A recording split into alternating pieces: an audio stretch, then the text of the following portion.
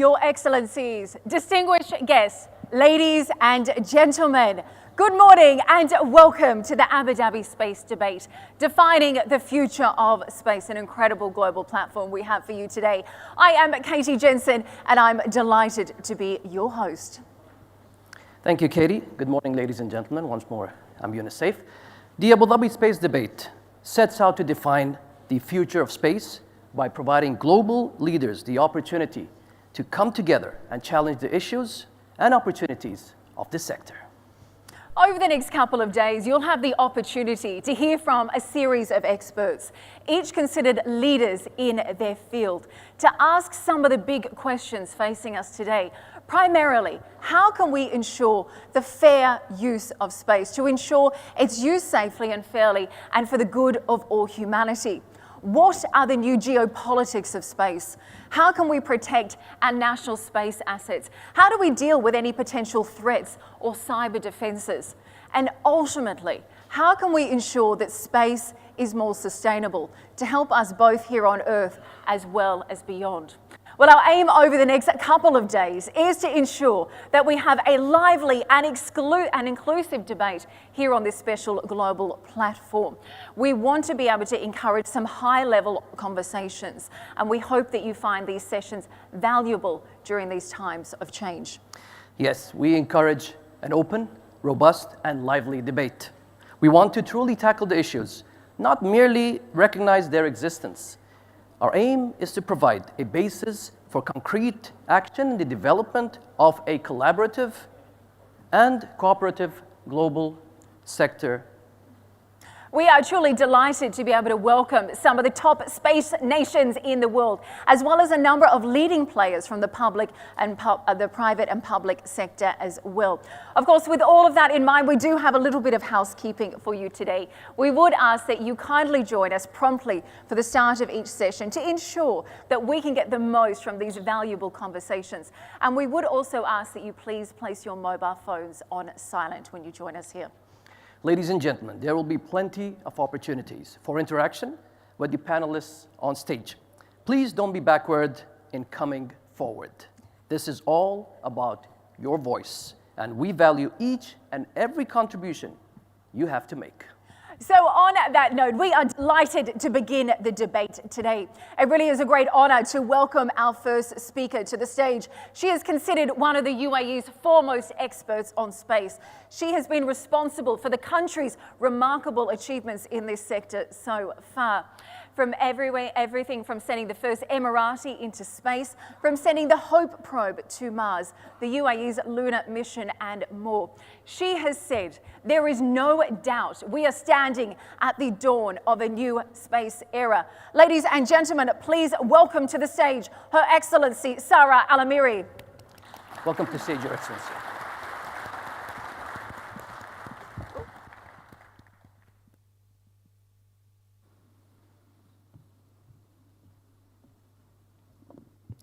Assalamu alaikum.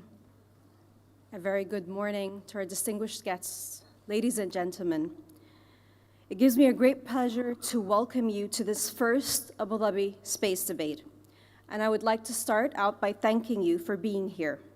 In that simple commitment, you have agreed to take part in a process that is intended to have an entirely beneficial impact on the global space sector. In the coming 2 days, we have an enormous opportunity to examine, define, and seek potential resolutions to some of the challenges facing our sector. The impacts of these challenges will be felt way beyond the space sector and have the potential to touch people's everyday lives around the world. I believe at least some of them to be potentially existential to our peaceful and collaborative exploration of the limitless potential of space. But I also believe the impacts go beyond that, to truly define the limitless potential of humanity. We are only now taking the first painful, blinking steps towards understanding the world we call home. We sent a mission to Mars to better understand the atmospheric dynamics of Mars and the weather systems, but we still do not truly understand the weather systems here on Earth. How like us as a species to assume we understand the familiar, only to find that familiarity does not support understanding. We are only now realizing the potential and fundamental impacts of climate change, but I personally do not believe we yet truly understand them. Understanding requires information. It requires hard data. It means combining data sources, better integrating observations, working together to challenge each other, to help each other. We need to know more, recognizing that climate change exists, is a thing, has taken us decades, even as the data stared us in the face. Recognizing what it means remains guesswork 99% of the time. Earth observation technologies are going to be totally critical to the effort moving forward, just as they are undoubtedly set to play a critical role in mitigating the negative impact of climate change moving forward. But it's not just climate change. It's global navigation systems, it's communication networks, and yes, it's security and defense technologies. There are new actors, and there are also new challenges. We have moved from the bipolar world of the Cold War and its space race to a multilateral world where some 70 nations are today considered space capable, where a fast-growing private sector is taking an increasing role, and where global tensions have threatened some of the most cherished aspects of our great sector. The challenge of space debris is one we have been kicking down the road, but every kick of the can is now $1 trillion in additional remediation cost. It would be no surprise, but it's not time to act. It's already too late to act. That is not an excuse for inaction. It's a clarion call. We're dubbing it the new space age, but it hasn't been an overnight change as much as a slow shift in dynamics and change in priorities. Our most important piece of international legislation, the Outer Space Treaty, dates back to 1967. And if CubeSats are now the new PC, driving a desktop revolution, who's playing the role of the outdated mainframe manufacturer? There is an argument, in fact, that some of our legacy private sector players have become over-dependent on large government contracts, while behind them, the new space punks are innovating their way to the top. How do we evolve to ensure that business continues between what exists and what is newly developed so that we can truly realize the potential of private and commercial space?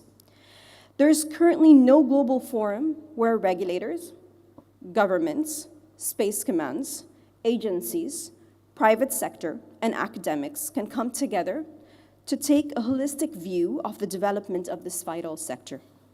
This is where we believe the Abu Dhabi Space Debate, or as we've come to call it as a team, ADSD, has a key and valuable contribution to make in order to further define the development of our sector.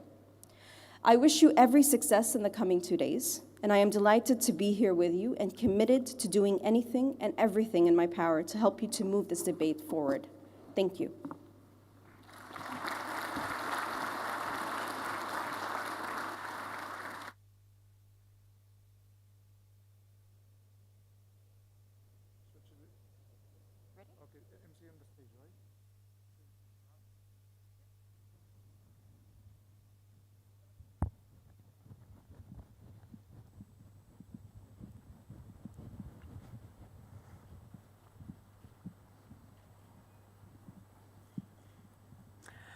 Now, international laws on space were first set when there were very few key international players in this arena.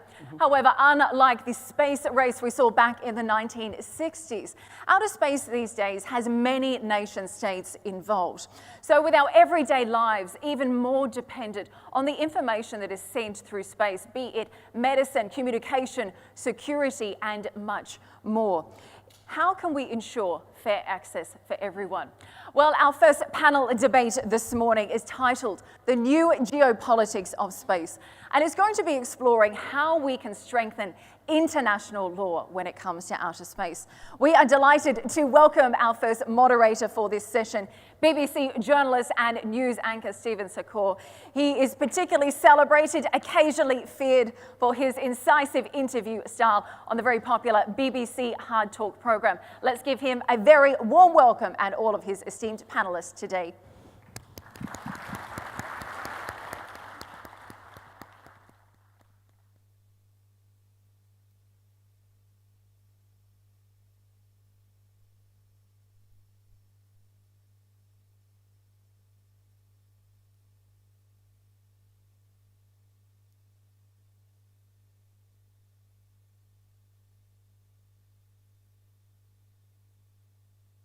I'm going to...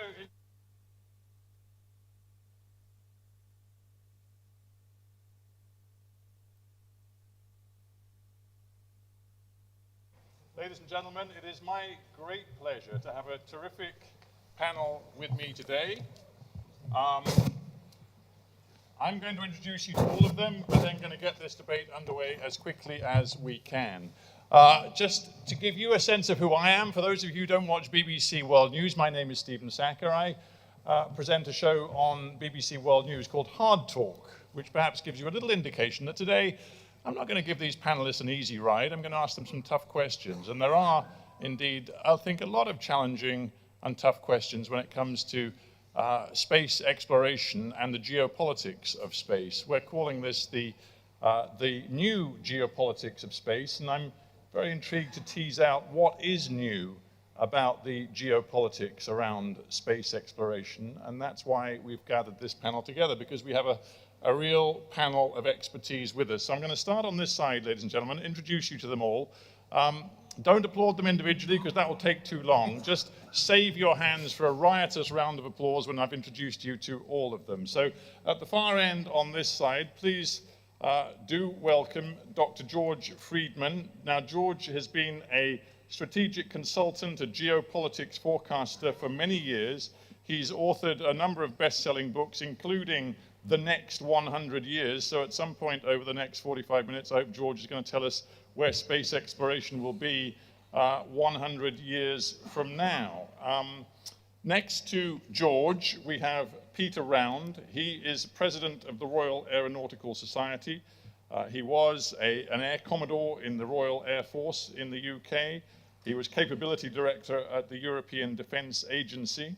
Next to Peter, many of you will recognize His Excellency Omran Sharaf, who is Assistant Minister of Foreign Affairs and International Cooperation for Advanced Science here in UAE. He is chairman of the UN Committee on the Peaceful Uses of Outer Space. And of course, he was project director of that remarkable Emirati Mars mission with the Hope probe, which of course still continues.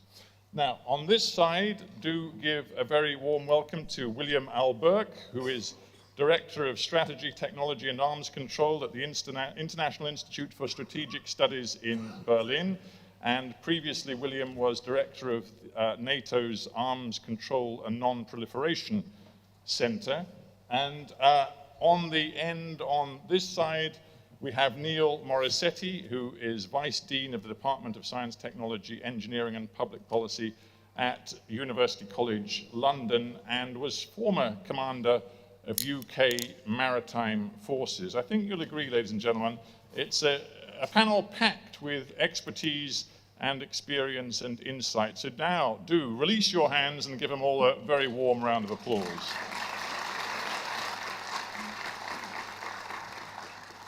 I think as Katie said at the very beginning, we want this to be truly interactive. I know there's an awful lot of experience and expertise amongst you delegates here in the auditorium. So we have roving microphones. We've got about 45 minutes of conversation ahead of us.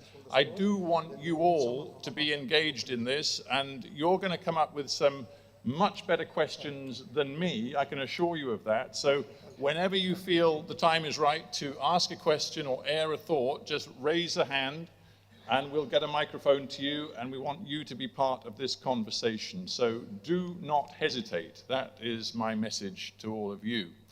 Now, let us begin. We are calling this the new geopolitics of space, and as I said, I'm interested in this word new because it seems to me that from the very beginning of space exploration, it has been driven by a couple of key factors. One was a military impulse and imperative, and another was the rivalry of great powers. In particular, of course, through much of our 20th century, that was the rivalry and hostility between the United States-led West and the Soviet bloc.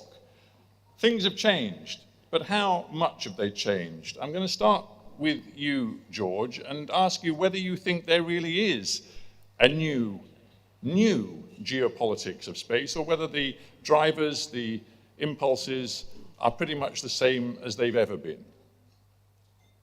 Well, the first space age was bound up with the Cold War, and its geography really was from geosynchronous orbit down to the face of the Earth.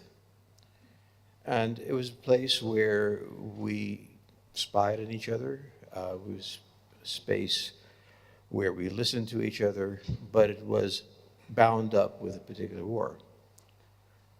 Right now, that anchor has loosened. It's not gone, but it's loosened. And the important thing that's happened is that our major efforts are going outside of geostationary orbit. There right now, the Orion is landing, I think, in a few hours, I'm not sure, hopefully safely in Shanghai. And this is a plane that can land on, will be able to land on the moon. It will be able to take material back from the moon, and it will change the geography, because the moon is essential in this. All geopolitics is about at least two things. One is war, the other is commerce. We have done everything we could to exhaust the war, but commerce remains. And we have a planet, the moon, whose internal structure is very similar to the Earth's. It was created from the Earth. And so the minerals and everything else that might be there are there. We now know that it has water. We've hardly explored it. We've not seen the poles. There's many things we haven't. But we have a planet there that is similar in structure to the Earth, strategically located to engage in war if it had to. And we've gone there. The United States, at least, has gone there right now in a very major way, and not appreciated by people what's happened. So I think we're entering a new stage. It's geographically the stage outside of geosynchronous orbit, deeper, and a stage that's looking at the possibilities of serious commercial use. And where commerce goes, well, war frequently follows. This I can't help. But it will be a very fundamental change in the way we treat space. It is no longer part of a small game of the Cold War, I think. Right, so we're very much post-Cold War, and we're very much in an era where commerce and commercial opportunity are big drivers of the next phase of space development. Omran, I want to turn to you, because I think if we're going to talk about a post-Cold War space era, it is very interesting to tap into your experience. You were a key leader in the Emirati mission to Mars. You had to navigate and deal with various sort of geostrategic and economic factors in building your mission. Does it seem to you, speaking for a space program that is not part of the big power rivalry, but is very much an ambitious, rising space power, that things are fundamentally different today in the 21st century from, the 20th century? Yes, definitely. If we look at it the landscape today compared to what it used to be in the past, it's very, very different. If you look at the case of the UAE, when we actually started our space program, when the UAE decided to send a mission to Mars, we didn't look at it as a space race. We looked at it as a space cooperation.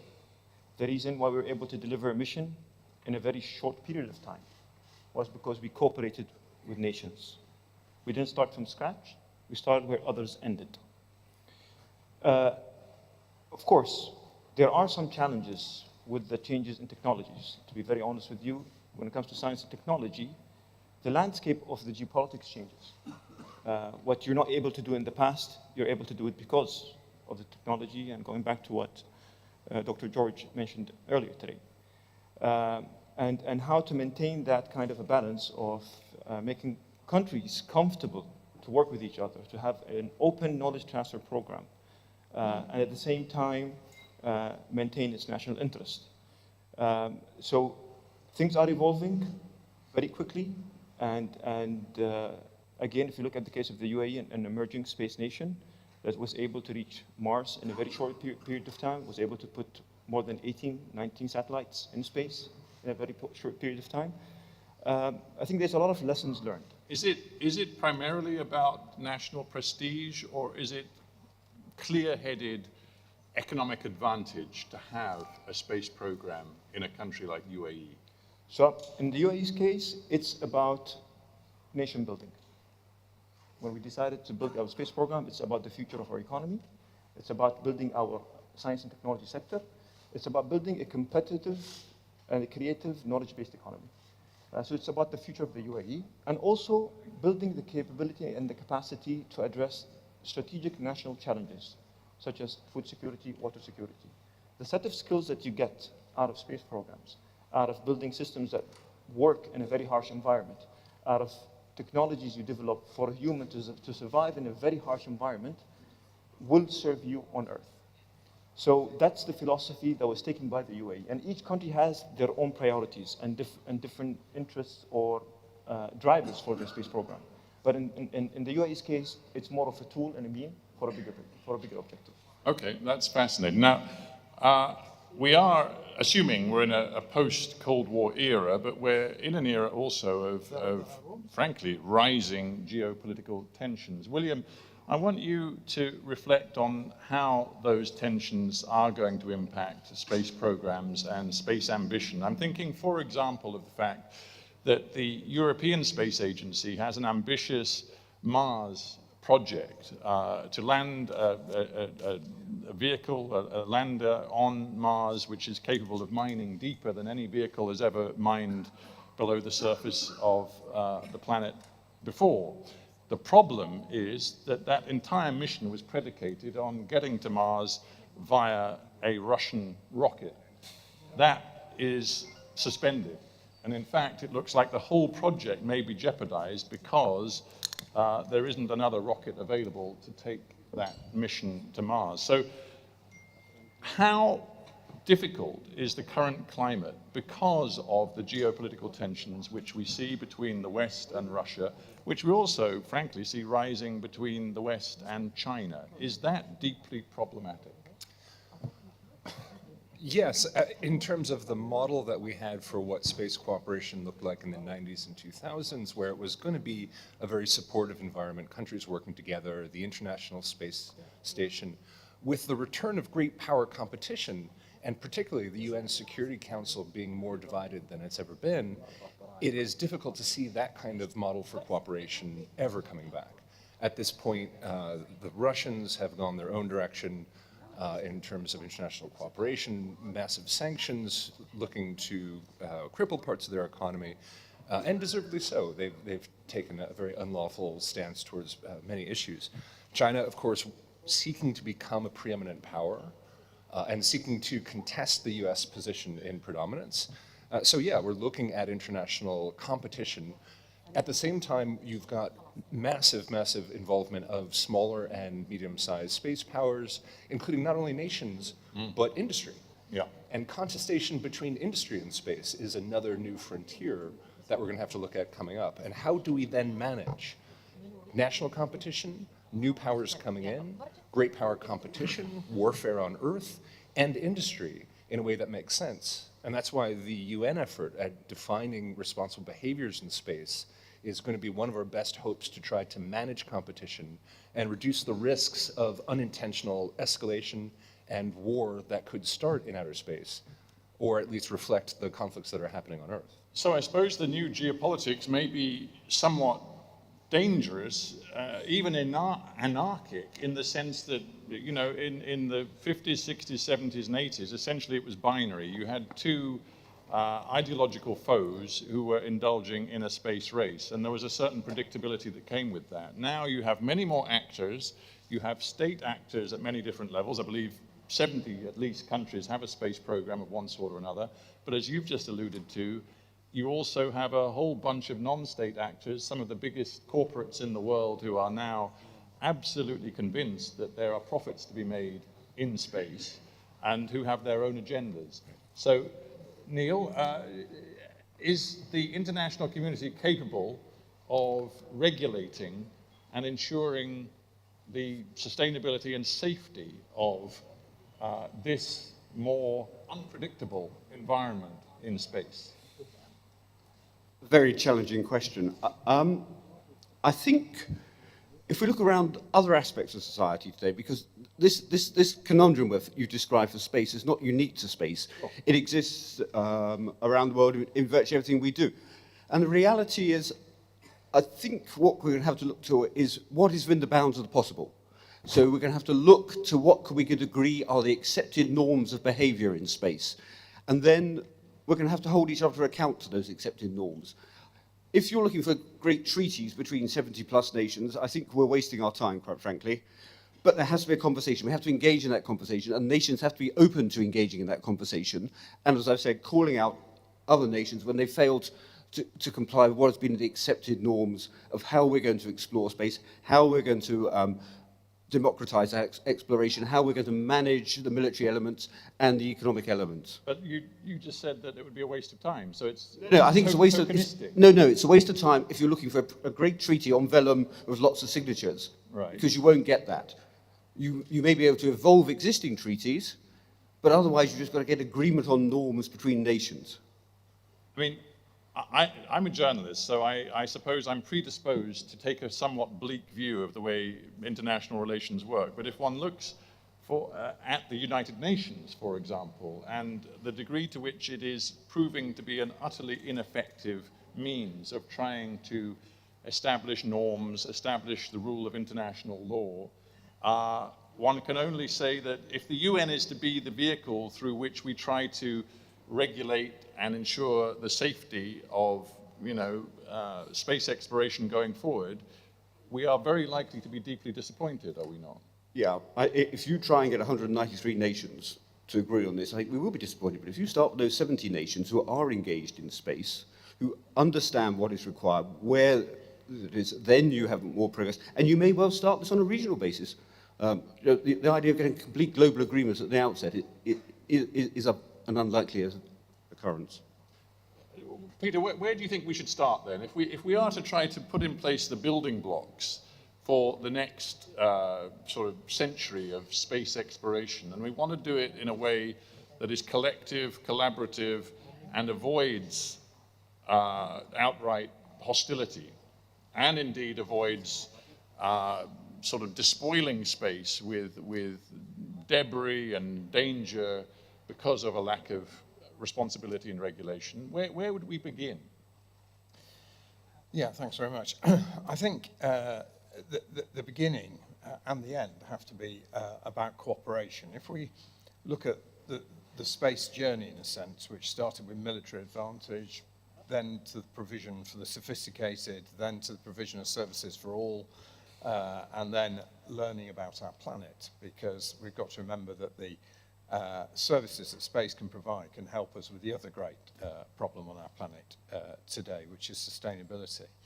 We have to work and recognize that space is for all and about all. But if you try and bite off a chunk off the elephant that's too big, you'll never get an agreement. So the starting place has got to be cooperation amongst those who have access to space. And that involves not just those who are being responsible about their access to space, but recognition that space is a place of boundless opportunity. With boundless opportunity comes the ability to perhaps produce boundless wealth, and that leads on to the bad behaviours piece. So noting that space is now competed, we know it's vital, and we know it's becoming more populated. The way forward is to start with those who have access to space, and then as more, and there will be more and more nations and commercial operators have access to space, they need to be brought into the agreements. The challenge we face, of course, is that space is extremely hard to police. We hear much today about space debris. We know space debris is being put there for many different reasons, but knowing how much space debris there is and where it is very difficult indeed. So we have to deal with this issue on the surface of the planet, and not perhaps by some a policing method in a place we can't really go to easily, and it's hard to do. I mean, you say we have to, but unfortunately, we don't seem able to find common norms, agreements, rules and regulations that we can all abide by. I mean, I don't want to pick on China particularly, but you know, we know that China has, for example, used anti-satellite missiles to blow up things in space, and the debris they don't seem to worry about. And frankly, I'm not sure that there's any forum where they can be held to account for that. No, and the point about, and I did it deliberately, of having a parallel between the sustainability issue, the green issue, if you like, and space, is because actually the problems, the geopolitical problems, the theme, and difficulties in space are matched by the same geopolitical problems we have in trying to get the world to be a greener place. We have operators, we have nations who may not be behaving the right way. The only way forward, in my view, is to get such clear demonstration that without space we are lost, and therefore by persuasion and by accepting that in the long term, if we don't do something, we'll lose space, and that will be at great cost to every nation. George, you began by saying this is a very different time and that commerce is going to be a key driver of what happens next in space. Do you think there are common interests in the commercial exploitation of space that will actually bring us to a place of collaboration, cooperation, and shared rules? The difference between a common interest and a universal interest are enormous. We see business being conducted always, and there are partnerships and so on. And one of the things I point out is there's a reason that the nation state is the fundamental organizing principle of humanity at this point. It works. It works, allows citizens to have perhaps some influence on what happens. It pursues an attainable end. The idea of global harmony is an end too far. It is not going to happen. We can claim that it should. We can blame everybody else but us. But the fact is that when you ask my nation to sacrifice in some project, we don't want to, and the other nations don't want to. The failure of international norms is based on the fact that it is very comfortable with an illusion, which is that there are common interests between nation states. And everything we've seen is that they have sometimes common interests, sometimes not.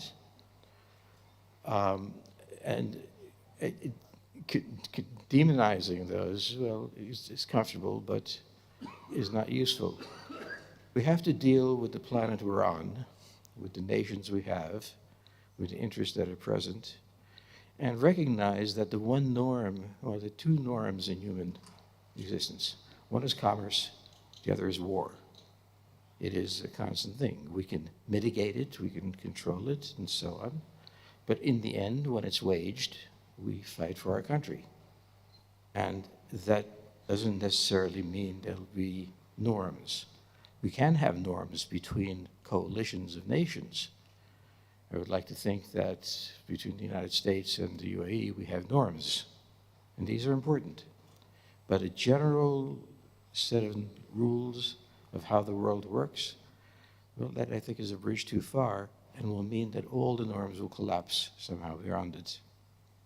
I want to just at this point say to everybody, I know there's an awful lot of experience in the room, people who work for their own space agencies, who work in this field in various different capacities, both state and non-state actors. If anybody has a thought or a question about the environment that we are creating for the next 50 years, 100 years of space exploration, and the degree to which the geopolitical climate will directly impact what we as a species can achieve in space, do stick up a hand, because I'd love to hear from you. It can be a question, it can be a thought, but if you have something you want to say, please do feel free to say it now. So as we continue our conversation, just lift a hand and I will get a microphone to you. So was that a hand over there? Well, let's break the ice by getting you to give us a thought right now. So we'll get a microphone to you. I don't know where the nearest microphone is, but I hope one's on its way. Keep your hand up, sir, so we can see where you are. There it is. Oh, it's going to take a little time. Be patient, sir. Don't lose your thought.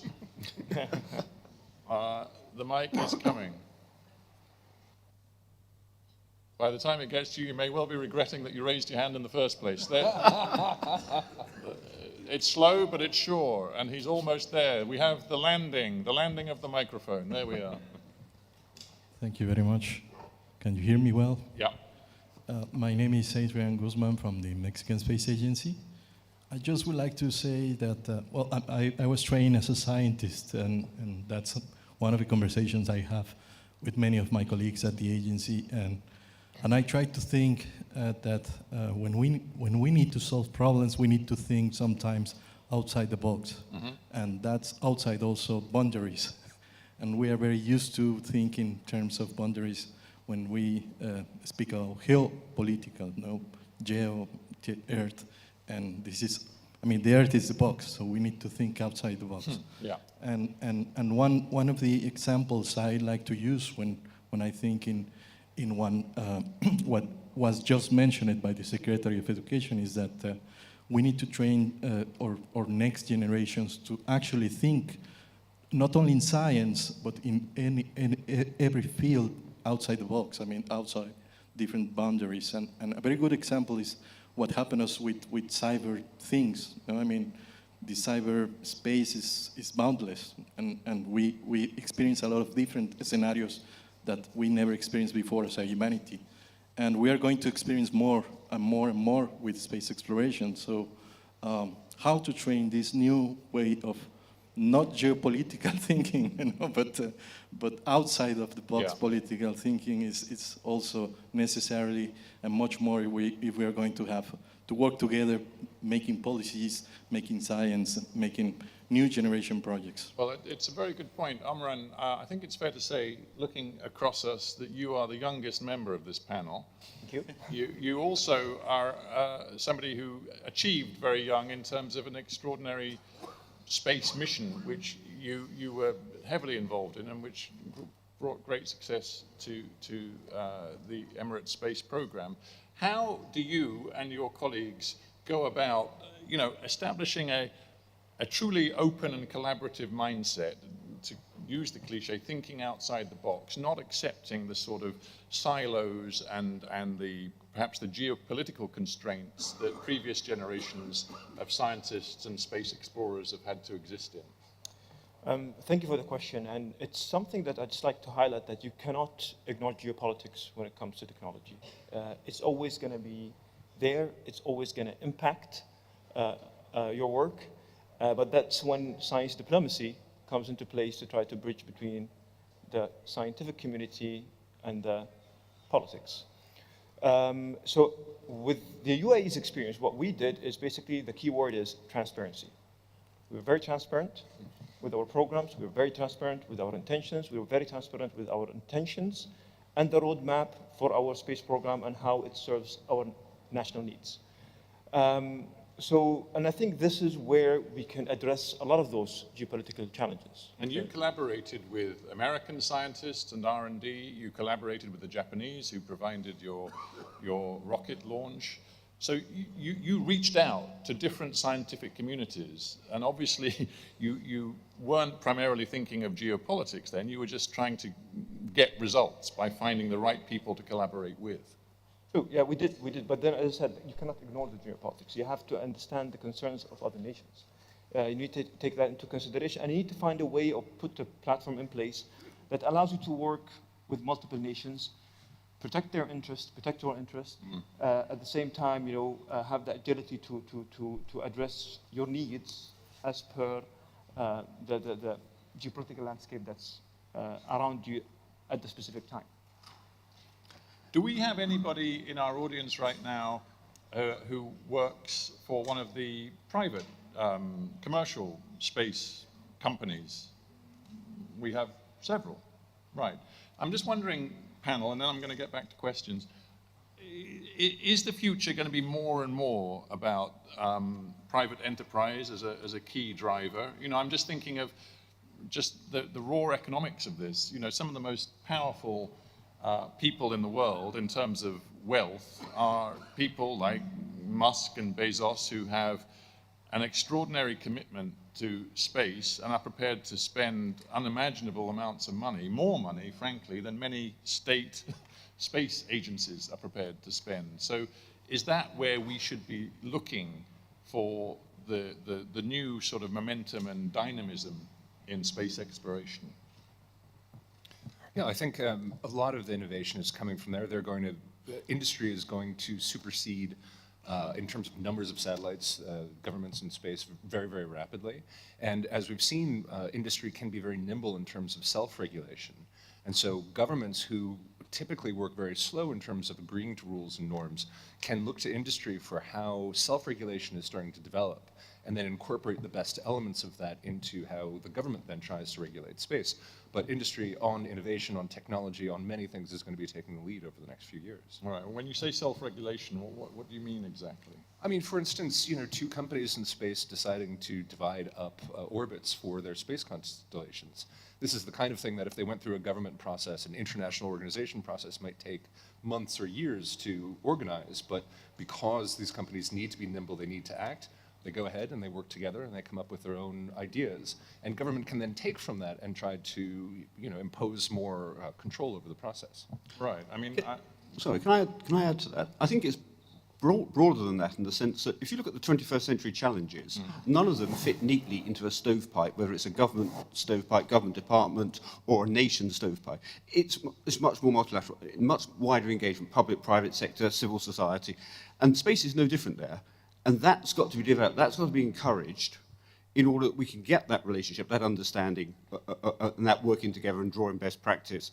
And maybe we need to be thinking more, Omran's mentioned sort of science diplomacy, I think science diplomacy, space diplomacy, that's going to be part of the education process of diplomatic services and others, in order that this is all factored into that thinking and those conversations. Yeah. Well, I think we'll hang on to that thought about space diplomacy and how it can be separated out from other forms of diplomacy, which... I don't think it can. Right, yeah. Well, one hopes so, because other forms of diplomacy aren't performing too well right now. So I do hope that's true. I know there were hands going up all over the place. Ma'am, is that a hand up because you want to? Yes. Well, in that case, don't despair, because the microphone is right there. Is that me? Keep talking, and we'll try to make sure it's switched on. Okay. Well. My name is Rosa Maria Ramirez de Arellano. I work in the Mexican Space Agency as a General Coordinator of International Affairs and Space Security. I have the honor to chair the COPUS in 2018 and the high-level conference of Unispace Plus 50. But we are talking, if it's correct, please, talking about the commercialization, about to establish rules, about everything. As a matter of fact, until today, I'm a lawyer, until today, we have no rules. Any company, any country that they have enough technology capacity and resources, financial, etc., can go to the moon, to Mars, to asteroid, to other terrestrial body, and establish in the case of the moon, in the south part of the moon, in the water, there are no rules. You talk, sir, about the building blocks. I participate in the Institute of Hague, but it's only talking about the exploitation of space resources. But that's not enough. Copius had a working group to establish in 5 years some rules, something like that. At the end, it will be no binding regulation. So, if I may then, so just to summarize what you're saying is, yes, don't be misled. There are no rules, yes, really. But it is important because Houston, we had a big problem. There are no rules, legal rules, there are no rules. We have the Artemis Accord, we can make agreement, memorandums of understanding. The Moon Agreement only have 18 ratifications, it's not enough. We have the other space treaty, only he prohibited to appropriate to the celestial body. We have a lot of work to do together, establish rules together. Thank you. Yes, well, it's a good contribution because there's a lot of talk, but ultimately, as the lady says, there really aren't any rules, and there are various accords and efforts to establish rules of the road, but a lot of countries that are important don't sign up to them, and frankly, enforcement is pretty much impossible anyway. You look as though you want to say something, Peter, so go on. I do, Stephen. Thank you very much. And perhaps also declare an interest that I'm involved in new space in a different way of being here. But I think we, from what we've heard, and we've been generally talking about big things, and I think we need to think about small things as well. And by that I'm talking do speak right into the mic. I'm talking about the near-Earth issues to do with low Earth orbit satellites. We're in a position now where the cost of launch is going down, the availability of launch is probably the biggest challenge. But we're in a position where commercial operators can effectively build, launch and operate satellites without involvement necessarily of a nation state. I do understand about flagging of satellites and all the rest of it.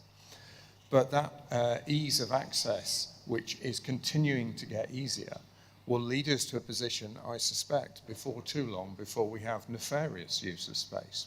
And if some in the audience laugh at that concept that a independent bad actor might use space for their own aims, I just remind people that 15 years ago, the same argument was being put forward about the use of submarines for drug smuggling, and they are used for drug smuggling. So the ability to access space means that those who are operating outside the law may start to access space, never mind those who are operating as nation states within the law who are not necessarily following any conventional rules and regulations. So, in short, there are many, many reasons to be very apprehensive about the future. I think there are, and also a problem we have is the speed at which we can react, because certainly the commercialization of space is going at a pace which rules and regulations, certainly to an international scale, can't keep up with. Yeah. Omran, you come to you in a sec, sir, but you looked earlier as though you wanted to say something, so say it now. Yes, just actually just one point I would like to raise here. Yes, we do need to have rules and regulations. We do need to have more laws. But one thing I want to highlight also, as the United Nations, as a body, we cannot also underestimate the role it played in maintaining peace overall and dialogue between nations. Okay, maybe it's not as efficient. It could be maybe more efficient, more effective, but it did get us where we are today. 60 years ago or 50 years ago, if there was no such kind of a platform to have these discussions, I don't know where we'll be today. Can I be very blunt with you? I Yes. mean, we're talking about the geopolitics of space. In your forthcoming ventures in space, and I know the Emirates is very keen to continue, has very ambitious plans for the future, are you as open to working with China and Russia as you are with collaborators in the United States? So the UAE works with everyone. We do though have to work within certain constraints given the commitments that we have internationally to our partners. We take the concerns of our partners into account, and we do put systems in place to protect the interests of our partners so that it's not compromised. That's an extraordinarily diplomatic answer. I'm not quite sure what it meant. Did that mean, yes, we are absolutely as open to working with Beijing and Moscow as we are We work with everyone. You work with everyone? Yes. And you're actively seeking, you know, scientific collaborations with everyone? It depends. For example, the Emirates Mars mission, we have the data. It's available to everyone around the world. The data from the Emirates Mars mission, we work with everyone, we provide it to everyone. Then when you work on developing certain technologies with your partners, then you have to take their concerns into account. And that's something that you have to deal with through your systems of governance that you have in place. And we've been doing that. But then, again, our national interest dictates how we work, where we work, and who we partner up with. Okay. Yes, sir. You've been patient. You had your hand up. I don't know where the nearest microphone is. Who's in charge of mics? Could we get a microphone up to the gentleman who's got his hand up over there? Oh, goodness, it's a long way. Be patient, sir. It's coming. I think we seem at the moment to have one microphone for the room, so just bear with us. Ma'am, you're going up the wrong staircase. Yeah, keep going. You're nearly there. All right, here we go. Yes, yeah, up the stairs, ma'am. Up the stairs. Yes, there we go. We got there. Yes, sir. Go on. Good morning. My name is Isa Habib. I'm a content creator from Nas News Arabia. First of all, thank you guys for being here. It's a very interesting talk. As someone who's working in media and a content creator, our job is to showcase and to give attention to certain topics, to certain people, and we try to get the general public to be interested in such topics. When it comes to space, there's a lot of things that are popular. For example, the environment, the climate change, the satellites, with the benefits and the risks, all that stuff. What would you say is, from your opinion, is something that we need to give more attention to? The general public needs to know more about. That is probably lacking, and maybe we as content creators can actually do better at doing that, or people in media. Yeah, all right. So, yeah, to communicate the importance and the excitement of space exploration, what content really fires people up?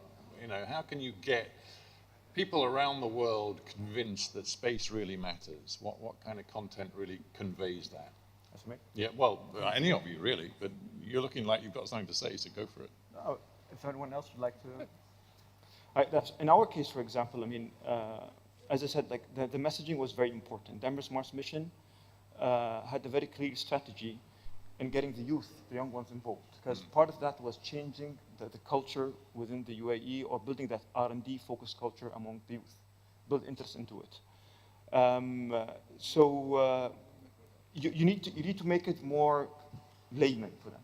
They need to see that, you know, to be part of the space program, you don't have to be a scientist or you don't have to be an engineer. There's many different opportunities. You can still pursue the area that you have interest in and go into it. That's from the youth point of view. But then when it comes to the public, as in like what's the worth of investment in this, or why are we doing this? You need to start showing the ripple effect of the impact, whether it's quantitative or qualitative. Certain things you'll be able to do it in the short term, but most of these things you're not going to see the benefit of it until 5, 10 years, 15 years down the line. Isn't there a problem here, though, and it's borne out in public surveys which show that many people in the United States, Western societies where opinion polls are conducted all the time, they say that they're not convinced of the worth of spending big bucks on space programs when they see so many problems here on Earth. Right now we see massive economic problems, but we also see the problems of climate change. And you know, even Prince William, heir to the crown in the UK, recently said he couldn't understand why all these billionaires are investing their money in space when they should be investing their money in fixing problems. Isn't that because you look for a return in dollars as opposed to a return in what it means for society and the benefits of society? So the challenges of climate change.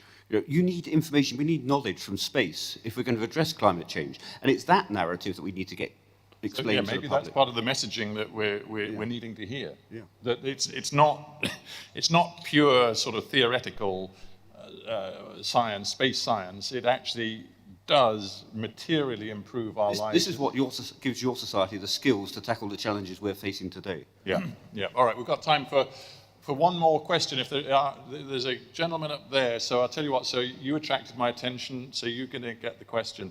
Ma'am, just go up the stairs and you'll find the gentleman's got his hand up. Yep, there we go. Good morning, all. This is Surendra Singh from Times of India, New Delhi. It's a very interesting debate, I should tell you first. And there are two questions. One related to the anti-satellite killer, ASAT weapon, which you talked about just now, where the thing is that US and Russia had already developed this kind of defense system for their country in order to protect its space assets. India has too, right? In 1950s and 1960s. Right now, emerging Asian powers like China and India, they are also testing these anti-satellite defense system in order to protect their growing assets, space assets. So is it okay to say that US and Russia can build, and if others also try, then it becomes a problem for the West? This question is for Mr. Peter Round. And my second question is related to the constellation of satellites which are being sent by various private companies, not only US agencies, Western countries, but even by some private Indian companies. And this launching of constellation of satellites in 40s, 50s, even thousands will lead to crowding of space, outer space? This question is for Mr. William Alberg. Okay, well, let's deal with the anti-satellite systems, and the point being, it's inevitable that given the US and the Russians have developed this technology, that others will want it too, it will proliferate, and, you know, frankly, it's part of the militarization of space. Inevitable, yes? I think it is inevitable. I think we have to recall that real, true exploration of space started with the military, and still today it's very heavily military in every aspect, and of course the geopolitics of space is heavily affected by what we've seen in the last few months, which we've not discussed, which is the availability of space-based data for all in the war in Ukraine, and we've seen so much of that space data coming from non-government operated space devices. That means, of course, that everything in space is vulnerable, and every aggressor and defender will see that space is vital to their interests. So I think proliferation is inevitable. So I think what we have to do, certainly I think the part of your question is it okay for some and not for others? No, it's not. We have to apply the same rule to all, but we have to find a way of cooperation, and it's geopolitics again, to make sure those behaviors are responsible.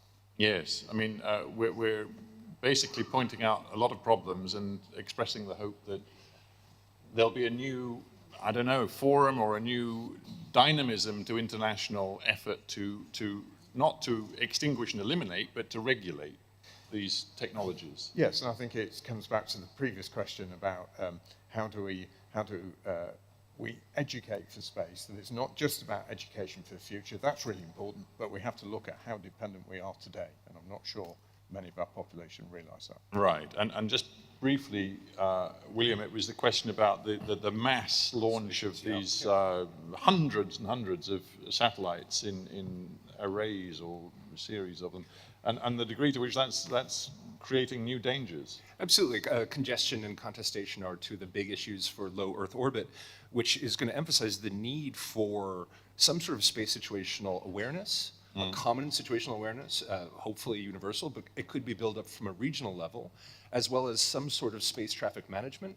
And this actually ties into the last question as well with ASATs, because they create debris fields as well. Of course they do. And that's why the US effort to abjure direct ascent ASAT testing is very important. That is one of the first big rules that we can already see momentum.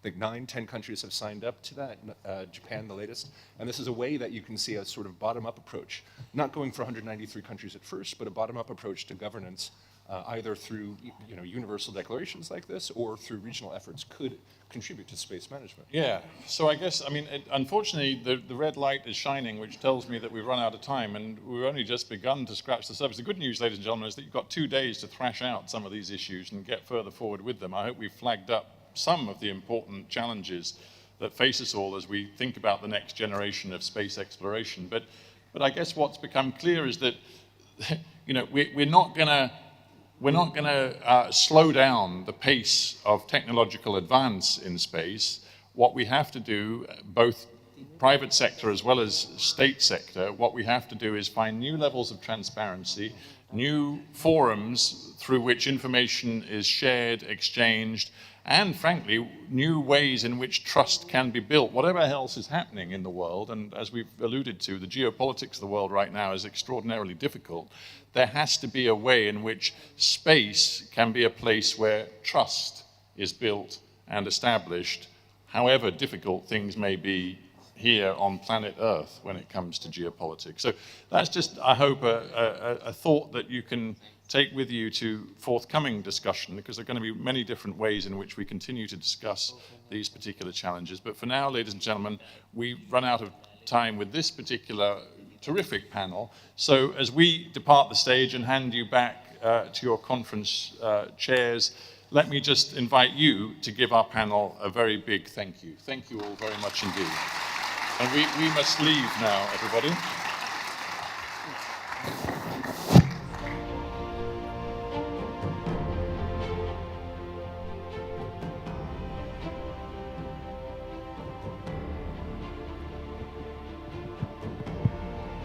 Thank you, Stephen, and a very special thank you to our distinguished panelists.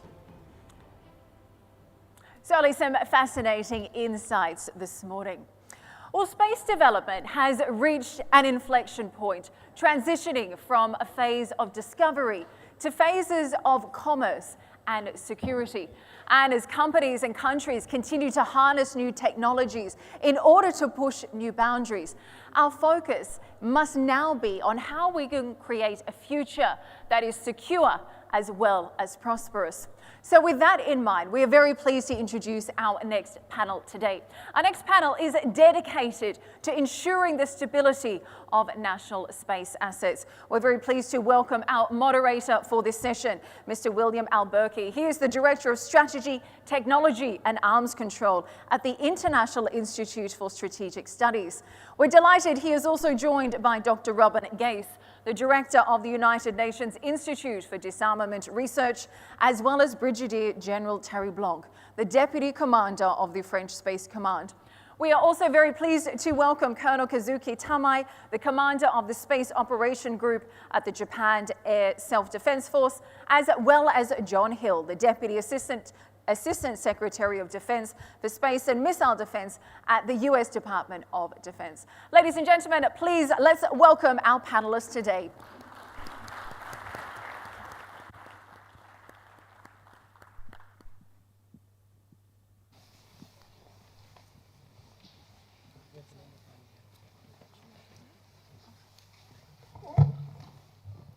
Well, thank you very much. I'm very excited to be here to chair the second panel. I had the honor of participating on the last panel, and now I am a little bit intimidated with such a very prestigious panel of experts, as you heard, from France, from the United States, from Japan,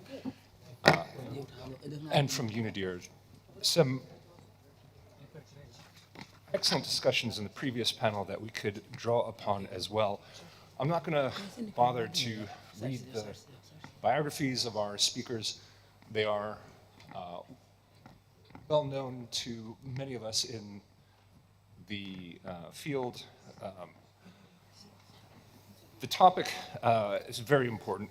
We are in an era, as we discussed in the previous panel, of contestation, congestion, and a lack of regulatory oversight in the outer space domain.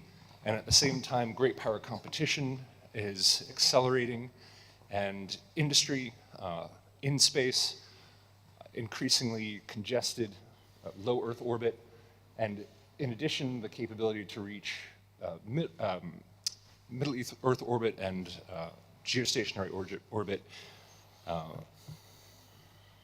The number of players, the types of players in outer space increasing, and even a possibility not too far on the horizon for non-state actors to reach outer space, something that came up a little bit in the previous panel, which we need to look at.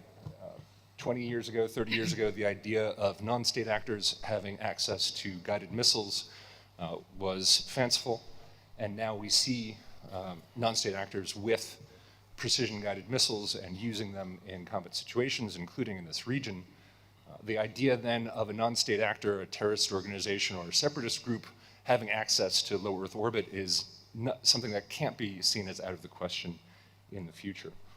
So I have a series of questions that we have for the panel, and I would like to start with His Excellency Mohammed Al Kuwaiti, if I may, the head of cybersecurity for the United Arab Emirates, and ask you, how do you see the role of small and middle-sized nations? UAE is obviously an emerging space actor with a very ambitious set of goals, as we heard from the previous session.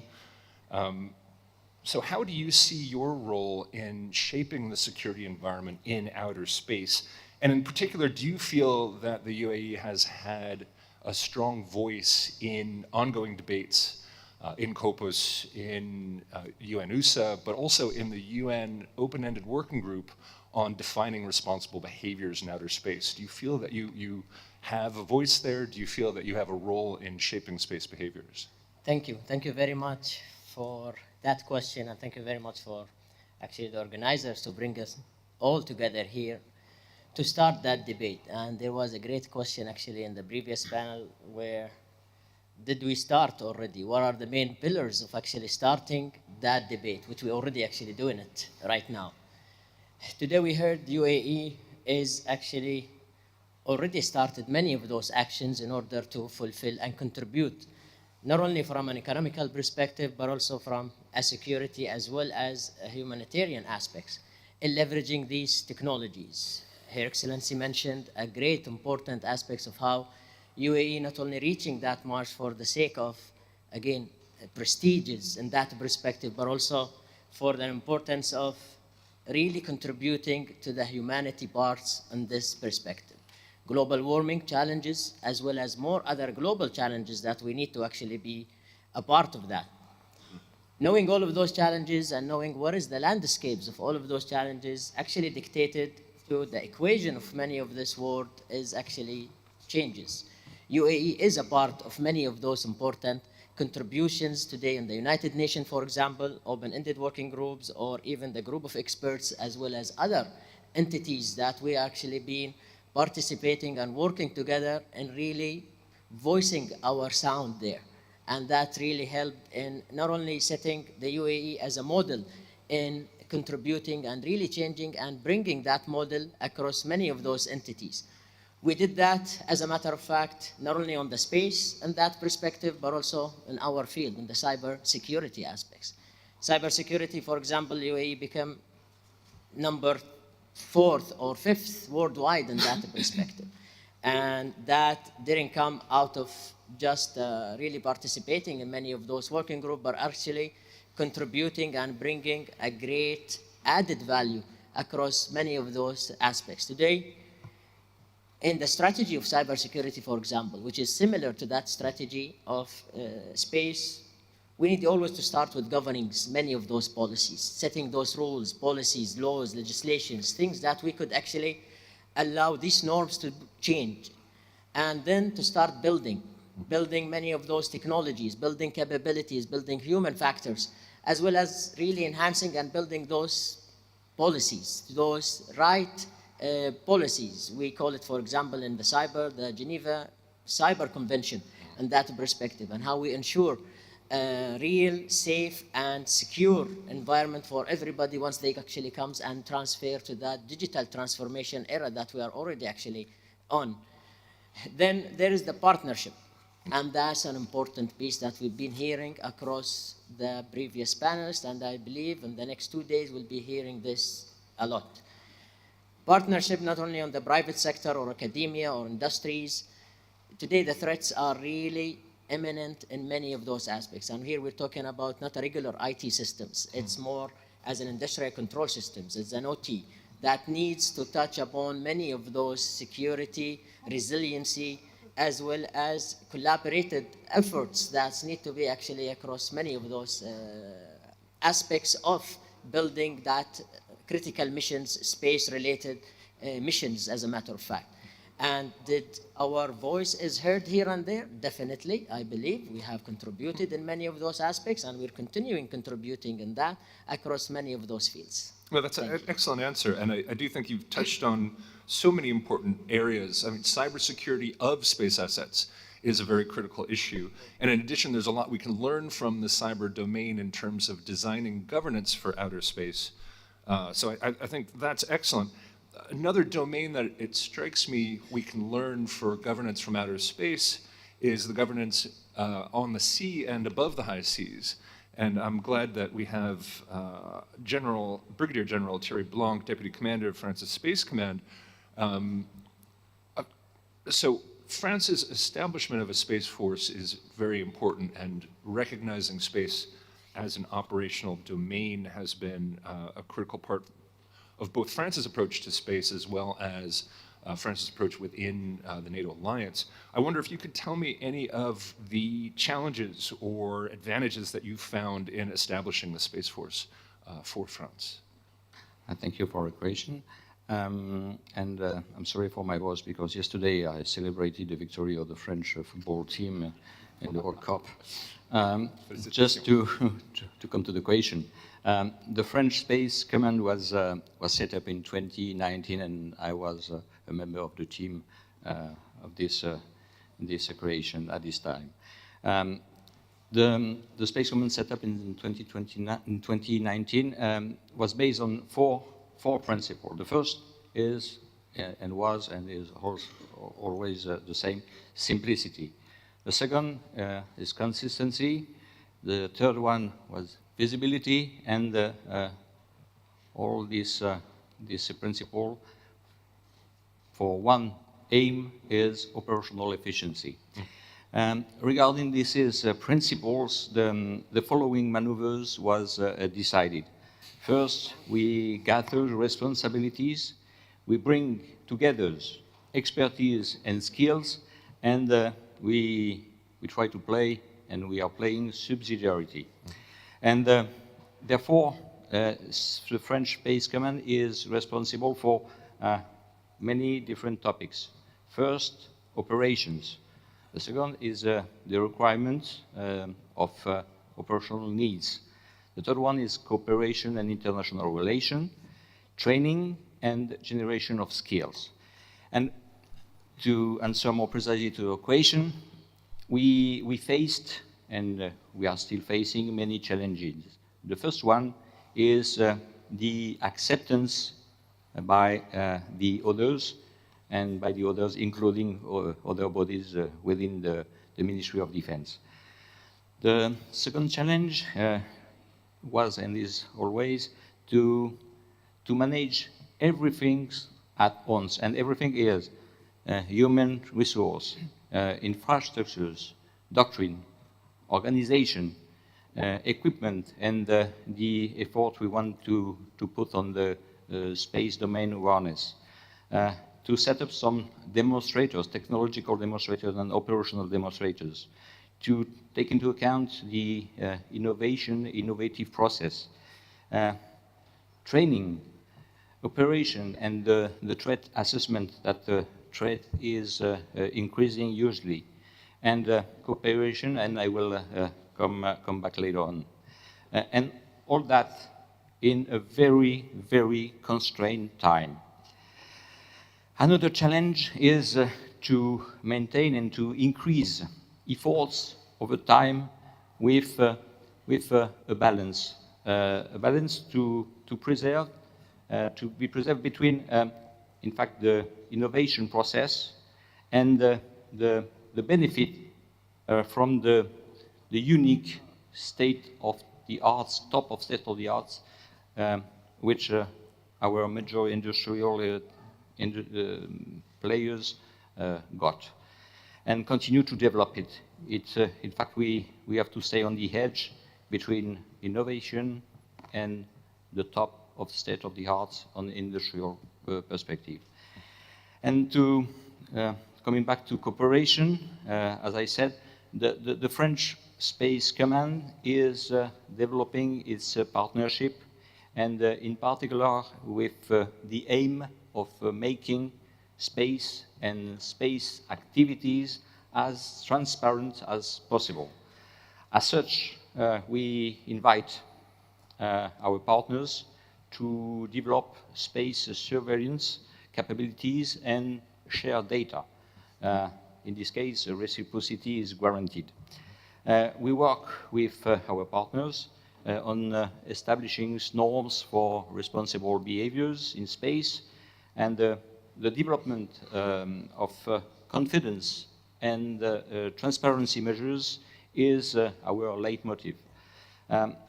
France has put in place a law relating to space operation and space activities, and last week France joined the initiative launched by the USA and prohibited itself from conducting direct ascendant anti-satellite test. We also have a lot of different connections and arrangements, in particular with organizations represented by the other panelists here. Well, thank you very much. And a lot of important things there, including signing on to the direct ascent ASAT ban. But space surveillance data and transparency is an issue, as well as DA ASAT, because of contestation in the space. And so if I could turn to Deputy Assistant Secretary of Defense John Hill for Space and Missile Defense, the reason a ban on direct ascent ASAT is required is because of the return of great power competition in space, Russian and Chinese capabilities for space warfare that we've seen, and some irresponsible behavior. So what is the impact of all of this on the formation of US space policy, the Space Force, space as an operational domain from a US point of view? Well, thank you, William, and thank you also to the UAE for hosting this excellent space debate, the ADSD. I like the acronym. Let me pick up on the point about what we're doing at the United Nations. It's actually a focus on not on systems. It's a focus on behavior. It's a focus on destructive testing of direct descent anti-satellite missiles. Many nations have missiles that could do that. So you can't ban the system, but you can try to control behavior. And that's what norms are about, is recognizing that we're all in space. Militaries are in space, civil operators in space, commercial operators in space. We all orbit through everybody else's activities. We have to conduct ourselves in space in a way that is perhaps different than what we've had to do on the domains in Earth. Space is a place of generating data, generating information, and transporting and moving data and information. So when you think about networks, and it's excellent to have a cyber expert on this panel, because space systems are part of the cyber domain. The cyber domain is in all domains. And so when you're thinking about, to go back to your question of competition, whether it's strategic competitors or any other system, nation states are looking for advantage in military posture. They look for it in all domains. And the information domain is the focus of modern military, just as it is in our modern societies. And so what you're looking at is we don't want to see warfare extend to space. We don't want it to originate in space. the problems that drive warfare and conflict are really on Earth. They're not in space, but space is a place of potential advantage. So how do you reduce the incentives for a nation to extend? And that means moving away from systems that are single nodes where there's great advantage to take away a node, such as by a missile attack. It means diversifying, using more resilient architectures. The modern architectures that you're seeing people deploy happen to be also more resilient. And so it reduces the benefits that any particular actor would find from launching attacks in space, which I think is really important to reducing the incentives for nations to resort to aggression. You want nations to solve their differences peacefully, and so you want to create an environment in which you have more stability at the military level. And so whether it's strategic competition among world powers or competition among regional powers, those same principles that underlie military stability also relate in this domain. I think those are really excellent points. You have to get at the drivers of conflict and to disincentivize conflict and projecting that conflict into outer space.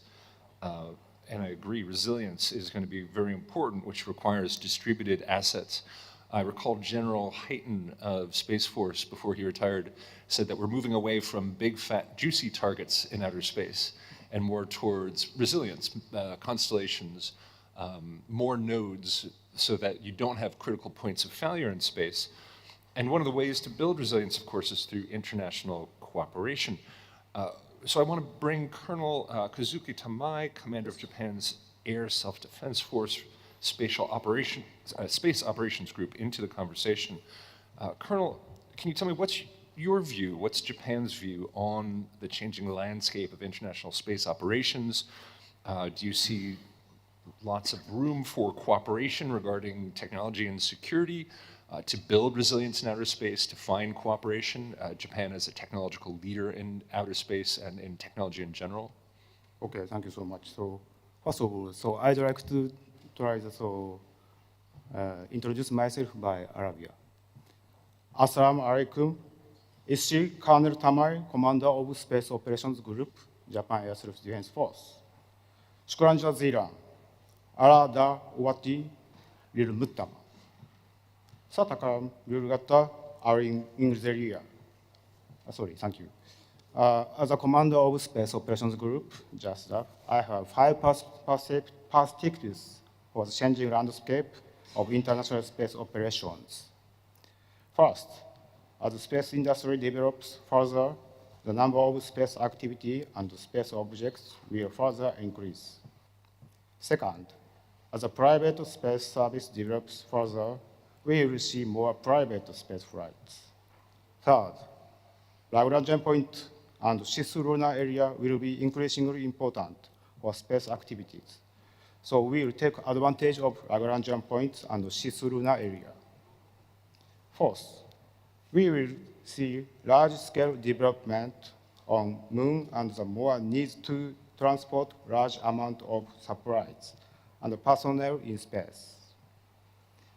Lastly, we will see humankind advancement to deep space, such as natural resource exploitation. In order to ensure the stable use of space, it's increasingly important to attain not only space situational awareness, but also acquire space domain awareness capabilities. To effectively perform SDA capabilities, establishing cooperation structure, especially information sharing structure with friendly nations, is an urgent issue for JASTA. Therefore, we need to put a lot of efforts for making the rules necessary for space operational units and for establishing command and control and operational procedures. Considering the fact that there is no border in space, which requires global activity, It's the most important to promote multilateral space cooperation, including military to military and public-private cooperation, not solely depending on space security of a single country. I believe this will lead to the stable and peaceful use of space. Thank you. Thank you very much. Finally, I want to turn to Dr. Robin Geis as Director of UNIDIR, the UN Institute for Disarmament Research, and a very important player in conceiving how we think about rules and norms in outer space. It strikes me that the speakers have all discussed the need for cooperation, the need for rules. I also think it's very important that we combine as a base principle security and stability and sustainability. That often those are separated out, UN-USA and COPUS, but when we look at rules and norms, I think security and sustainability have to be part of the same conversation. So from the United Nations point of view, how do you see these efforts to improve governance of outer space? How do you see the UN Open-Ended Working Group and all the other efforts going forward on making sure that space can be sustainable and accessible to all? Yeah, thank you. Thank you, William. Warm thanks I do, of course, to the UAE for convening this space debate. It's a great pleasure to be here in Abu Dhabi. So I think for the United Nations, first off, an important role that it has is instilling a sense of urgency. I think to the many challenges that we're clearly facing in the outer space domain, if anything, dynamics point towards an arms race and not towards a race for peace at the present juncture. I think, for example, the UN Summit for the Future in 2024 is an important opportunity to elevate these discussions to an even higher political level and hopefully give them the momentum that they need, because after all, there are so many benefits for humanity to harness in outer space we cannot possibly compromise the peaceful uses. That's one.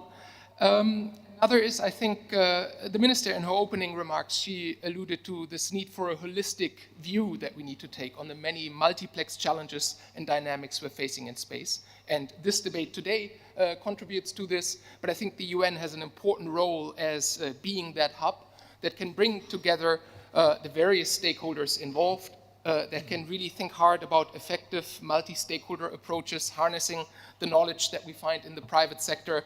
It's, become a platitude to say how important the private sector commercial activities are, but they will increase by orders of magnitude in the space domain, and we have to find good ways of channeling that expertise and knowledge also into the policy debates in meaningful ways.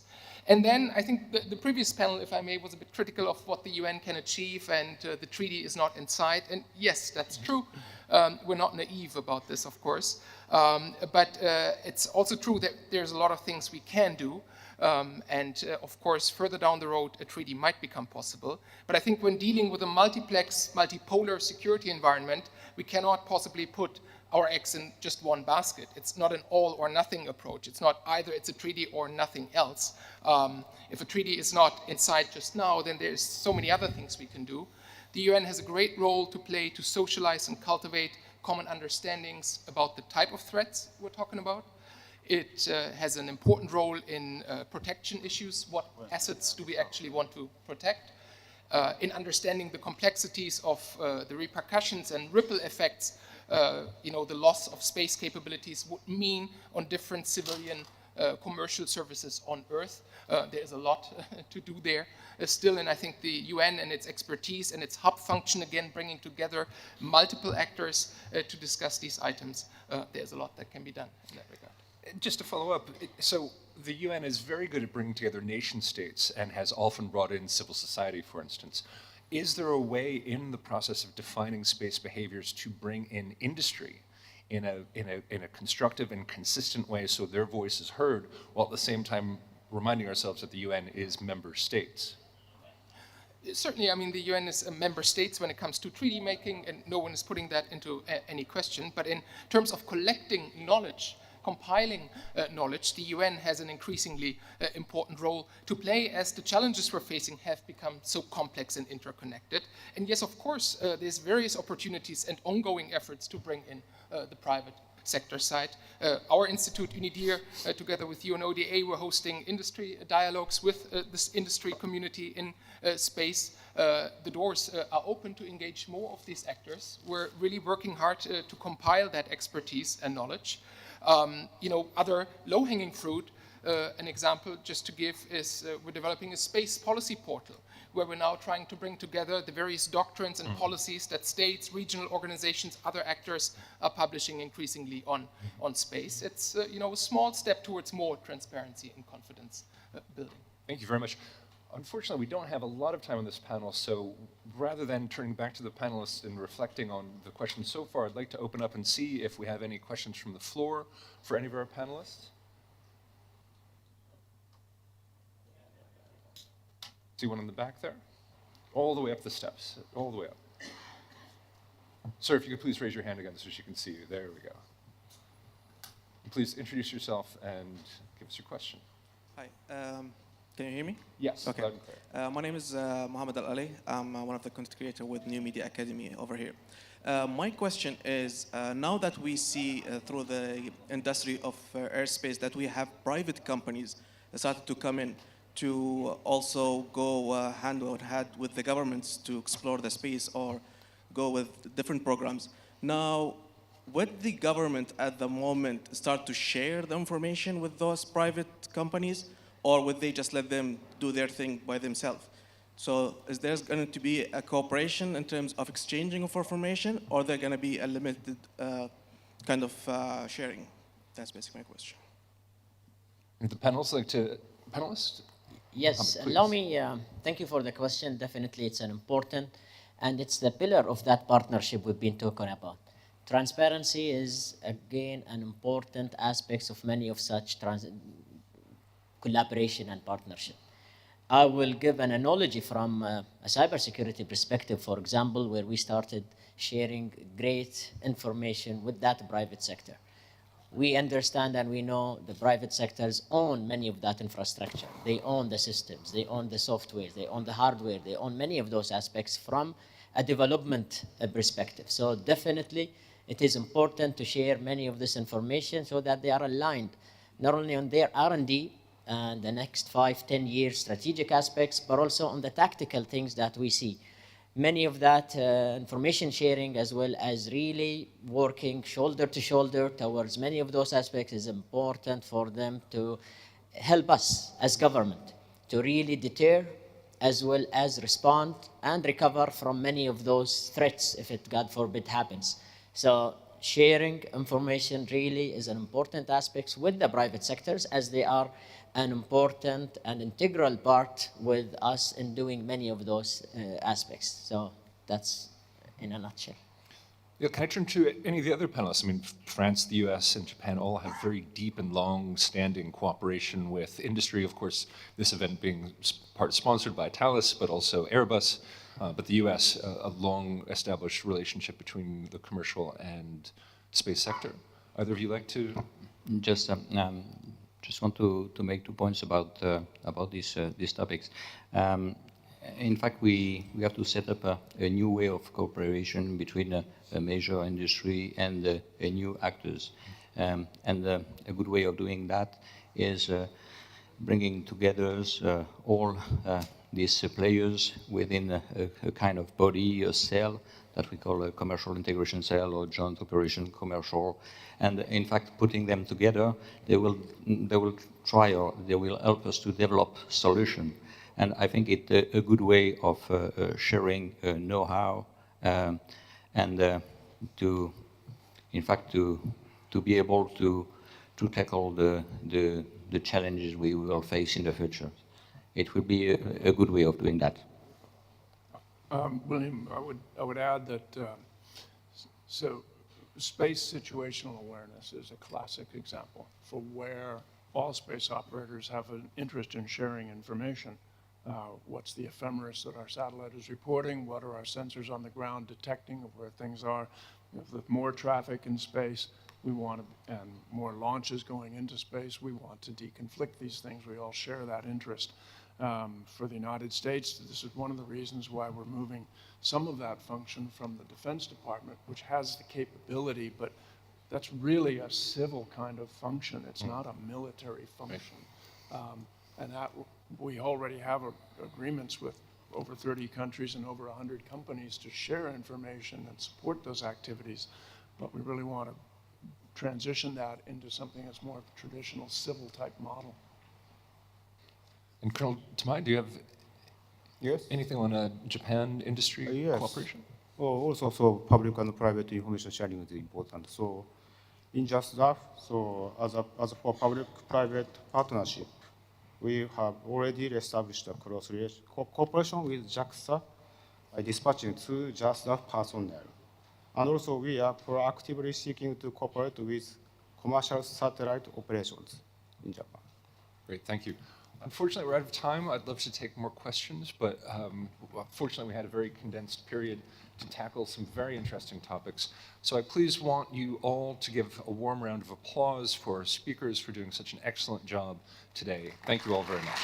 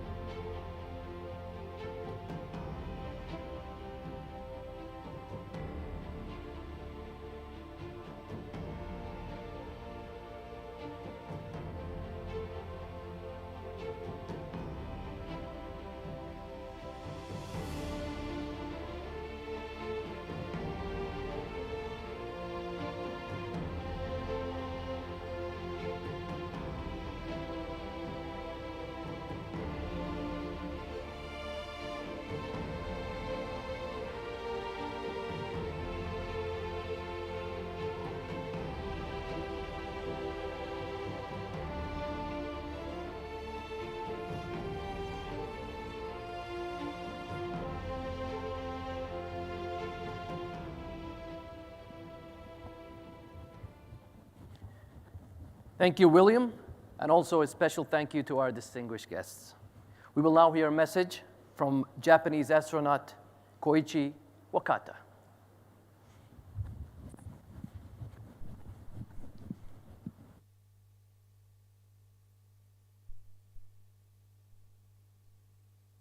Dear Excellencies and distinguished delegates from around the world, greetings from the International Space Station. I am JAXA astronaut Koichi Wakata. I would like to express my sincere and utmost respect to the United Arab Emirates, which have successfully accomplished multiple challenging missions in space in a very short span over the past 8 years since the establishment of the UAE Space Agency in 2014. It is my honor to participate in the first Abu Dhabi Space Debate from aboard the International Space Station. Since I saw the lunar landing of Apollo 11 on TV when I was 5 years old, I have cherished my passion for spaceflight, and as a result, I am here on board the ISS for Expedition 68 on my 5th spaceflight. Thanks to the excellent support of my colleagues in human space exploration programs around the world, I have spent a total of more than a year working in space. I will never get tired of the magnificent view of our blue planet I get to see every day during my time on the ISS. As many astronauts have said, our home planet is so beautiful and so fragile, with no visible borders separating countries. Living and working in space with our beautiful blue planet suspended in an endless expanse of darkness, I am keenly reminded that we are one human race. We are now witnessing various social and economic changes and challenges, such as progress in digitization, commercialization of space activities, congestion of low Earth orbit, and the issues of space debris, as well as global warming and climate change. In the field of human space activities, we're stepping into a new stage of exploration to the Moon and Mars with the Artemis program. Therefore, in the Abu Dhabi Space Debate, I believe it is essential to deepen the discussions about how the world can contribute to the resolution of these issues utilizing space technology. In order to realize safe and prosperous human society by promoting sustainable space development, we need to strengthen international partnership and innovation.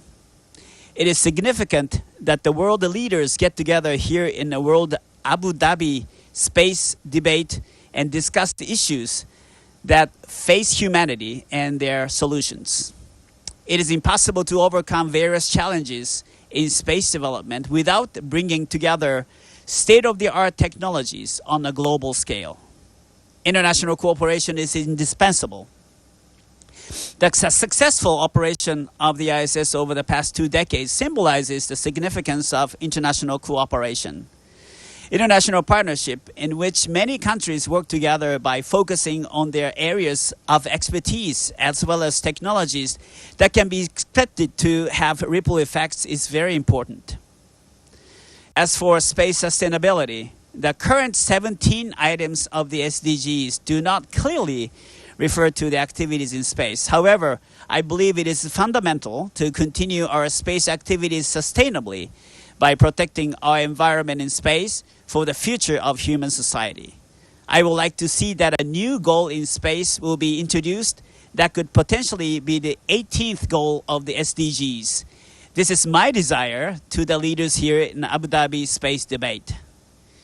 Taking on the challenges in sustainable space development will contribute not only to the progress in science and technology, as well as coping with the countermeasures against global warming, but also to the education of the young generation and economic development, which will lead to benefiting the entire world. From aboard the International Space Station, I wish you fruitful discussions and outcome.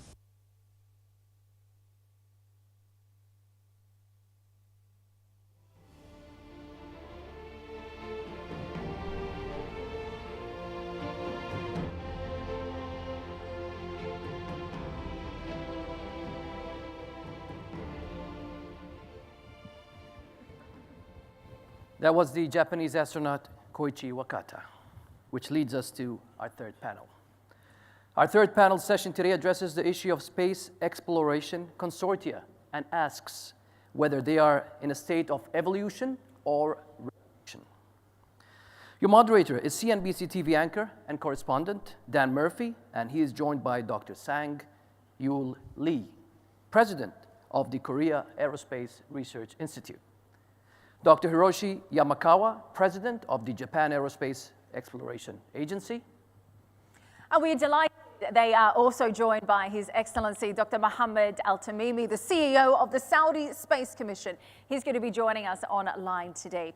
While here in the hall, we are also delighted to welcome Mr. Serdar Yildirim, the president of the Turkish Space Agency. He'll also be joined by Lionel Souchet, the chief operating officer of the French Space Agency, the National Center for Space Studies. And today, our panel is going to explore the big issues facing space exploration consortiums, with many governments around the world set to face economic challenges in the year ahead. Dan Murphy and his panel are going to ask, what are the tangible, real-life benefits of space consortiums today? What are the big questions that still remain unanswered when it comes to outer space? And what are the biggest challenges and opportunities that exist in the market today? Please join me in welcoming Dan Murphy and his panel.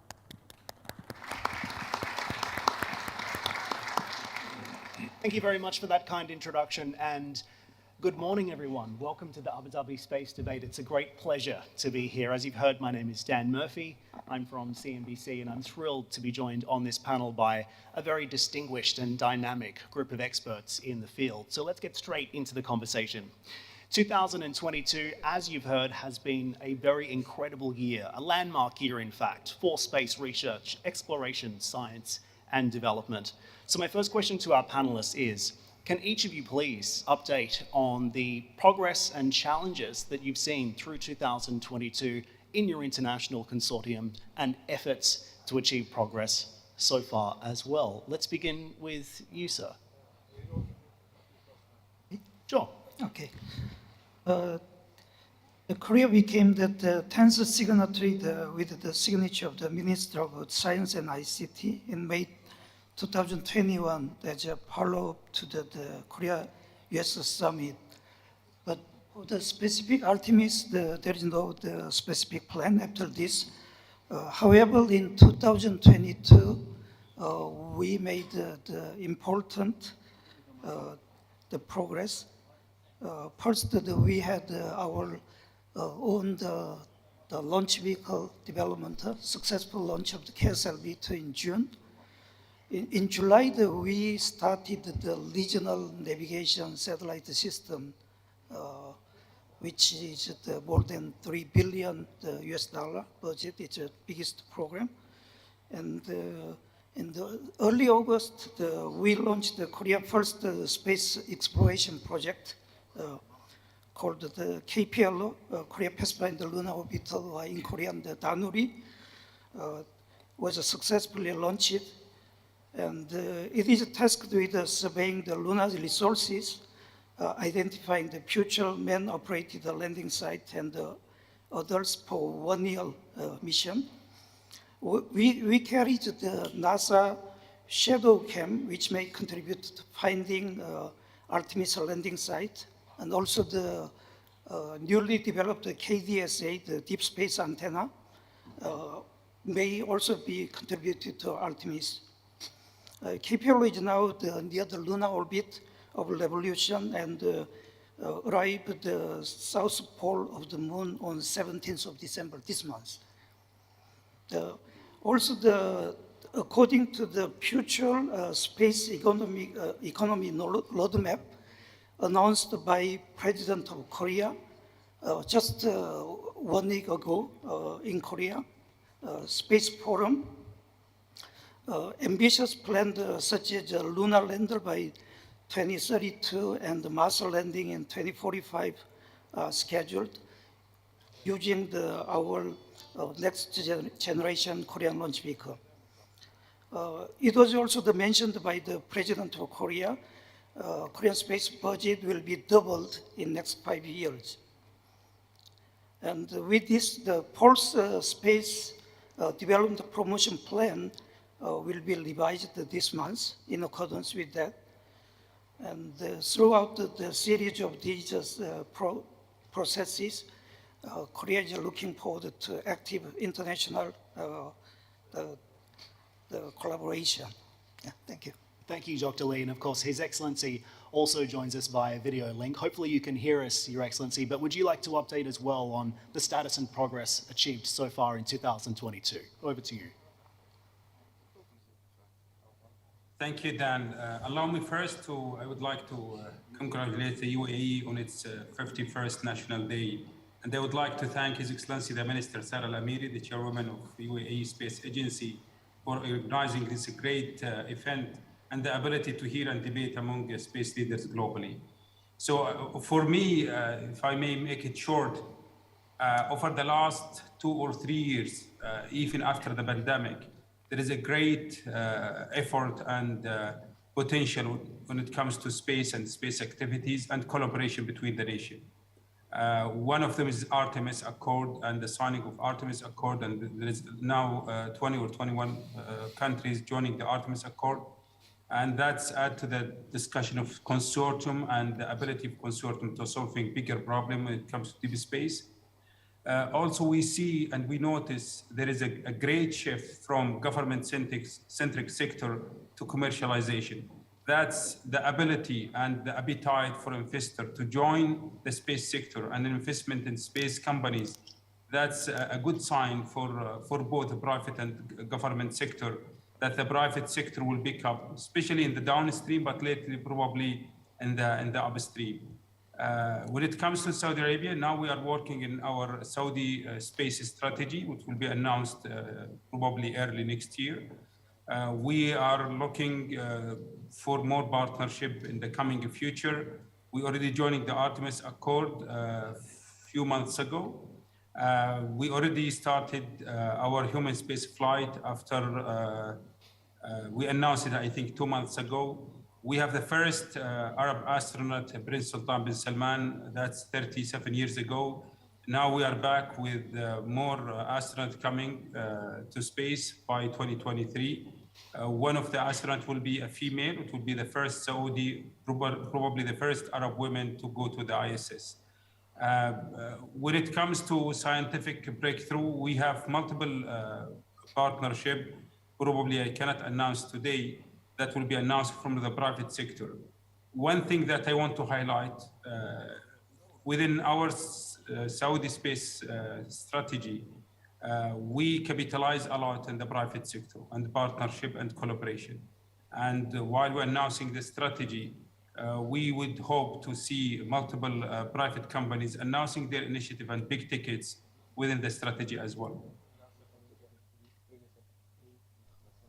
Very much, Your Excellency. We appreciate your contribution. Dr. Hiroshi, would you like to speak next? Well, thank you very much for your great question. I'm Hiroshi Yamaka, President of JAXA, Japanese Space Agency. Japan has a history of about 70 years in terms of space development. And we have built and conducted international collaborative projects with more than 70 nations so far. And I think space projects for those international collaboration is very essential and vital. And the international collaboration should be mutually beneficial, and it should be based on the number one thing, the top priority is trust between the nations, and also based on the expertise and priorities. But I think the most important thing is the trust between the two nations or multilateral nations. And I just want to say something about our recent activity related to making a platform for international collaboration. We are hosting with the Japanese government a platform called APSF, which means Asia Pacific Region Space Agency Forum.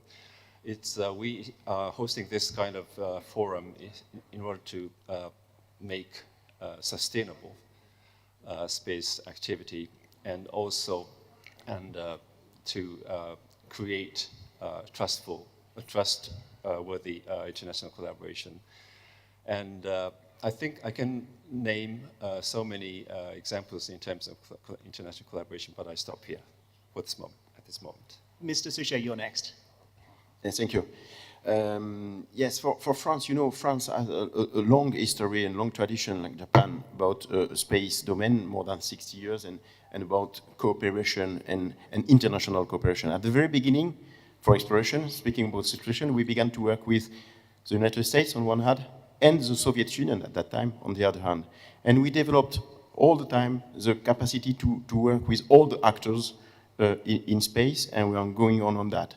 And with that, we developed a huge competencies for exploration, to run missions in low Earth orbit, to build spacecrafts with our industry, and we docked the biggest cargo automatic, quite similar to the Japanese one, to the ISS, and to make also robotic exploration, because we are now in the three main missions, American missions, in strong cooperation with the States on Mars, the two rovers, Curiosity and Perseverance, and also the lander InSight, with a very important instrument in this mission. So we are very present, France, on that topic, and we have to continue that.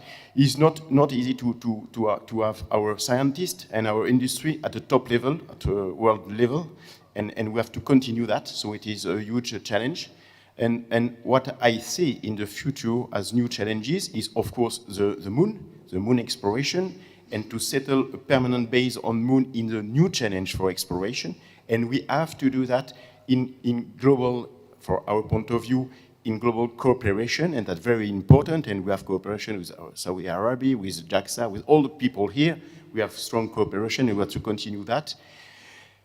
But also a new challenge is new actors and new entrant and private actors who want to work on low Earth orbit, I mean in exploration also, in managed spaceflight in low Earth orbit, to make experiments, and to help them to go there and to develop is a new challenge also for us. So that's the main challenge I see: strengthen worldwide cooperation, work to this new challenge on moon, we go back on that, and also help the new entrant going to low Earth orbit and working at private actors in low Earth orbit. Okay, so some challenges outlined there. Mr. Yildirim, over to you next, and then we can unpack some of those challenges. Thank you.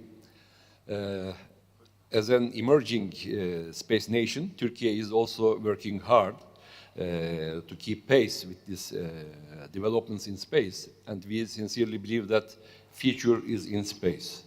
So last year, our President, Mr. Erdogan, unveiled a comprehensive national space plan with 10 goals to achieve in 10 years, and we are working hard on it. It has a flagship goal as a moon mission. We are aiming to reach the moon in 2 years from now, and at the end of the decade, we are aiming to bring a scientific rover on the surface of the moon.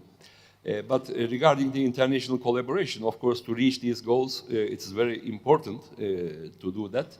And we, as Turkish Space Agency, we have open door policy.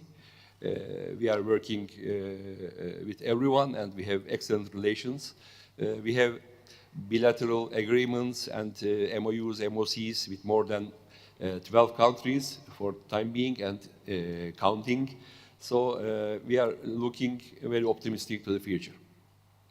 So let's talk about some of these challenges now, because both Turkey and Saudi Arabia are launching astronauts to the International Space Station, but the future of the International Space Station has also been a major issue within the space exploration sector. It has been said that it is ending the near of its useful life. Countries have been signing on to extend that useful life, but at the same time, we've seen key players within the International Space Station, like Russia, threatening to pull out, for example, over rising tensions and costs. China has launched its own station, which presents its own unique challenges, and the United States has also been actively working to outsource a lot of its work to some private organizations and private players. So you could argue at this point that we are at an inflection point for the future of the International Space Station, and I want your views on this. Your Excellency, can we start with you? Do you believe that we are at an inflection point here for the ISS? So let me put it this way. I understand that there is right now the ISS and the timeline of the ISS, but let's look at the private sector and what they are proposing. For the last two IAC, the last one in Paris and the one before in Dubai, we hear from the private sector lots of initiative, not only from scientific point of view by building international space station for just scientific. We also hear about commercialization of a space station. That's taken to the next level. Last year and early this year, we hear lots of announcements from multiple companies regarding space tourism and building a hotel as a space station, becoming like a commodity. For me, I see there is a huge opportunity. This is the right time. I think this is the right time in history of space where we could see real commercialization of space station. Is there an effort from multiple companies? The answer is yes. Do we need more collaboration when it comes to space station? The answer again is yes. We still have some challenges. We need to tackle them. Probably we'll address them later on in this debate.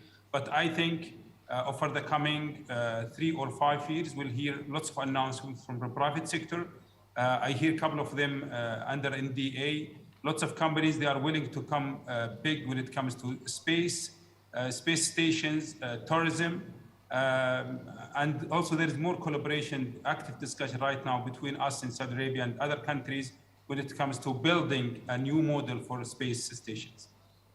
Dr. Hiroshi, your view on that? Japan was, of course, a signatory to the extension of the life of the ISS. Why invest in such aging technology?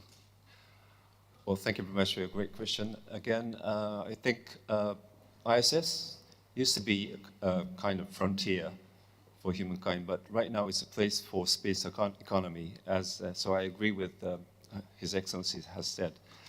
And for example, several years ago, JAXA has privatized the CubeSat deployment activity to private sectors.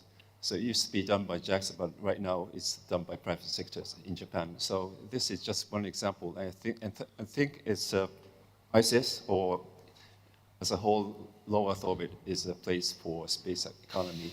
And one more thing I would like to say is that, but still, space is hard to access.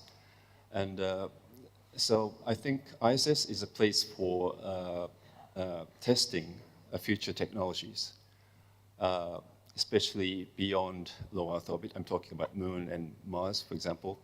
So I think ISS can be a place for future exploration. And the future exploration technology can be tested on board ISS. And still, I said, still ISS or low Earth orbit is a place for, it's not an easy place for, in terms of access, but it's much easier than going to the Moon. So I think there's a big role in terms of ISS for those objectives. Would anyone else on the panel like to speak to this issue? And to a broader question, can you trust the private sector and operators like Jeff Bezos and Elon Musk, for example, to be developing the ISSs of the future, or should it be the responsibility of governments? Anyone can speak to that. Sure. Yes, for sure. ISS, first of all, ISS is important because it's a unique laboratory. We have to say that. It's a unique laboratory with microgravity, and when you can run microgravity experiments. It's important because we do good in big science in ISS, and we have to say that. Even if it's not the main engine of that activity, science is good and it is a unique laboratory. Then it's a test bed, as it was said, for technology and to prepare future exploration. We have to test that in space, and the place now when we can test that is in ISS with astronauts, and it's very important to prepare the future.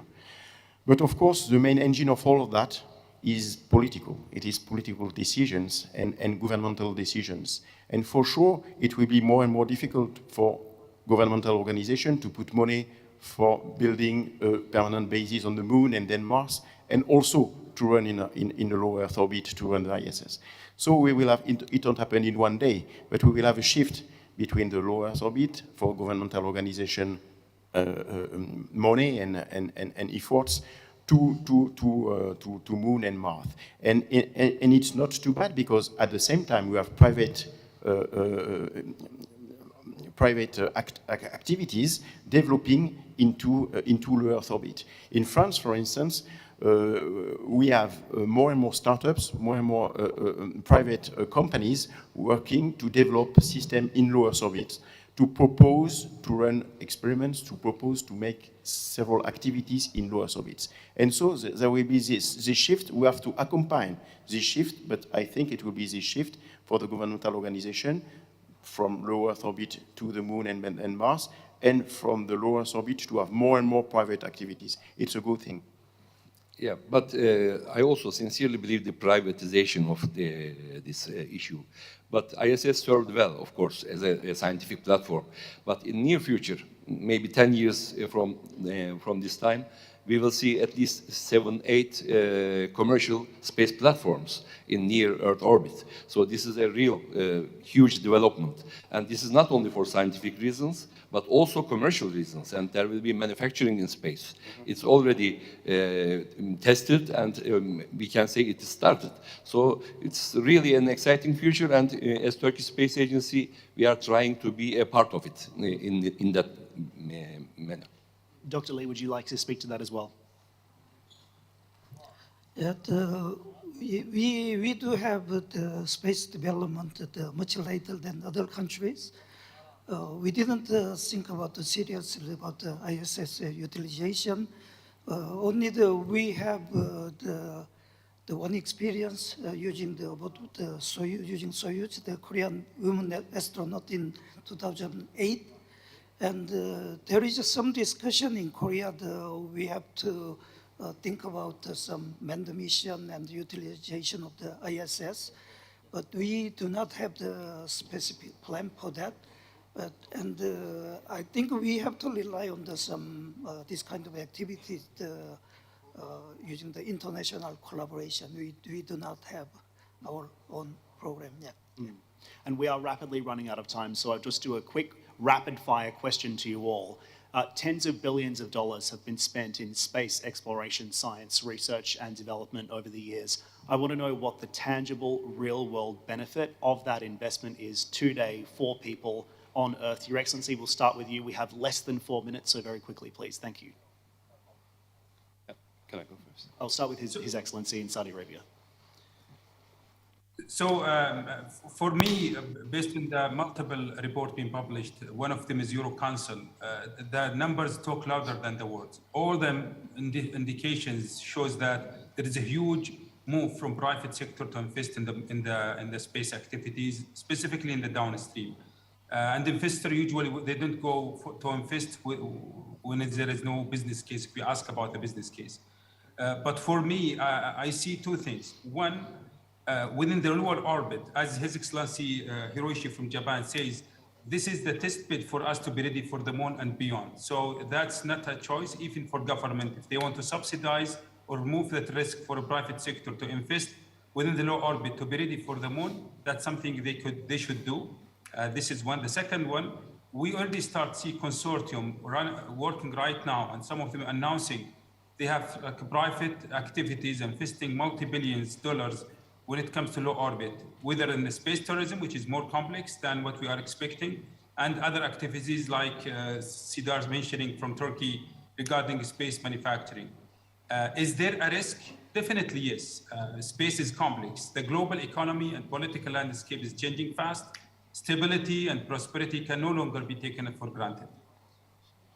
Thank you, Your Excellency. Dr. Hiroshi, I'll give you the floor as well. Well, thank you. I think we have to think this way, that space activity is not only for space. Space activity is for socio-economic development or society to solve the societal problems or global issues. So I think the return will be great. Gentlemen, with 2 minutes to go, some final thoughts from each of you, please. Dr. Suchet. Oh, yes, space is for sure for Earth. If we think about climate change, it's a huge challenge for us. Space is helping a lot. Just talking about exploration very quickly, we had huge research and use results on space research for us, for instance, for medicine. Because on space, you are study healthy people in a very specific environment, and it's very useful for research in medicine to use that. And just a word about the new door for exploration. When you settle a permanent base on the moon, you have to work on specific aspects like nutrition, waste management, energy management, development of infrastructure, and mobility. A lot of things who are very linked to Earth, and what we need more and more, unfortunately, in Earth to work on. We will need to learn more because of space exploration, and it is very important for our future. Mr. Lee, very quickly, please. Final thoughts. Yeah, I think that it is true that we spend the tens of billions of dollars for space development. It's big money. But if you think about that, we already got the benefit through this development. I think the portion of the space market in downstream application is more than 85%. As you know, we already get the benefit from the broadcasting, communication, navigation, and the Earth observation, things like that. It created, I think, the huge market. And on top of that, recently, space resources or asteroid mining, it may create some realistic big industry in the future. So many people are talking about the climate issue, even the session before. But if we didn't develop and invest the space technology, and we didn't know how it comes from, and why this happens, things like this. I think that is all the benefit of the space development. And I think we are extending the spectrum of the human life, and I think space development should be continued in more bigger scale. Mr. Yildirim, you have 30 seconds. Yes, only 2 sentences. I sincerely believe that to spend billions of dollars to space is not an option. It is a necessity. Because I sincerely believe what we learn in space is very important for the future of our planet Earth. Without that, we will not succeed to fight the climate change and other threats we are experiencing now. Thank you. Well, thank you so much all for your contribution. I really appreciate it, and I hope this has been a valuable discussion for you all as well. Thanks again for joining us today. We appreciate it. Thank you.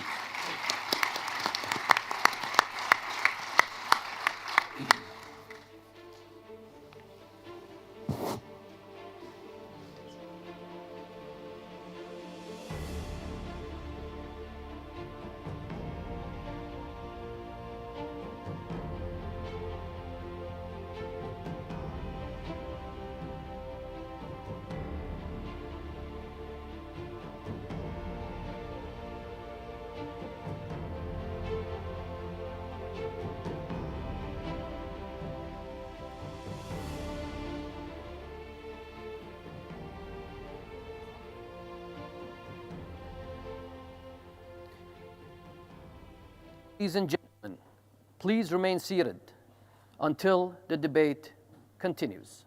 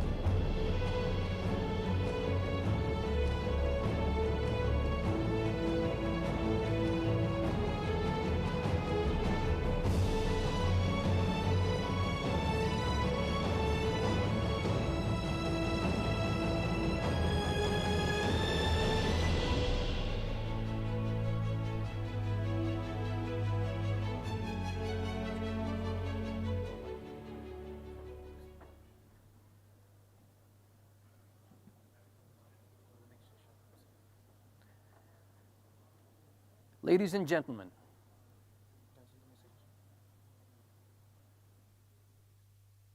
please remain seated until we begin the next session. Thank you.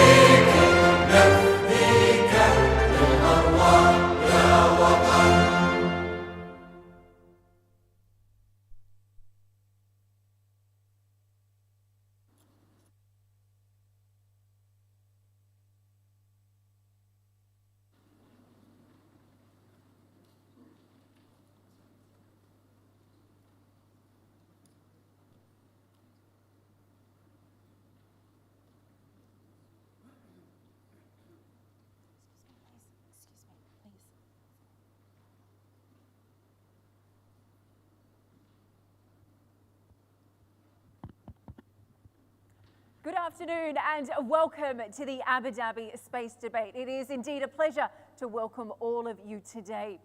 We have an incredible global debate taking place over the next 2 days, defining the future of space. We are delighted to be joined by key officials, industry players, world leaders and space experts, industry representatives to debate the biggest challenges and opportunities facing our sector today.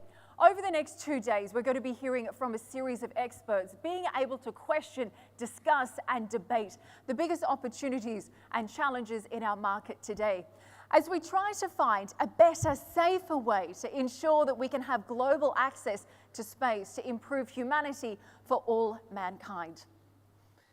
Your Highnesses, Your Excellencies, ladies and gentlemen, we would now like to invite the President of Israel, His Excellency Isaac Herzog, on stage for his keynote speech. Please welcome on stage.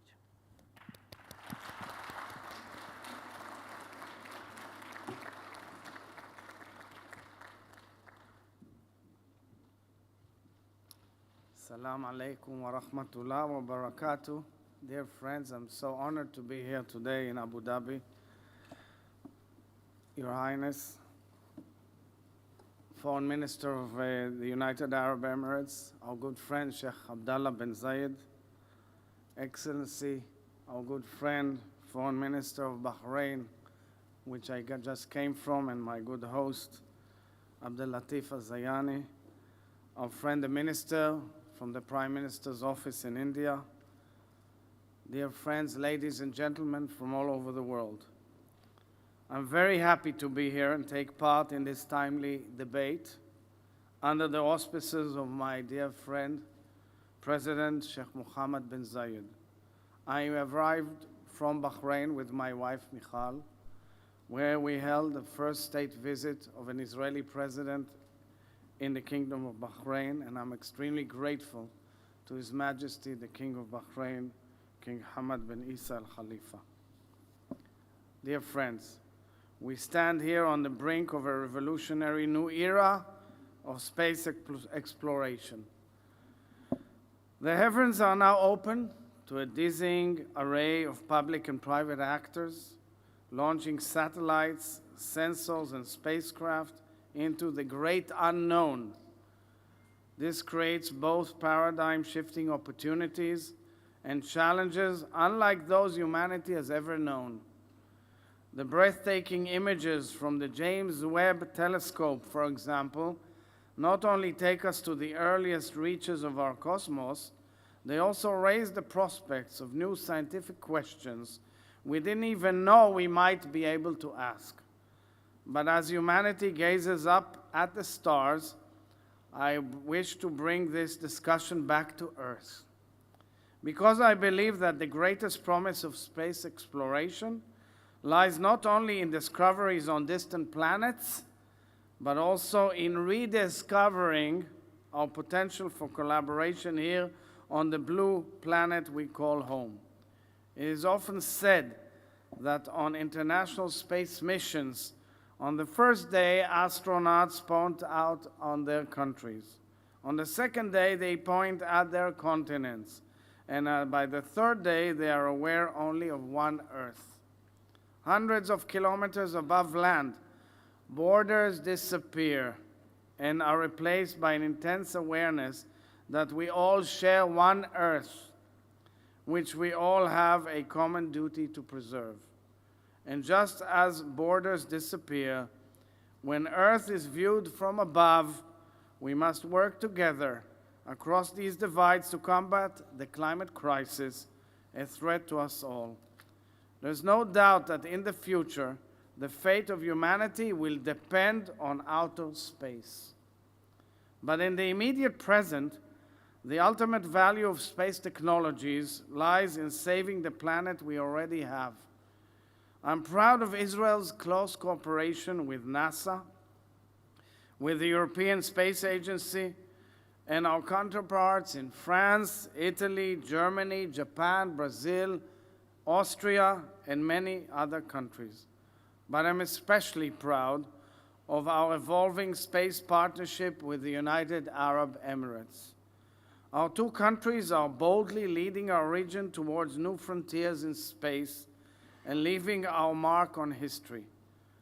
For an inspiring example, look no further than the Venus satellite, a joint Israeli-French project which is now providing data for joint Israeli-Emirati research. The Venus satellite has been circling Earth, closely monitoring vegetation and forests, cropland and nature reserves, and beaming back multi-spectral images. In their first joint venture, the Israeli and Emirati space agencies are now funding a joint analysis of this data by Israeli and Emirati scientists, which will help us better understand our global environment and collaborate on new solutions to protect our planet's green lungs. Today, it is therefore critical that we deepen and expand such transnational partnerships for the benefit of our planet and our region. And here comes India with its immense technology capabilities, with the wisdom of its people, and its extremely impressive space program. As we look forward towards the International World Climate Conference known as COP28, which will be held in the UAE in a few months down, we must work together to harness the power of advanced space technologies to address the urgent climate crisis in the Middle East and in the Mediterranean.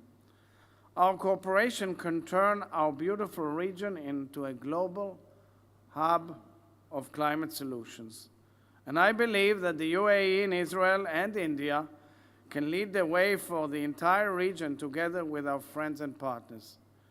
We're all deeply impressed by the accomplishments of the UAE space program, including the Mars mission.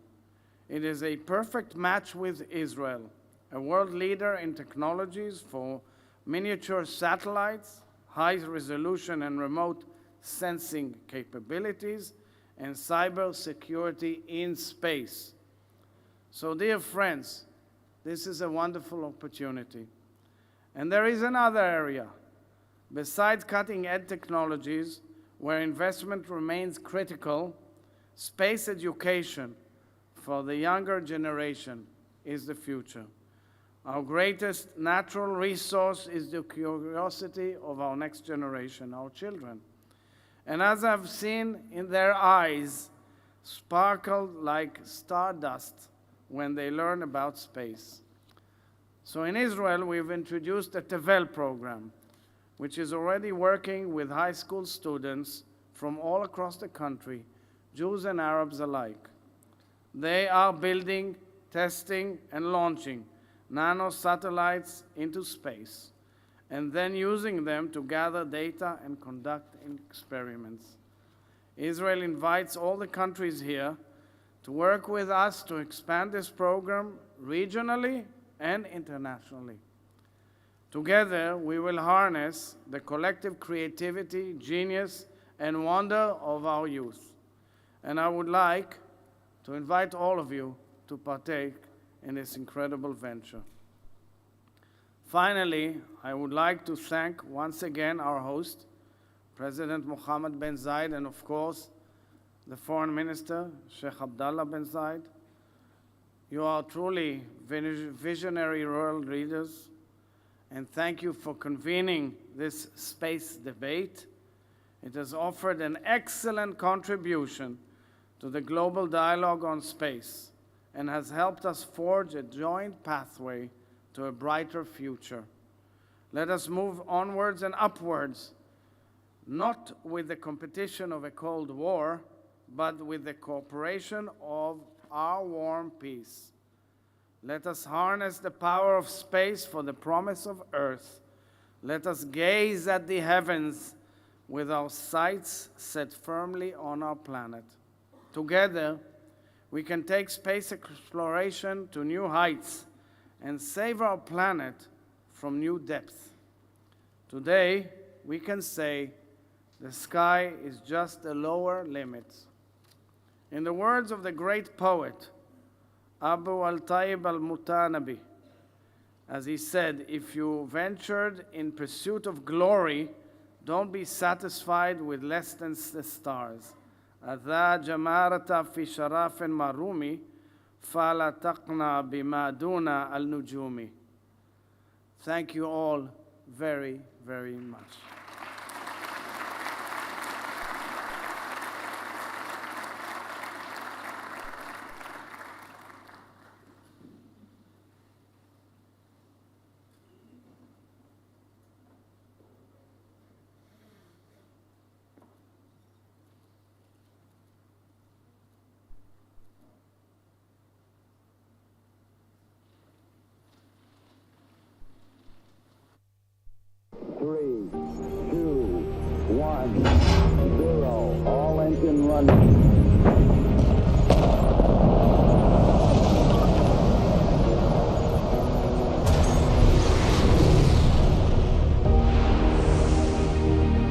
Wonderful event, the first manned flight to the moon.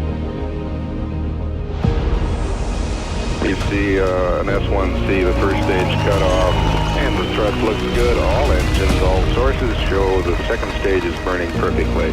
Touchdown confirmed. Proceed.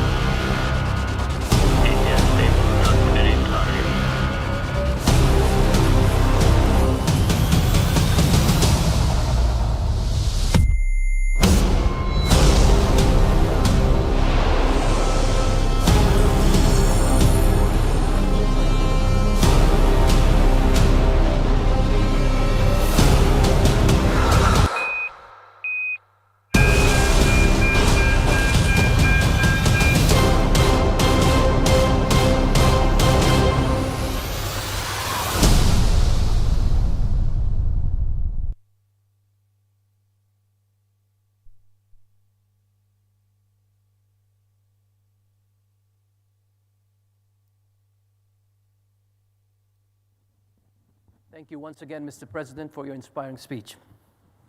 Your Highnesses, Your Excellencies, ladies and gentlemen, we now hear from the representative of His Excellency, Narendra Modi, President of India. Please welcome to the stage Dr. Jitendra Singh, the Indian Minister of State for Space, Science and Technology. Please welcome on stage.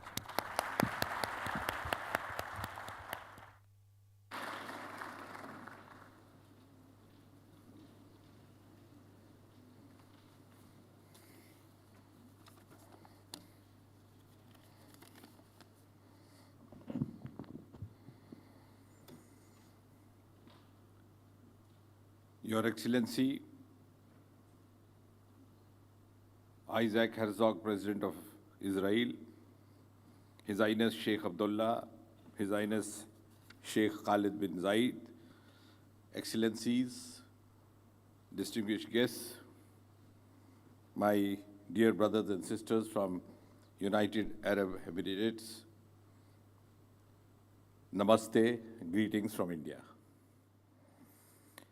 At the very outset, let me say we are deeply honored that His Highness Sheikh Mohammed bin Zayed invited our Prime Minister Shri Narendra Modi ji to this inaugural opening ceremony of the Abu Dhabi Space Debate. And although Prime Minister Modi couldn't attend it due to some unavoidable reasons, he has deputed me and I stand before you to address this august gathering on his behalf. May I also take this opportunity, ladies and gentlemen, to extend greetings on behalf of Prime Minister Modi, on my own behalf and on behalf of my countrymen, to the people of UAE on the occasion of the celebration of 51 years of the formation of this great country. As a country guided by the vision of its illustrious leaders, it also has a glorious future. Another laudable achievement of the UAE this year is the completion of the silver jubilee of its space odyssey with several golden milestones. Among the several pioneering initiatives of His Highness Sheikh Mohammed bin Zayed is the Abu Dhabi Space Debate, which reflects his commitment and his vision for the space sector. Much of this vision, ladies and gentlemen, has already become a reality, with the UAE sending a space mission to Mars orbit, thereby becoming the 6th such country in the world, demonstrating its prowess in the space sector. And on the top of that, the UAE became the only second country other than India to successfully launch a Mars orbiter in its very first attempt. I also congratulate the UAE for planning its second human space mission next year by sending 4 astronauts in the space for 6 months. I also congratulate the UAE for planning its human mission and at the same time the launch of Rashid rover, the UAE's moon mission, in very near future, and creation of the space fund, which are some of the milestones reflecting the commitment and determination of the UAE to excel in the space sector. These are, ladies and gentlemen, indeed big accomplishments, and I'm happy to share that India's active space partnership with the UAE dates back to the year 2017, when our PSLV launched UAE's first nanosatellite, NAIF-1, meant for collecting environmental space data.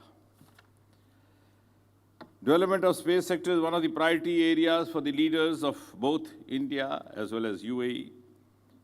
India started its space journey 7 decades ago, and as President Isaac was mentioning, we have sought to make a mark in that sector.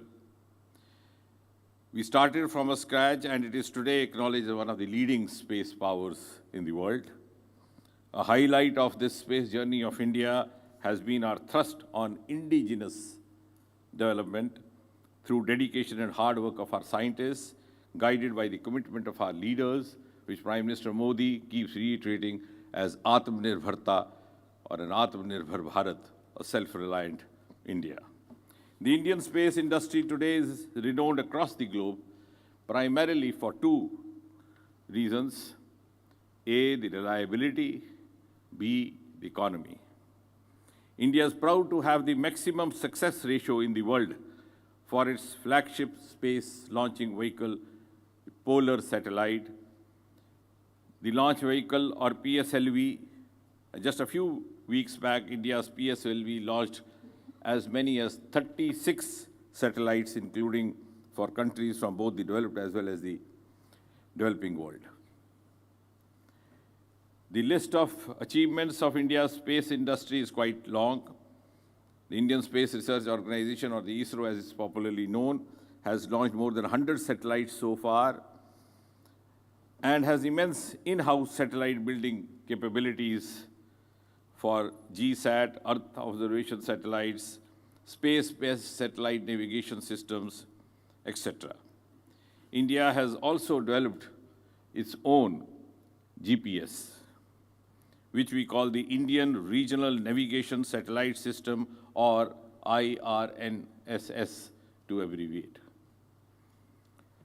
Besides the successful launch of India's Mars orbiter mission in the year 2013, India has twice attempted to send its mission to the moon, known as Chandrayaan-1 and Chandrayaan-2. The third satellite mission to the moon, namely Chandrayaan-3, will be launched next year. Our other flagship space programs include Human Space Flight Center, or what we call in India as Gaganyaan project, under which we are planning to send the first crewed flight in space in the year 2024. Ladies and gentlemen, it gives me pleasure to mention over here that the indigenously developed space sector of India and the fast-growing space sector of the UAE have a lot of complementarities that can be harnessed, can be shared, can be supplemented. The commitment of both the countries to abide by the international laws and regulations in use of the outer space brings both the countries together to work for a better and a more sustainable space industry in the times to come. We want to ensure that the space remains a sector to serve our shared humanity, or as President Isaac was mentioning, to serve the cause of the earth. It is important to bring all the stakeholders together to discuss and deliberate about this space. And in this regard, the platform, this one that we are meeting today, has the potential to shape the future of the space sector in the world. I'm also pleased to share with you that in India we believe in the philosophy of what we describe as Vasudev Kutumbakam, which means the world is one family. This philosophy not only calls for bringing all the stakeholders together, but also to share the fruits of our development with all of them. It is because of our strong commitment to our values that we want to share the fruits of space development to reach all the countries and bring closer cooperation between governments and private entities in the space sector. With this idea, we have, with the intervention and indulgence of Prime Minister Modi, recently brought certain landmark reforms leading to policy initiatives to tap the best of our research potential as well as participation of the private sector. We have also been promoting development of startups in the space sector. And this is meant to facilitate the entry of foreign government and foreign private sector entities as well.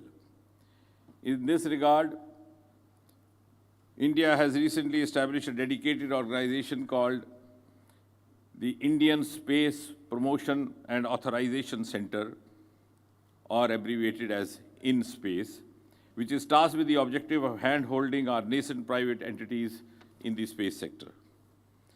I appreciate that the thrust of the Abu Dhabi Space Debate today is on building the role of governments in empowering space business and technology. The list of discussions in this debate on the role of the space sector to solve the climate issues, the bringing accountability to private and environmental commitments, threats to and from the space, to its political discourse and making the presence of private sector space innovation people-driven that serve humankind are very relevant to our times and are also eye-opening topics and subjects, setting apart this initiative from any other such gathering in the space sector in the past. I must also say that these topics are very much in sync with India's own space policy initiatives in the last few years under Prime Minister Modi. I am convinced that the discussions and the debates in these 2 days will bring out synergies between governments, the private sector, and also the scientists for betterment of society and the world as a whole. We also appreciate that the theme of the sustainable development of space sector is also a priority for us back home in India as well. And before I conclude, let me reiterate over here that as a key global player in the space sector, India is keen to take its space cooperation with the UAE to the newer heights and to make maximum use of this august gathering today. I'm also confident that the Abu Dhabi Space Debate will grow in stature in the years to come and become a preeminent platform for discussions in space-related matters and also take India-UAE space cooperation into an entirely different and a much higher spatial orbit. Lastly, as India assumed the chairmanship of G20 very recently on 1st of December, let me once again welcome the UAE to the G20 summit and the G20 meetings during the period of India's chairmanship. And before I end, I wish all the success to the Abu Dhabi Space Debate and thank the UAE and its leadership for having taken this important initiative. Thanks once again, and greetings to all.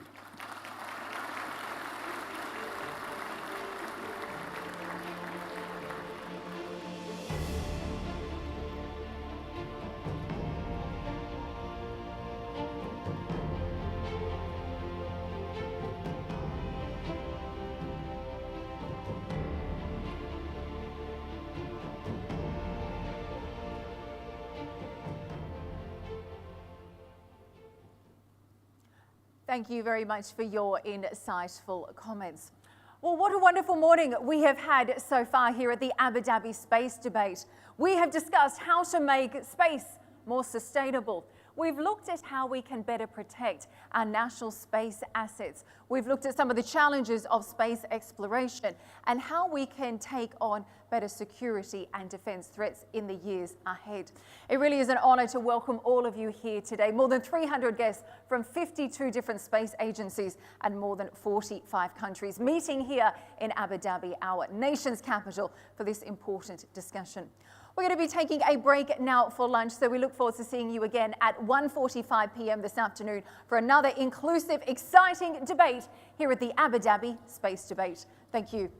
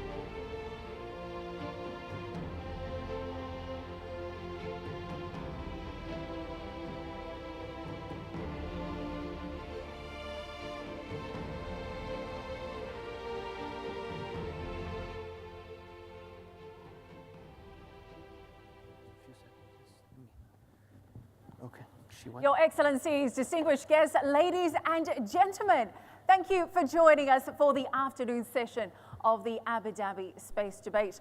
This is the first time we've had a global debate like this come together, and the timing of it has never been more important before. The significance of it being held in the UAE is equally important. In just 5 decades, this incredible country has gone from the desert to the red planet and beyond. The incredible achievements continue to astound the nation and global leaders. And that's why today's debate and tomorrow's debate is so important. This morning, we've heard about issues of space sustainability. We've talked about some of the challenges of the more debris in space and what that means for all of us down here on Earth. We've talked about the importance of being able to secure our national space assets. We've heard about some of the challenges involved in dealing with cyber threats.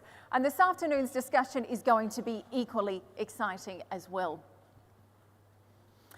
This afternoon, we're going to be hearing from an incredible speaker. We're going to be speaking with the team here in Abu Dhabi is going to be speaking with Emma Brain, UAE-based journalist and broadcaster. And we're going to be speaking with ATRC. Now, in just 2 years since the company's inception, they're an incredible research technology development-based company here in Abu Dhabi. In just 2 years since their inception, their achievements have been remarkable. So Emma Brain is going to be speaking with the Secretary General this afternoon, His Excellency, Mr. Faisal Al-Banai. I was speaking to him earlier today, and he was telling me that even though the UAE is certainly a very young nation, there is no doubt it is an incredibly ambitious one. He says the time for global cooperation has never been more important than before, and they are actively seeking out partnerships with both the public and the private sector in the years to come. So this afternoon, we're going to be speaking with him about his objectives over the next 12 months and what they want to achieve here at ARTC. On that, we will be inviting His Excellency Faisal Al-Banai, who joins us on stage. And joining him will be Emma Brain, broadcaster and journalist. That's right. They're going to be joining us on stage in just a moment. But first, let's take a look at this video about their incredible work. What should the future look like? At the Advanced Technology Research Council, we shape the advanced R&D ecosystem in Abu Dhabi and drive strategic research priorities of the UAE. ATRC is committed to making Abu Dhabi and the UAE a global innovation hub and the preferred home for advanced technology talent. ATRC champions applied R&D, develops tech business, and commercializes innovation through its 3 pillars. The Technology Innovation Institute works at the intersection of discovery science and deep tech to shape breakthrough solutions that future-proof our world. Through its 10 dedicated research centers, Aspire works as the Council's program development pillar to solve challenges across priority sectors with pioneering advances that have real-world impact. Venture One fast-tracks go-to-market innovation and commercializes ATRC's research breakthroughs. Together, we pioneer pathways to the future.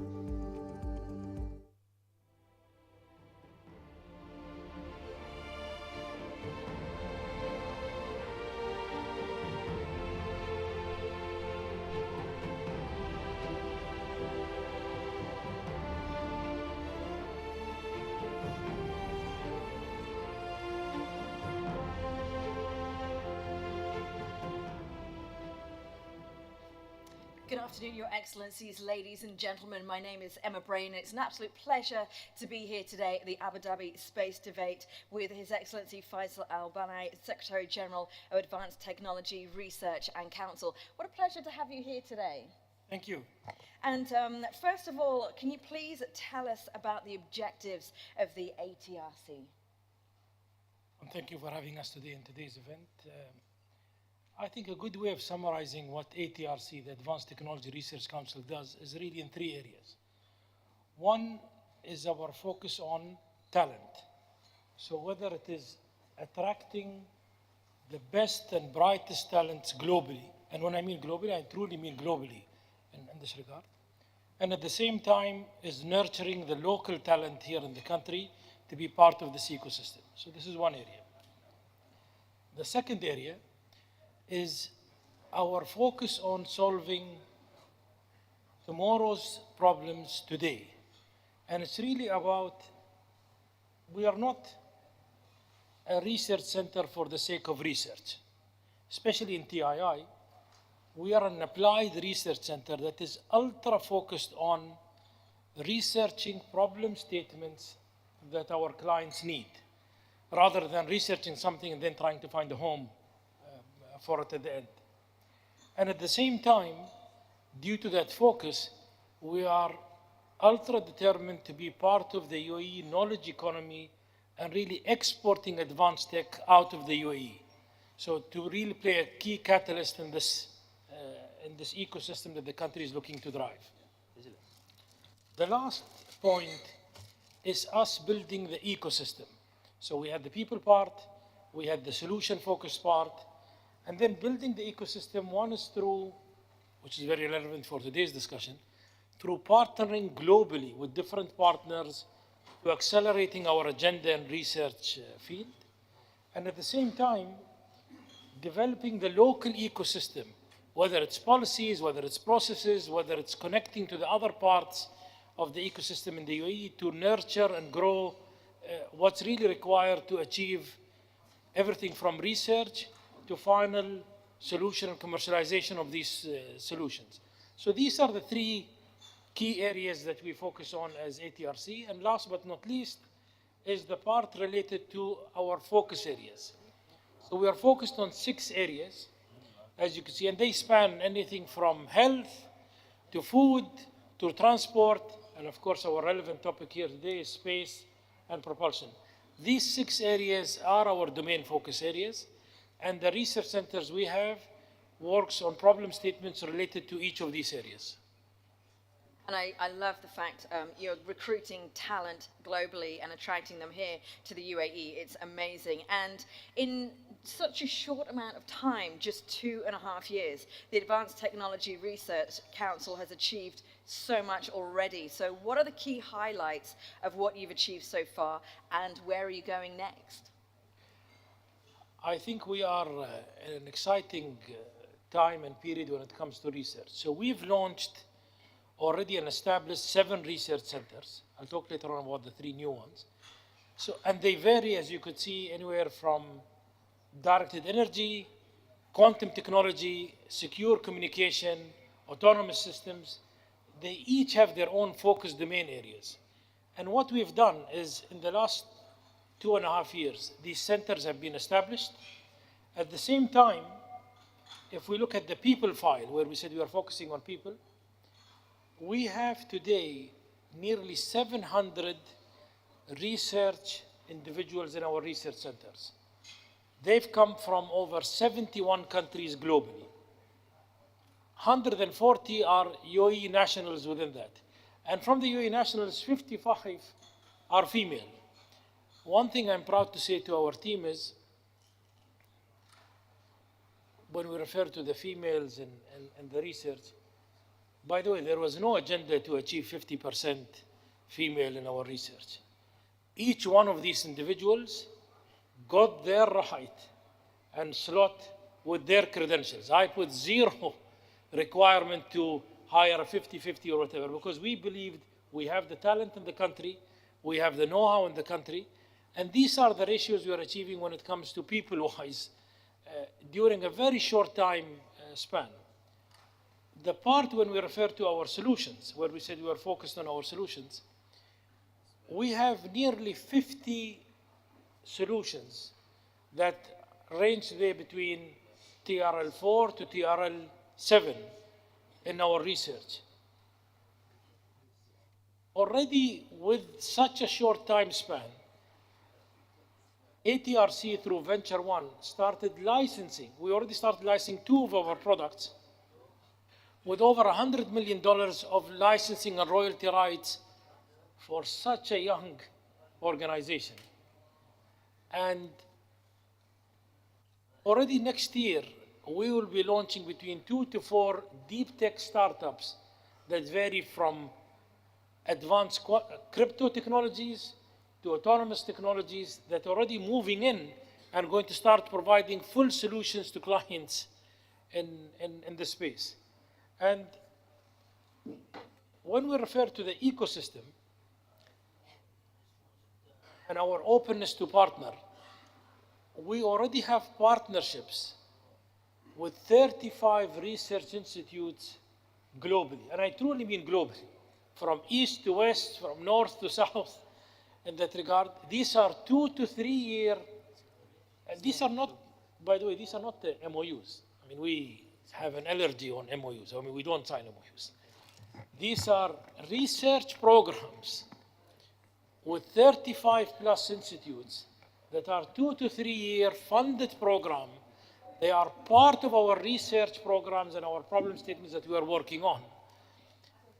There are over 60 projects with these 35 research institutes that we've already signed, we've engaged in, they are part of our ecosystem. So today, for such a young organization, between the 700 plus researchers, between the technical board of advisors per center, between the network of 35 plus research institutes and their dedicated staff in them, the sphere of influence of us being able to tap into technologies, into resolving problems is quite vast. I mean, our ability to deal now with our client needs is not just limited with who's really sitting here in the UAE, but it's now impacted with the ecosystem that we've built with our partners that we've shown we're able to work with all of these partners and really come up with the right equations with them.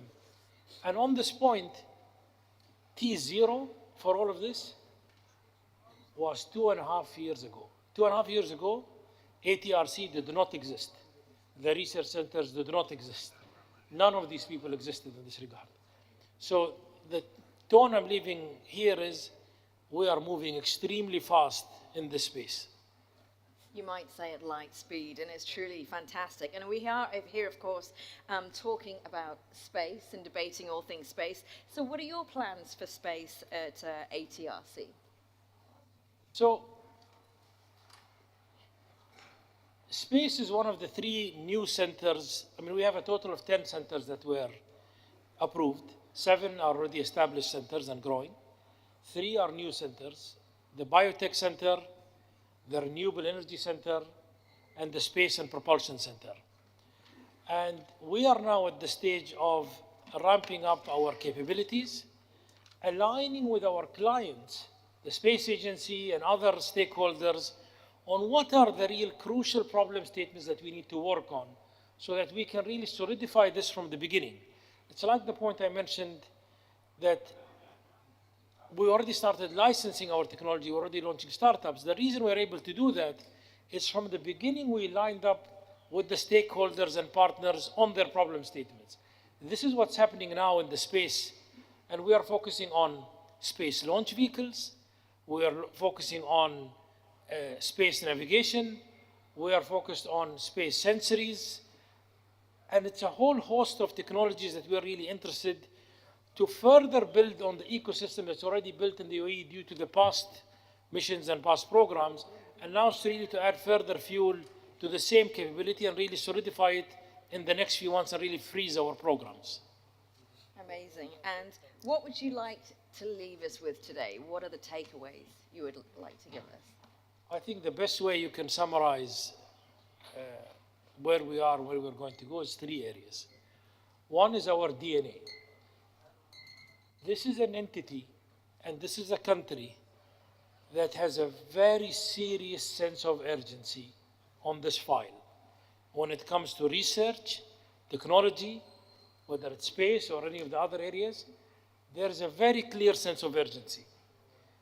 There is a very clear mindset of we will do whatever it takes to get to the ambitious goal required for this country and where this country needs to go. So there is a very high level of determination to go to where we need to go and to go fast. There's no time to waste, as they say in this part. 2 is this is the time to partner with UAE.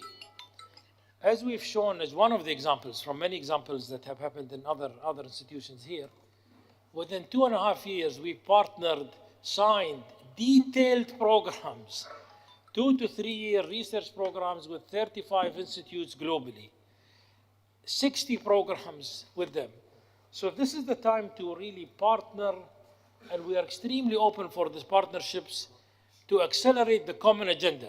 And as discussed by the different speakers, there's a lot of common agendas for the space. There is a lot of questions to still be answered on who's going to do what when it comes to space. And I think UAE is looking to play a key role with its other partner ecosystems in this area and really be a strong participant. The last is, and I'm talking from personal experience and from an observation as an individual that's in this ecosystem, countries go through phases. There was a phase where UAE has built infrastructure, UAE has built commerce, UAE has built many other things. We are now in the golden age, in the golden phase of growing the technology capabilities in the UAE. There is a very large momentum in this regard when it comes to this area.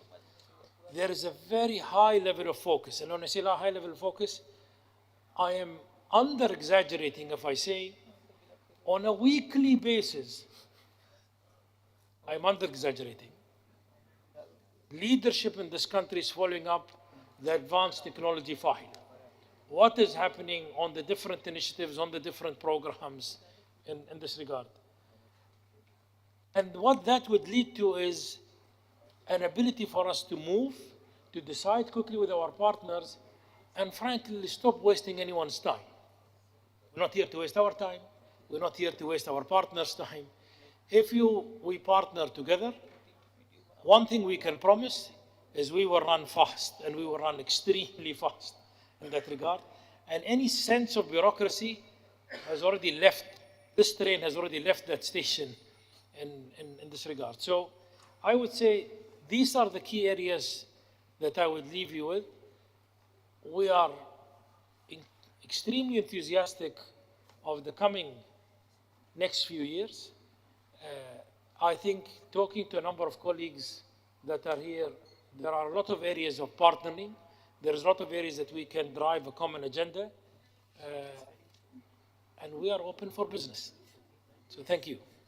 Wonderful. I think to reiterate what you said, through collaboration and cooperation and the innovative technologies, the UAE is going to be a major player in this field in the not too distant future. We are not here to be passengers in this journey. We are here to be a serious player in this journey.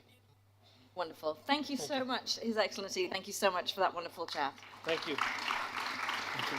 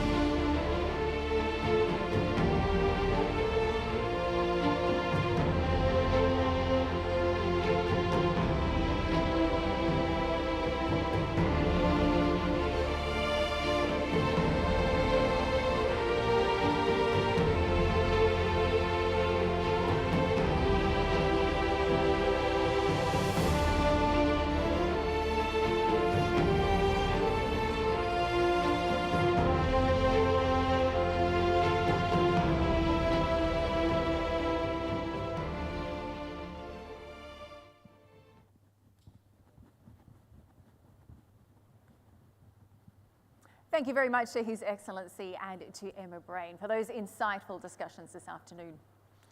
Ladies and gentlemen, our next panel examines the role of foreign policy in enabling space diplomacy and international cooperation, and does so with the expert guidance of our moderator, Becky Anderson, managing editor, Abu Dhabi, and anchor with CNN.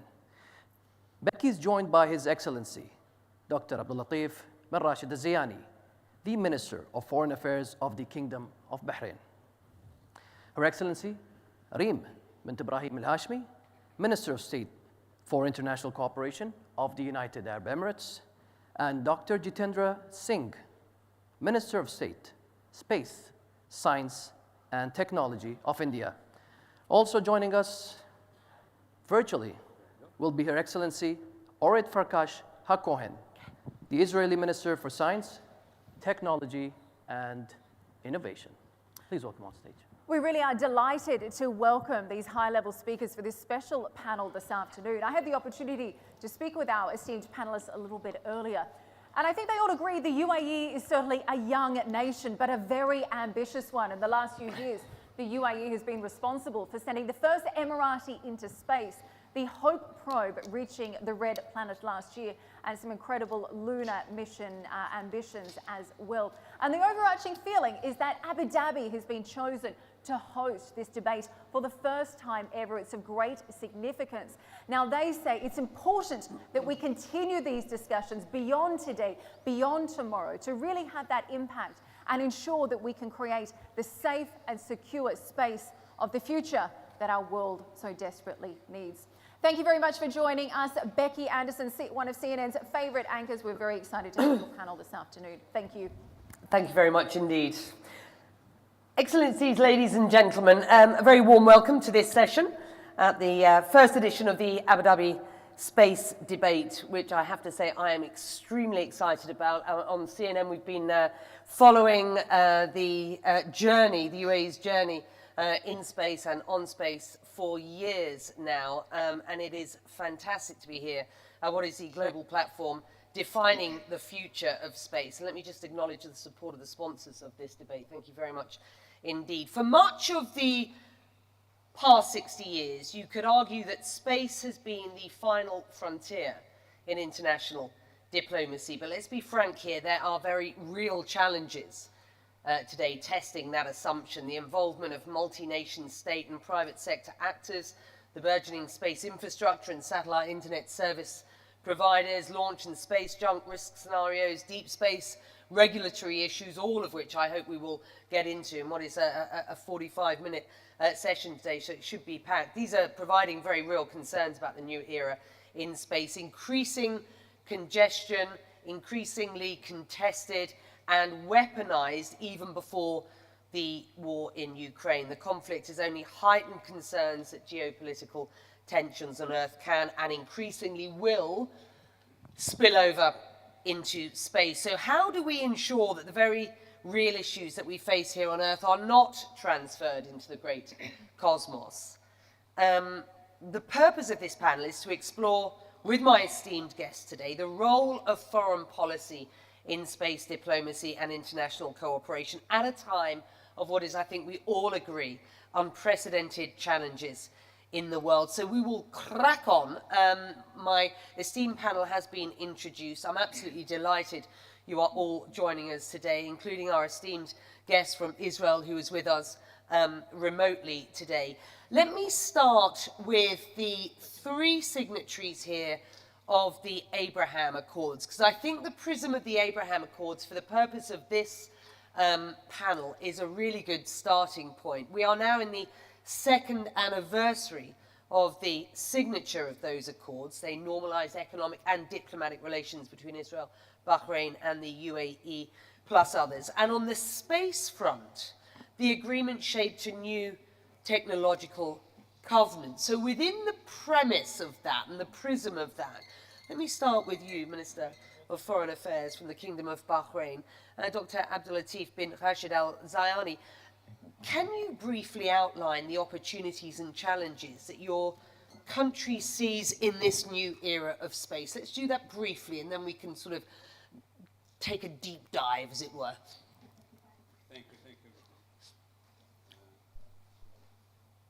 You should be on. Well, I don't think I will start. But I would like. Yes, it's now. It's on. There you go. First of all, thank you. And I'm delighted to be here today.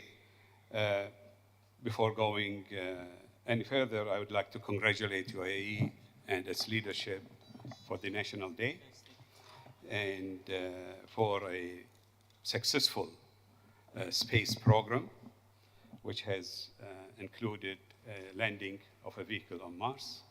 We're so proud of UAE, and please stay the course. Becky, diplomacy is really the first line of defense, and space diplomacy is more needed than ever. Space is already heavily militarized and politicized, with weapons that travel through space, ICBMs, weapons in space meant to destroy other targets in space, weapons on Earth that can attack targets in space, ASATs, and potentially weapons in space designed to hit targets on Earth, which I suspect not far away, if not there already. This will contaminate the space with debris, and truly now, military competition in space is already a reality. And space, with its opportunities and challenges, is an issue which affects every country of the world and every single human being, one which cries out for genuine international cooperation, but one where we risk simply replicating existing geopolitical rivalries. For if we view space simply as an extension of rivalries on Earth, we will never fully realize the potential of a genuinely cooperative approach. Because no country, no matter how large, has the capacity to fully exploit the opportunities of space exploration, the costs involved, and the range of specialisms required make international cooperation essential for us to reach goals that could not be achieved alone. So we need to nurture a geopolitical environment which incentivizes such cooperation and which ensures that it remains viable over the timescales necessary for ambitious space projects, sustainable. But how can we, in the international relations field, contribute to those goals? Firstly, as the Kingdom of Bahrain has done, by explicitly committing to established international principles on the use of space, as contained in the United Nations General Assembly resolutions in 1962, which also need to be updated, and we need to have norms and code of conducts that need to be agreed on collectively, as well as ratifying relevant United Nations and other legal instruments in the field. Secondly, by building interdependence and genuine shared benefits from space projects. Interdependence through resilient networks, which pool expertise and specialization to deliver ambitious space programs, and which would have clear negative impacts if they were dismantled, and benefits by demonstrating how these projects positively affect us all, whether through sharing data on common challenges, such as climate change or natural disasters, providing services that would not otherwise be possible, for example, communication and internet access in remote or developing areas, or demonstrating the practical value of space technologies and ensuring that they are accessible to those who will benefit most. This is naming very few benefits.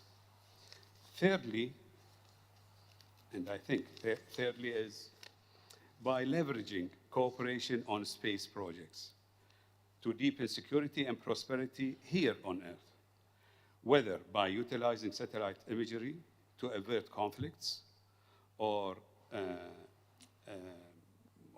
head off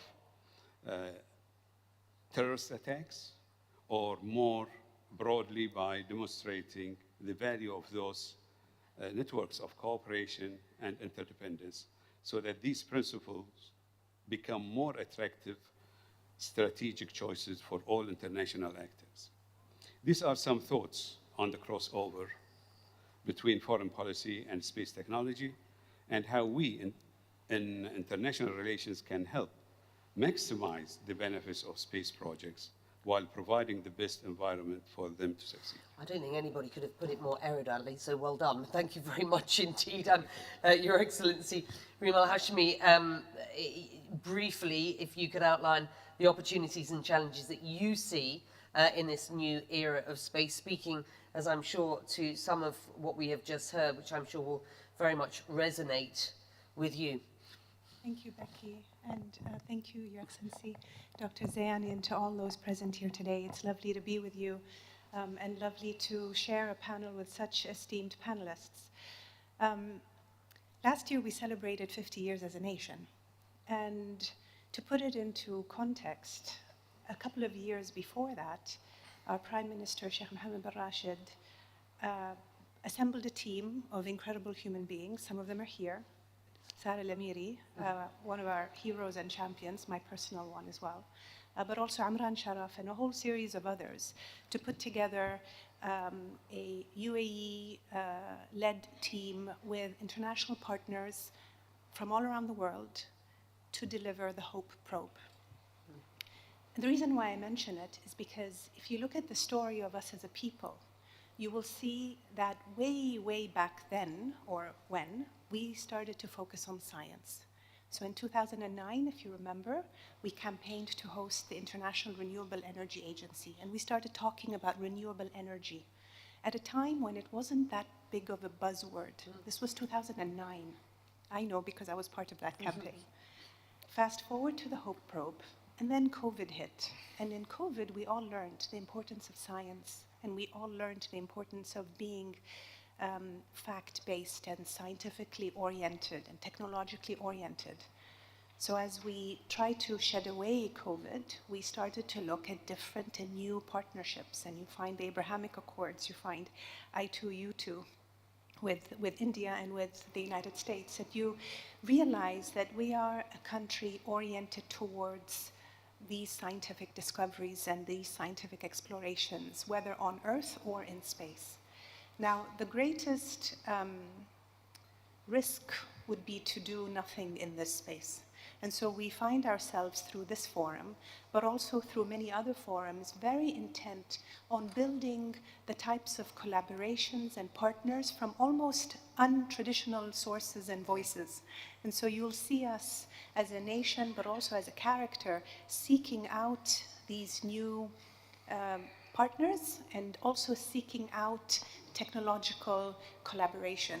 And we want to do it in a context that is very Emirati.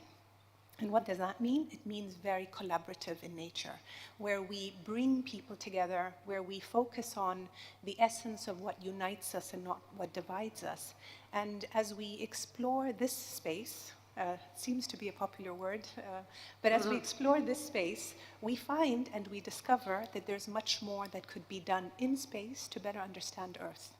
So if we are, and we are going to host, inshallah, next year, COP28, we recognize that a lot of how we manage, whether it's weather patterns or agricultural needs, is going to be determined by the information and the knowledge that we get from space as well. And no one country can do that alone. We are reliant on each other. Whether we like it or not, we as a human population are reliant on information gathered and garnered from everyone and by everyone over a course of time to provide those necessary insights. So I'm incredibly optimistic that we will continue to be able to build out those partnerships together and to also develop the necessary framework at which we can all operate on Earth through space for what's good for mankind. Thank you. Let me bring in our esteemed panelists from Israel, who is joining us virtually today. Before I come to you, sir, for your perspective from India. Orit Farkash Harkohen. Israel recently declared the civilian space industry as a national priority sector. What does this mean in terms of how Israel views space vis-a-vis its national defense strategy? And then as you give us the answer to that, I want you just to sort of ensure that we are talking about both the opportunities and the challenges that you see in this new era of space, if you will. So first of all, thank you very much for hosting me in this important panel. Do you hear me? We do. Okay, so thank you very much for hosting me in this panel with His Excellencies and all the ministers, the distinguished ministers from Emirates, Rashid Reem El Hashimi and Rashid El Zayani, His Excellency from Bahrain, and the minister from Turkey. And I want to also mention Sarah El Amiri, the Minister of High Technologies, which I cooperated with, and I will elaborate about it in a while. And I think that you are raising, and this panel is talking about a very important and strategic issue, and it is about the role of the civil space industry in a world of climate change, of desertification, of digitation and technology, and agri-tech, and all of that. When we come from Israel, you know, we are a startup nation. In a sense, I think that the story of the state of Israel is a little bit similar to the Emirates. When I first came to the Emirates, I was very impressed by the vision and by the spirit of their leadership, taking a country with not a lot of resources and building on a spirit, on innovation, and on the future. And Israel is a little bit the same story in the sense that it resonates with a lot of technology and innovation. Today we are known as a startup nation, but we are not diverse enough. And that is why, like our industry is not diverse enough, it's mostly focused on cyber tech and on fintech and so on. And that is why, exactly like you mentioned, I defined Israel's national priority technological areas, and the space industry is one of them. And I want to mention the inspiration in doing so, Minister Sarah El Amiri. I don't know if Her Excellency remembers, but last September we signed a cooperation agreement between the two space agencies, the space agency in which Minister El Amiri heads, and the Israeli Space Agency. But also we started discussion about what is the important in defining national priority areas in the areas of technology. We even launched a Zoom conversation with her experts and our experts. And this conversation led to my work of defining a national technological area, choosing the space industry alongside with renewable energy and blue tech and health tech and biotech as some other areas in which Israel wants to put a specific focus. So what does it mean? It means that, first of all, on the national level, I hope that more budgets will be focused on the space agency, the Israeli Civil Space Agency, and we can see the sprouts for that. We can see it starting already, because you know we have a very, very strong basis in Israel of a defense space technologies.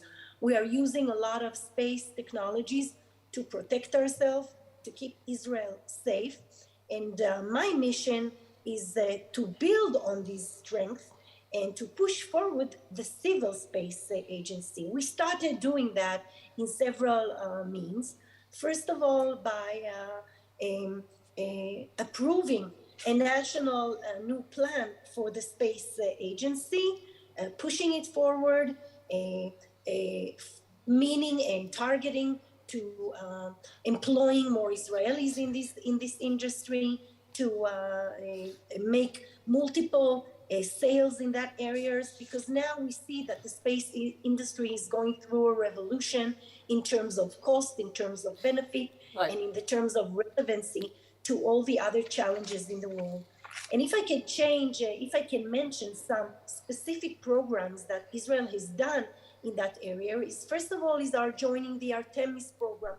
It is a very prestigious program, joining the United States with only a selected group of countries. Israel had the privilege of being a part of the Artemis program to bring back humanity to the moon. And only a few months ago, we already been part of the first mission of Artemis.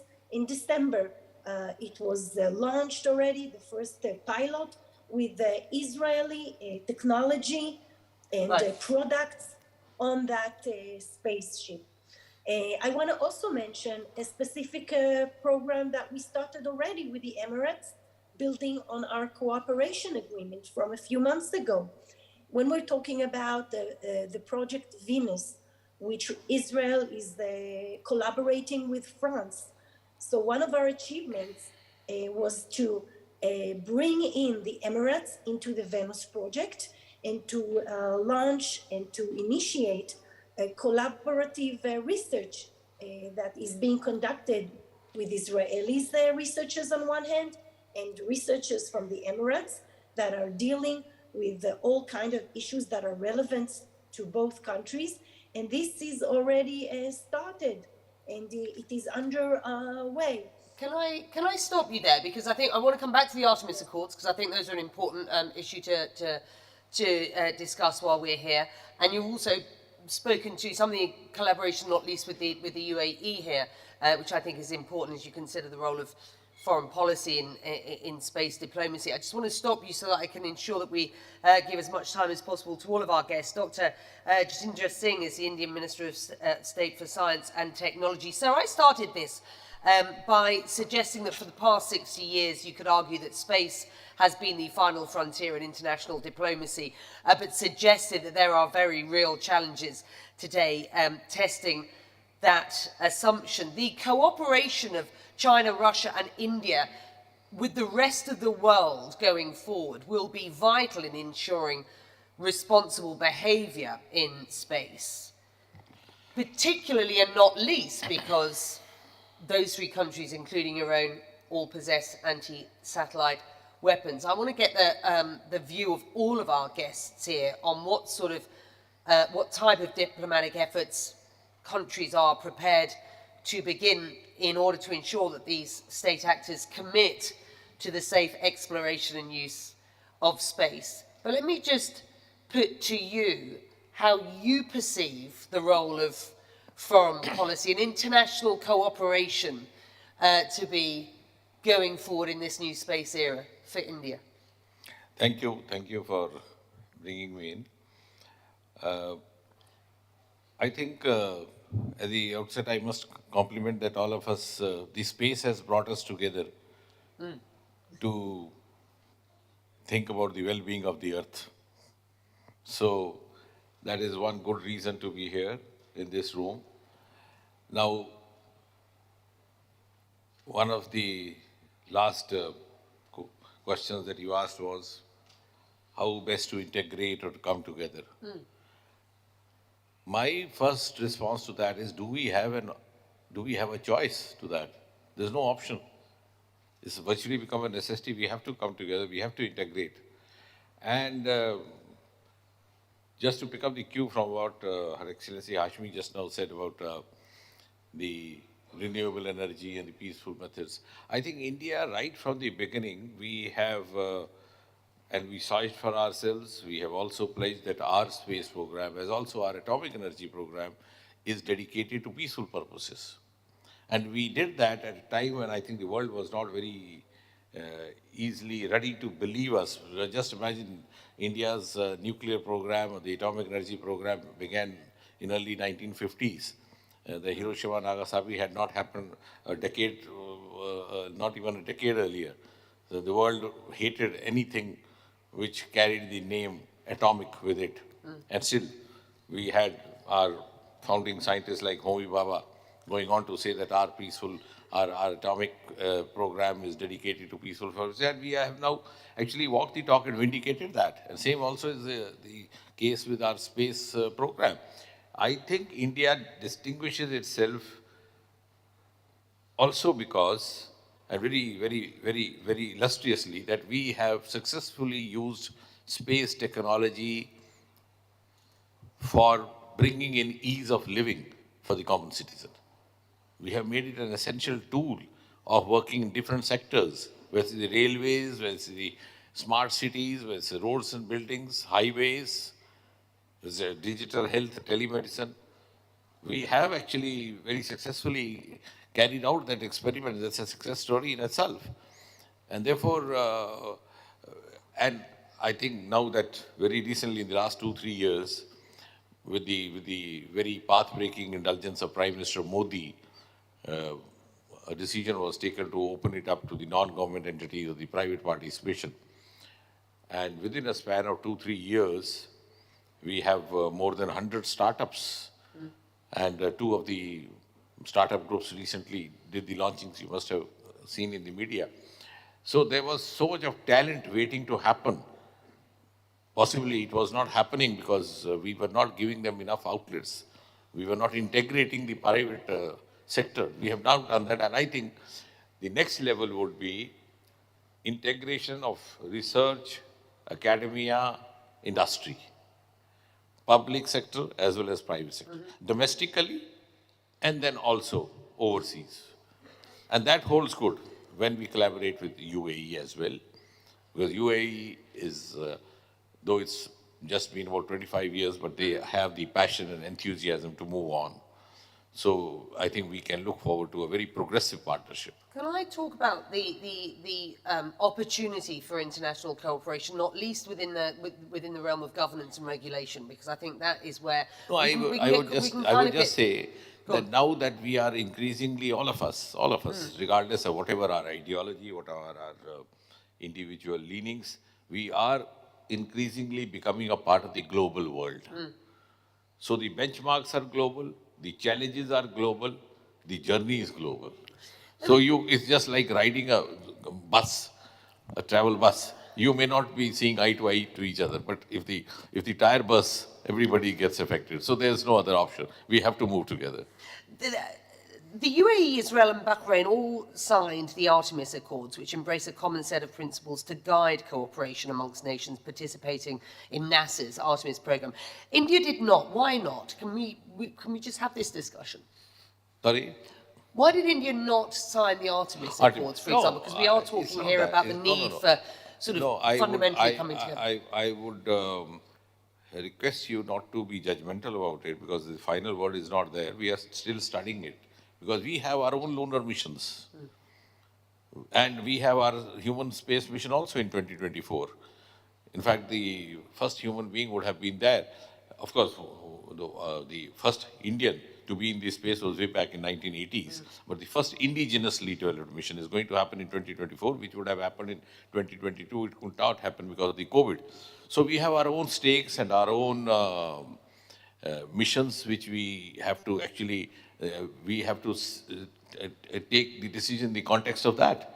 It's not that we are either negating or approving or anything. We're just studying the impact of it overall to our plans for the next few years. The reason I ask, and Rima Hashmi, perhaps you want to address this, at a time when the need for more modern governance of space seems more important than ever, given where we are at, to avoid the geopolitical sort of tensions and issues that we have here, also bleeding into space. What sort of fundamental rules do you believe the world needs in space right now? Where can you see that sphere of influence around the world of international cooperation helping at present? So primarily it would have to be centered around how do we continue to derive technological transfer, research, science-based variables that help us address some of the challenges we're facing on Earth. The minister said something pretty powerful.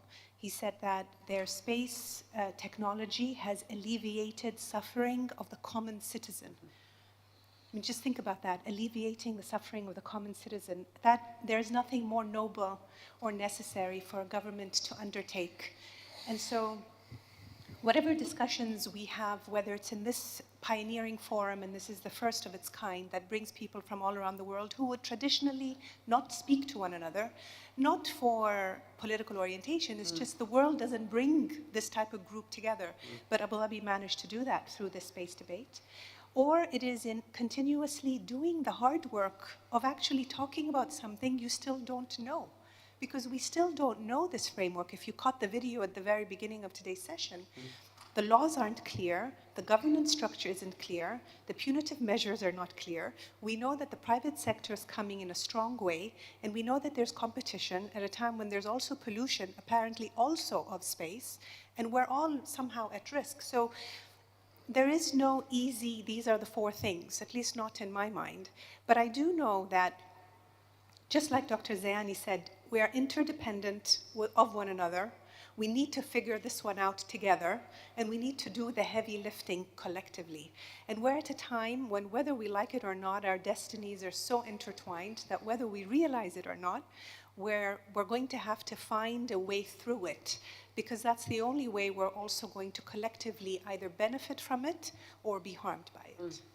Dr. Zayani.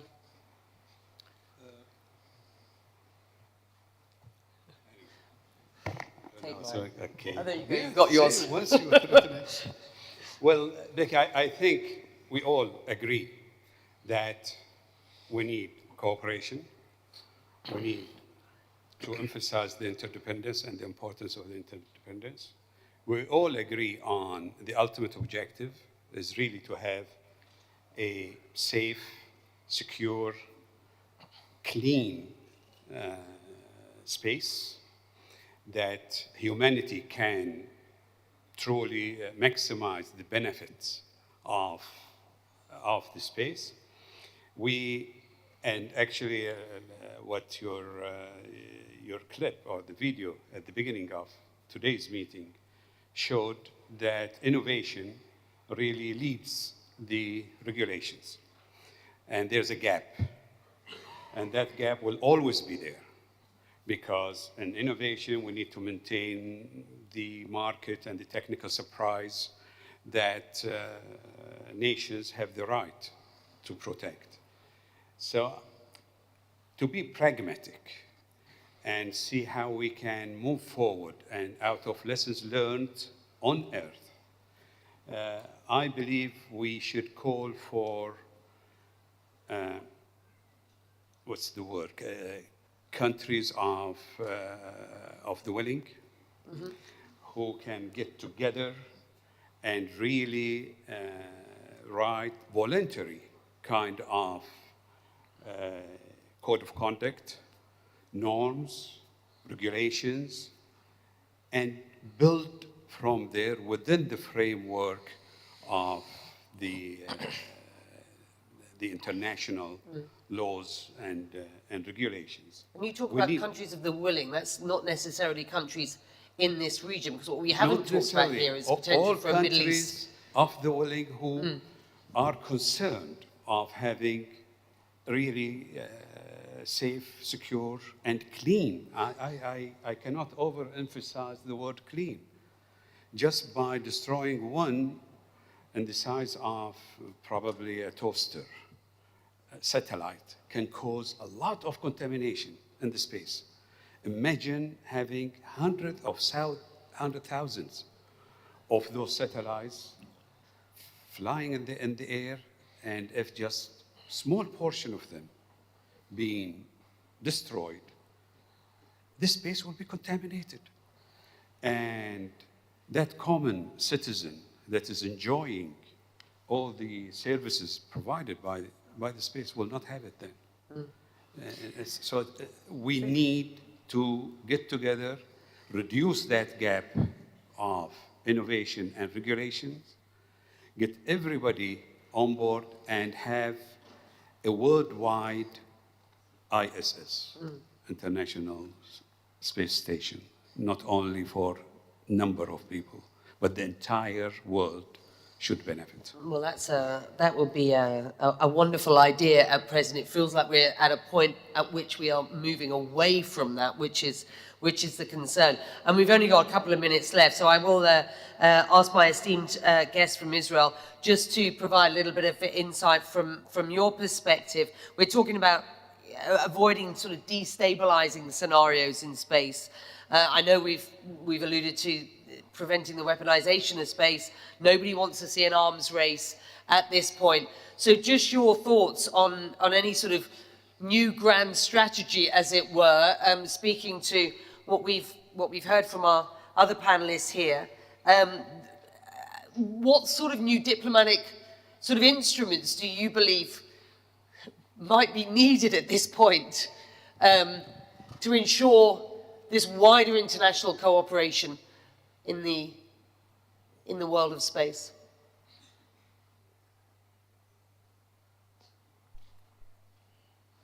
I think you're muted. Sorry. There we go. I just wanna say that I totally agree to everything that was said by their ministries, Her Excellencies, and before me. I think that as long as the world and the different countries will cooperate, and in specifically the countries from the Abraham Accords and from this area will collaborate on space, they must assure that the collaboration will focus on making the world better, how to deal with to address the climate change, the floods, the desertification, agriculture, and space has a lot to offer in all of those areas. I think that something can be done that is similar, for example, to AI. In AI, there is an international ministerial forum called the GPA, which sits together and talks and deliberate about what should be the norms of ethics in a world of changing with the technology of AI, changing it and interrupting it. But I want to say a last few words about the role of space when we're talking about the vision of education, of the young generation, of the children of all our countries, to make it a bridge between the peoples of our country, and that can also be an answer to your concern. My vision is, and in my country, we use a lot the space, the platforms, as a programs to our youth.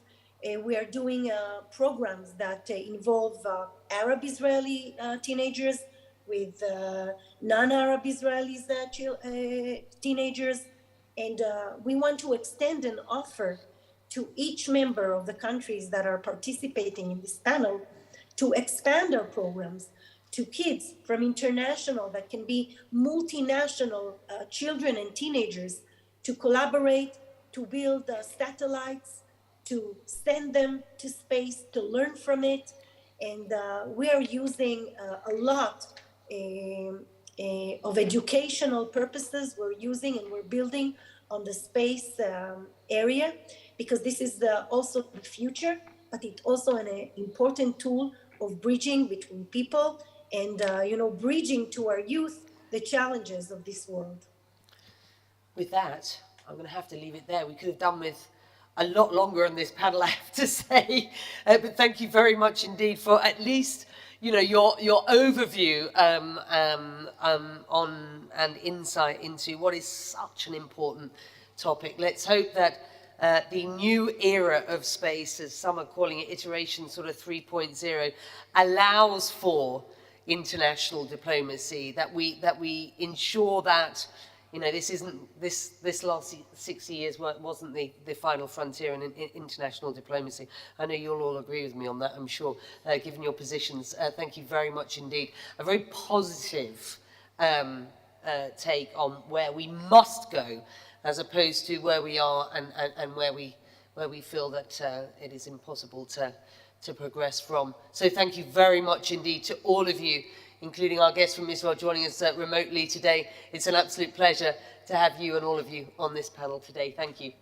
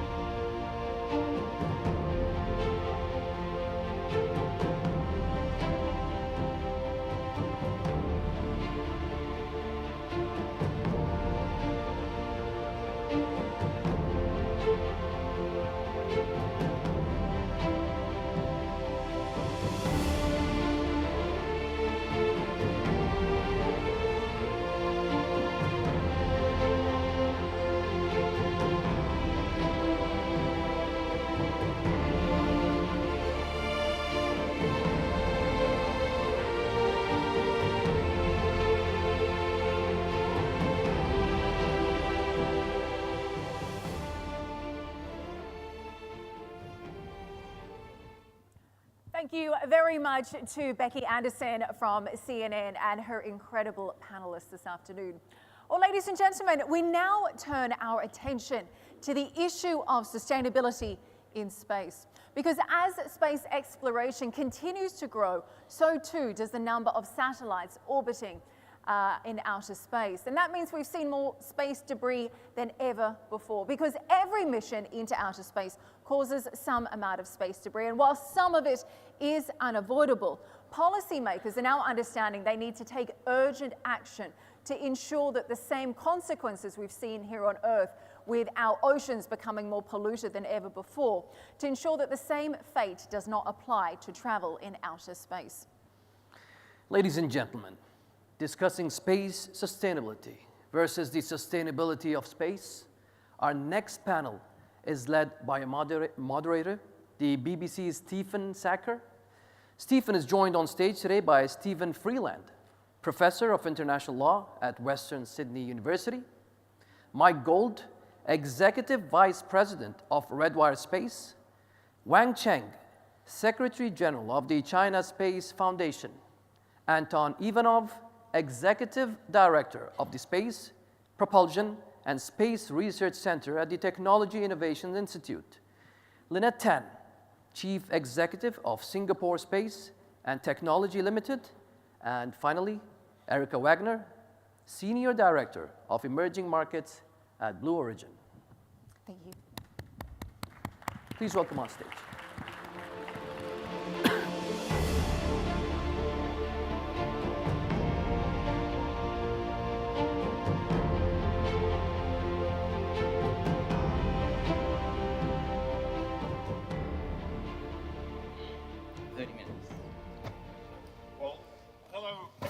Ladies and gentlemen, I don't know how many of you are watching the World Cup, but it feels a bit like leading a team out before the big game. And I only mention that as an excuse to ask anybody if they saw England win 3-0 last night, because those of you who did will know quite why I'm smiling so broadly today.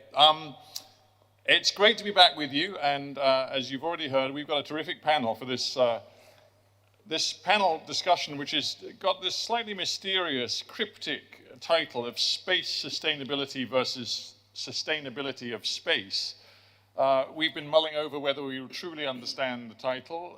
We've decided that it can be interpreted in various different ways, and we're going to show you in the course of the next 30 minutes or so the ways we believe we might best use that juxtaposition of ideas.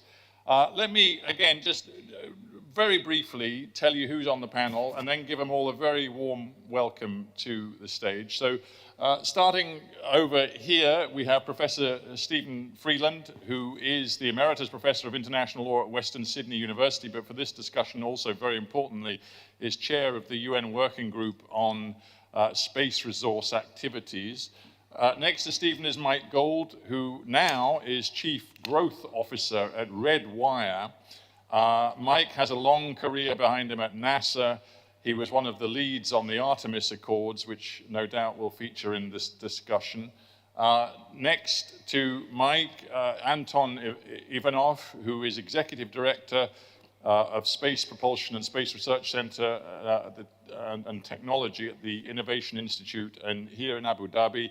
Anton's worked all over the world, the United States, Russia, elsewhere. He brings an enormous amount of expertise and experience to this discussion. Over on this side, next to me, we've got Lynette Tan, who is Chief Executive of Singapore Science and Technology Limited. Then we have Wang Cheng, who is Secretary General of the China Space Foundation. And at the end, we have Erica Wagner, who is Senior Director of Emerging Space Markets at Blue Origin. So we've got a fantastic sort of range of geography, of experience, of think tanks, private sector, formerly of space agencies. So please, ladies and gentlemen, show your appreciation by giving this lot a very warm round of applause. Now, as I said earlier, my day job is on the Hard Talk show on the BBC, so I like to ask fairly challenging questions, and I'm going to start with a very blunt question for the panel, and Stephen, you can take it on first.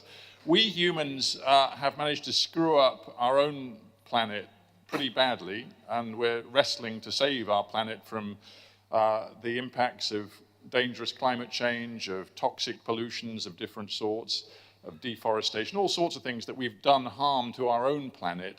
Are we in the process right now of doing very significant harms to the vast space above our planet? And is there any reason to believe we can stop doing those harms? Oh, thank you for throwing that one at me, and thank you firstly to the UAE government for the wonderful opportunity to be at this great forum. And what a cheery question to start the debate, really. Well, as everybody knows, we are all dependent on space for all aspects of our lives. It's part of critical infrastructure. And lots of studies have been done about a day without space, particularly by the military, but if you extend that, a day without space literally would put us all back into the dark ages. And so the question is so important. You know, if we are following a business as usual approach, the way we've approached and not dealt with environmental concerns on Earth, if we follow that approach into space, and I have to say we probably have been following that approach, we run a real risk of space becoming unsustainable. If space becomes unsustainable and inaccessible, we all understand that that compromises our ability to utilize space, which of course means that all of those incredible benefits, not only commercial benefits, but for humanity's sake, all those incredible benefits themselves are compromised. So business as usual will take us down a path that may be even irreversible. Some say we're almost there. Is there a way we can stop that? Well, of course, technology. There's a lot of amazing technology that's being developed by various companies for on-orbit servicing, for active debris removal, for lasers that deflect debris. Our processes of space tracking are getting better, although they need to get a lot better. But, you know, technology in and of itself is not going to solve the problem if we don't have, in a sense, a radical rethink about how we approach space. So what is the answer? Well, the answer is that if we do screw up space, it screws it up for everybody. Who will suffer if space becomes unsustainable? We all suffer, of course. But when you think of it, who will suffer the most? The largest spacefaring nations, and I don't need to name them, but whilst every country is dependent on space, the large ones are the most dependent. It's given them incredible advantages. They have incredible space infrastructure which complements what they can do on Earth, but therefore they are the most vulnerable if space is compromised. And so if we get it horribly wrong, we all suffer, but in a sense, those that suffer the most are the larger, more powerful spacefaring nations. And that's a really sobering thought for them. It's sort of different from how we think about climate change, where we all suffer, but those that suffer the most will probably be the poorer countries, the low-lying island states, those that don't have the capacity to adapt. And so I think that, notwithstanding rhetoric and competition and all the issues we've already heard in this wonderful forum so far, that is a common feature that countries have to come to grips with. You know, we can talk and have the rhetoric and compete, but in the end we have a common interest not to cross red lines that will, in a sense, bring us back down and get rid of our competitive advantage. And I think that's a really powerful tool that we need to promote, that we all have a common interest to change the way we adapt to space and use space. Of course compete, but do it in a way that lessens the possibility that we get to that irreversible point. Thanks. Right. I understand the logic of your common interests argument, Stephen, but right now, let's just look at the legal instruments, the rules and regulations that exist and ask if they're fit for purpose. Mike, I just referred earlier to the Artemis Accords, which you were involved with. One, I guess, American-led approach to try and establish sustainable rules and regulations for activities around the moon, but in a wider sense too, in terms of space activity and exploration. those Artemis Accords have only been signed up to, I think, by roughly, what, 20 nations? 21. 21. And counting. But let's just be really honest with each other here. None of the UN treaties, the initiatives taken at the UN, or the Artemis Accord, nothing right now represents a set of rules and regulations that is truly working, right? I would have to disagree with that. And first, again, let me thank the UAE Space Agency and Emirates. When I disagree with it and say that the system is working, UAE deserves a lot of credit, that Emirates was a founding member of the Artemis Accords, and Emirates coming on to the stage, not just in technology, but in policy is so important. Please, all the engineers, put your hands over your ears for a moment. Engineering's the easy part. The policy, the legal, the financial aspects of space, I truly believe is the most challenging, and to an extent, what has held us back. There's no rocket equation for the US Congress, et cetera. So, you speak as a lawyer there, Mike. recovering attorney. So the Accords are a step forward in that the Outer Space Treaty, over 30 years old, doesn't look a day over 50, right? The Outer Space Treaty, I think, is very functional. It's as relevant as it was back in the 1960s, and is a wonderful foundation to build upon. But we do need to build upon it. So the Artemis Accords were designed to implement the Outer Space Treaty, the Registration Convention, the Liability Convention, the Agreement on the Rescue of Astronauts. These are the fundamental bones of space law that now can be expanded upon. So I believe it is working, which is not to say that we don't have challenges, as was articulated in terms of the amount of debris in space and the mega constellations, where it used to be one rocket, one payload. Now you have one rocket and thousands of payloads coming out. And we together as humanity need to tackle this issue before there's a conjunction in space that would either lose the space environment to us or result in draconian controls. But I do believe it's possible. If you look at the success of the ITU, for example, the International Telecommunications Union, there have been countries that were at war with each other and still came together in the ITU. So I have great hope relative to the fact that the US and China and many other nations, while we may have different documents, we're all part of the Outer Space Treaty, and I think there's common ground that we can all come together on. The Accords were a beginning in civil space. Now what we need to do is look at a version of the Accords for commercial space. You're right. Well, last phrase there, commercial space, and the treaties you refer to and the Artemis Accords were sort of documents and efforts to get states to coalesce around rules. But now, when we talk about space exploration in the coming years, we're not just talking about states, we're talking about major private enterprises as well. You know, some of the most important players here are people like Jeff Bezos and Elon Musk and others too, who are throwing money at their own space ambitions. So Erica, I'm going to bring you in. Is it time and is it necessary for you guys at Blue Origin and for the other private operators in space now to be absolutely front and center of discussions about what happens next in terms of space governance? So I do think we are making that shift, right? If you look at the International Space Station, it really was the space agencies of the world coming together in that intergovernmental agreement. When we look at the Artemis Accords, it's the governments of the world coming together. And the commercial entities are that next wave. Blue Origin was founded with a vision of a future where someday we have millions of people living and working in space for the benefit of Earth. And I think that those three phrases really give us a good foundation for the kinds of collaboration that are needed. Millions of people means that we're not just missions, we're actually communities, and we need to think about the economics, the policy regimes, the technology that goes behind that.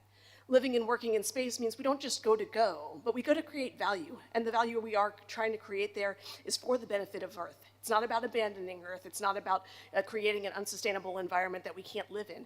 For us to survive as companies, we have to create a sustainable space future. So I think it's incumbent upon us to be good. Sustainable for you, does it mostly mean sustainable in terms of ensuring, you know, that we care and nurture the space environment, or does it mean sustainable in terms of a business model, that you need a viable, sustainable business model, and ultimately a model that delivers profit for you and your shareholders? Because, you know, many people might be somewhat cynical about your motivations if in the end what matters most to you about space is making money out of it. So we have only one shareholder, so that makes it easy. He is not in this for us to return, returns to him. But this isn't just about Blue Origin. No. But generally, when private sector business looks to space and talks about opportunities, it's talking about opportunities to make a profit. And that, in the context of this sustainability debate, may, for some people, immediately raise red flags. It is a healthy tension that we have to keep an eye on. I would argue that even more so than national space agencies, companies that do not take sustainability seriously will not survive as companies. It's imperative to us. Those are not in tension. They are well aligned with each other. Really, you absolutely believe that this is in sync. This isn't a tension which is two opposing forces. We have to keep an eye on it. But if we create an environment where we cannot run our business, then we don't have a business anymore. Right. Companies like Blue Origin may actually have the solutions for space sustainability. Is that something you're actually looking at and trying to draw up? Tech solutions to, for example, the debris problem. So I think there's definitely things that are coming in place that are technology oriented. I would say that reusable rockets are a really good step in that direction. Our new Shepard rocket that's operating today, our new Glenn rocket that's coming down the pipeline for LEO and cislunar operations are designed to be reusable. So rather than throwing away spent stages in the ocean, leaving fairings up in space, what we're moving towards is a place where that is something that becomes an asset for the business and therefore is an economic driver towards sustainability. Wang Cheng, I want to bring you in because I don't know if you feel there are parallels with the climate change debate, but clearly in the climate change debate, which ultimately is about the future of our planet, its viability for human life, there are clear differences of perspective between the sort of rich world nations which have long benefited from industrialization and development, and those countries which are coming later to the industrialization party and feel that they're being penalized for the, the carbon policies of the more established, rich, industrialized world. Is it the same in space that viewed from China, for example, you feel that the rules that apply to you should be somewhat different as you're a sort of younger space nation? Very good question, and thank you so much for our UAE's colleagues for organizing this debate here. And this question, your question is very confusing, but I can give you some information here. For example, China is building up a very large and huge space infrastructure, including remote sensing, navigation, and even some of the satellite using for the climate change. And more satellite was put into use right this time. And we also have some collaboration programs with France, with Brazil. For example, like we are not only offering the basic information, but also we're offering some public service, not only to China, but also globally, offering the remote sensing data to be applied in the climate change, etc. And secondly, I think we're talking about industrial or developing countries. I'm talking about China is really open to the international world. Because let's talk here. We have set up some chance of opportunities operation for lunar exploration. For example, like we have Saudi Arabia colleagues, we have on board the payload and very successful image of the lunar exploration. And we even open, the manned space flight for under the UN framework. And recently, we have signed agreement with UAE Space Agency talking about the future lunar exploration. So that's why China is trying to all kinds of effort under the framework of the United Nations, talking about, for example, like the UN Sustainable Development Goal, and we try to contribute more. But right this time, there was one problem, that's one of the reasons why UAE colleagues is organizing this debate. How to organize all the international space community together to talking about what we can have the consensus, not a conflict here. So that's the reason why we come here, find a common interest, and to work together, push on it.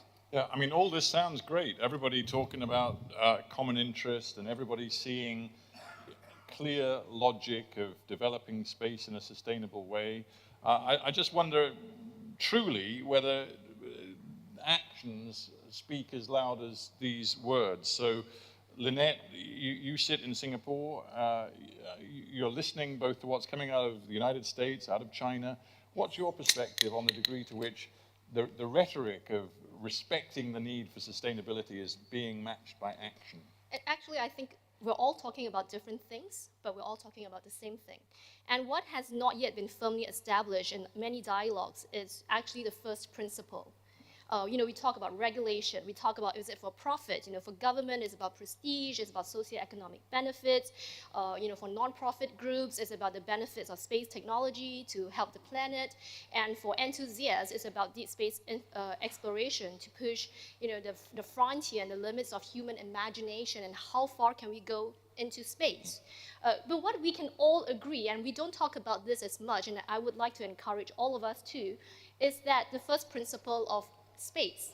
I think it is a place that brings out the best in humanity. It's exemplified by the International Space Station, the ITU. We were talking about many different discordant initiatives, but then many times in space, people have come together to work on large, massive projects together in lunar exploration, in the Mars mission, right? And now to combat climate change. So the first principle is, one, space should bring out the best in humanity. And it is the best platform for humanity to preserve it for our next generation. And I think we all agree with that. And what doesn't get talked about, we have lawyers here, we have companies here, I'm in a non-profit group. We should talk about creating the right culture, right? We talk about regulations, who's gonna sign this, who's gonna sign that, is it an agreement, is it a protocol? But being very active in creating the right culture to collaborate, to cooperate, in debates such as the ADSD, I love the acronym, and in dialogues, right? Then the names don't matter because the culture will bring us to where we want to be it to make money because you want it to be sustainable, you want shareholder or shareholders to be sustainable, socioeconomic benefits for emerging countries and small countries, large countries. We want to have that kind of right culture.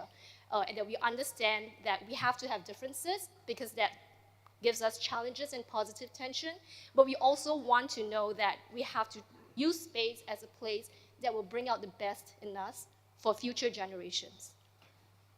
Thank you very much. That's a very good way of putting it. Anton, I just want you to give me a sense of how far we need to think ahead in terms of new rules, regulations, frameworks for sustainable space ambitions. For example, there's a lot of focus at the moment on space debris, and I think the European Space Agency says there might be 300 million pieces of space debris already out there if one goes down to the size of 1 millimeter in diameter plus. I mean, that's a pretty extraordinary figure.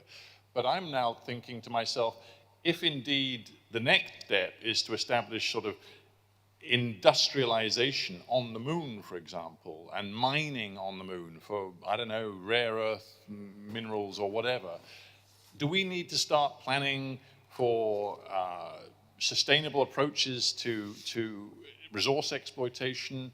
Do we need to think about property rights in space? How far do we need to take this thinking about what sustainability might mean? Well, first of all, just wanted to say that well, you need to speak quite close to it, but yours doesn't have a light on. Can we make sure Anton's microphone is... just press a button. There you okay, go. There we go. Well, first of all, I just would like to say maybe a little bit, out of the line. I don't think there is anything of value for us on the moon. I actually think that... so you think there's nothing of value for humankind on the moon? No. So...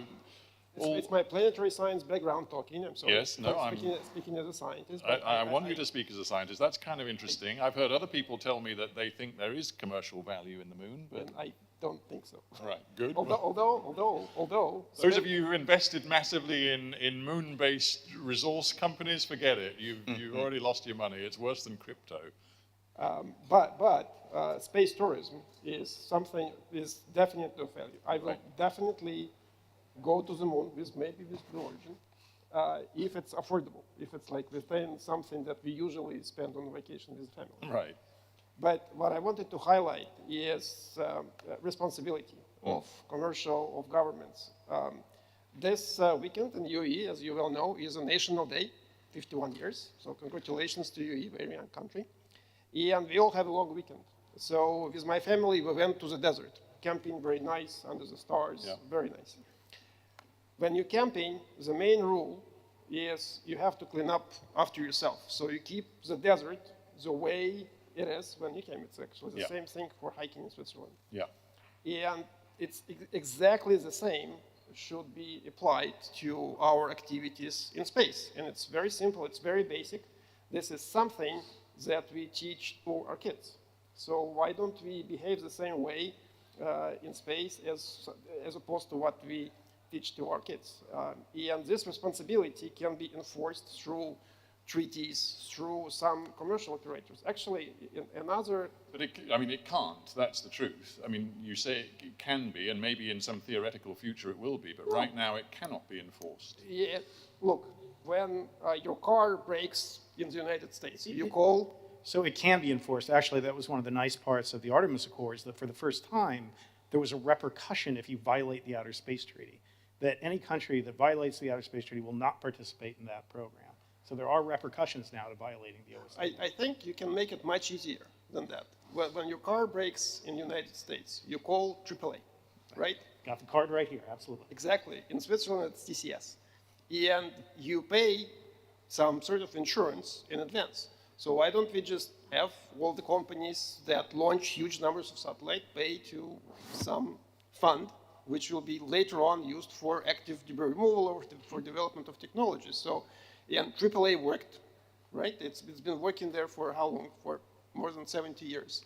So there are solutions that we have already developed to teach responsibility to the kids. And this is the same we can do with the companies. It sounds fascinating, and it sounds great if it would work. I mean, my thought on this is that the cost of getting into space is coming down. Yep. So there are more and more actors who are actively looking at space as a potential commercial opportunity. So, and as you get more and more people involved, you're probably going to get more and more people who don't necessarily have the same level of responsibility and conscience that you've just outlined. And therefore, my question is it actually becoming more and more difficult to build in these approaches, this sense of responsibility, of collective commitment to sustainability?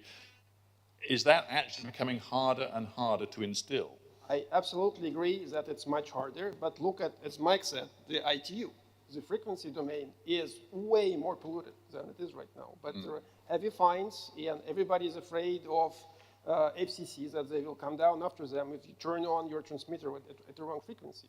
So the humanity has developed ways to make a lot of people behave. And that can only be... And economical. It's all. But it has to be led by governments. I mean, the private sector's got to be involved, but it, in the end, will be led by governments, won't it? I think it will be, and I think that that's one of the things that I've been so impressed with the UAE here, is that they've really come out of the gate as a space policy powerhouse, and we're really leading the world and thinking about how do we watch as the access to space expands. We've gone from sort of space superpowers that we count on one or two hands to now over 100 organizations, 100 nations in UN COPUOS. So as we start to expand the number of nations that are engaged, those nations that are taking the most active leadership are going to be the nations that we all follow into the future. That's very interesting. So the sort of received wisdom that really it's only the space superpowers that matter, for the future that may not be the way it works. If the sort of medium-sized but very committed and ambitious space operators can be brought together around common positions, they can wield real power. And that happens in reality. Sorry to interrupt. That happens in reality. I co-chair the UN committee on this, right? And you've got 102 countries in the room, and that is the full cross-section of different types of countries, from less developed, industrialized, whatever, with different space capabilities, or indeed even no space capabilities. And yet they all have a stake. They all understand that the decisions we make now have to be right for the next 10, 20, 30 years. And all of those decisions, it takes time, but all of those decisions have to be done on an agreed basis. And so every country has the opportunity to contribute. Every country has the opportunity to have voice. The UAE is a wonderful example of a country that's relatively recently been engaged in space in a wonderful way, and yet is exercising its voice to promote responsibility. And there's a real opportunity for those emerging, developing, and, if you like, middle power space countries to play a role, to have a voice. And as I said, every country in the end will work in their own best interests, but it's in their own best interests, as it is for the private sector. The private sector won't make money if space is unsustainable. They need to be able to operate in space. And so we just have to change that language to make clear that actually it's in your interests, your national interests, which coincide with broader interests, to actually look at space and say, this is a finite area that we just have to be very careful about. And let's not forget about sustainability here on Earth. Earth is in space. And through microgravity research and development, Redwire, my company, is the only company to have ever actually manufactured something on the ISS. We are going to have a whole new scientific and commercial arena in microgravity to develop new medicines, new types of agriculture that are going to create sustainable solutions for climate change, crops that can grow in the desert. We can reduce human suffering. Our company is working on growing new kidneys and hearts in space, all of which I want to take advantage of. So space will result in sustainability, not just in the space environment, but here on Earth as well. We're almost out of time. I failed. Earlier I said I was a huge advocate of engagement and getting questions. Does anybody, we have a little bit of time, but not much. Has anybody got a burning question they want to ask the panel? Oh, sir, you have. You win the lottery prize for the question, because we're only going to have time for one. Have we got a roving mic that can get to the gentleman who's waving his arm over there? Where is our roving mic? Goodness, having promised a roving mic, I now can't. Have we got a roving mic? Has anybody there? Sir, you're going to have to run, if you don't mind. Run to our questioner, because we're running out of time. No, sir, where are you going?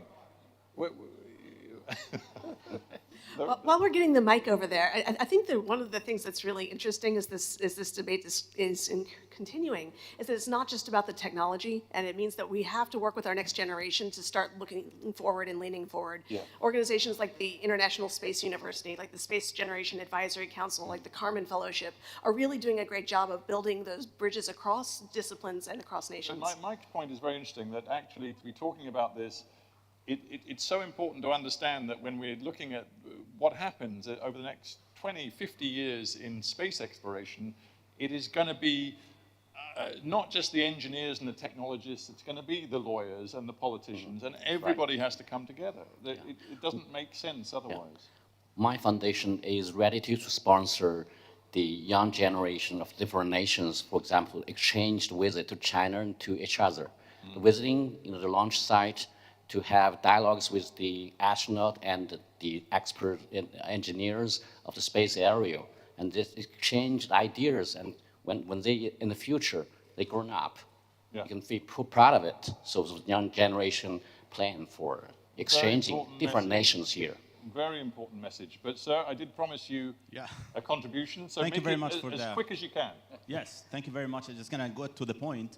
I think we're all here talking about sustainability and how important it is. No disagreement about how we should protect space and how space is important. But since we're talking about moving towards commerce, moving towards more industry, led, by private sector and so on. My understanding, but correct me if I'm wrong, industry is not really about treaties. Industry is about standards. If I'm an engineer, if I'm a commerce, I would like to know what exactly is required. If you tell me you should make space safe, I will tell you absolutely, by all means. If you tell me I should make it sustainable, I'll tell you by all means. But what does it mean to me if I don't have clear standards? The way I would interpret it in my company could be one way, another company could do it totally different way. Is that fair?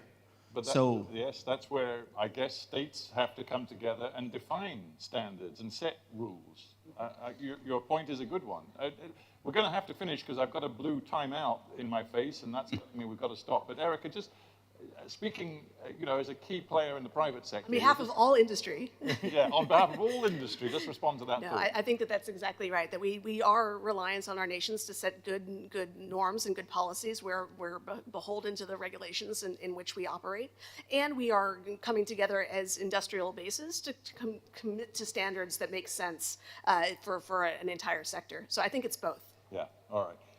I have a feeling I've left questions in the audience that we haven't got time to answer, and Madam, I see your hand up, but sadly, I think the red lights are flashing and we have to end this session. All I can say is it's a good sign when the debate continues and, there are more questions to be asked, because it suggests that we've hit on something that is really important and that you all really care about. So thank you so much for your time and attention. And if you would, let's just end by giving a very warm round of applause to all of our great panel. Thank you, panel. Thank you very much. We will gracefully exit, and I'll put you back in the safe hands of our MCs for the day. So thank you very much.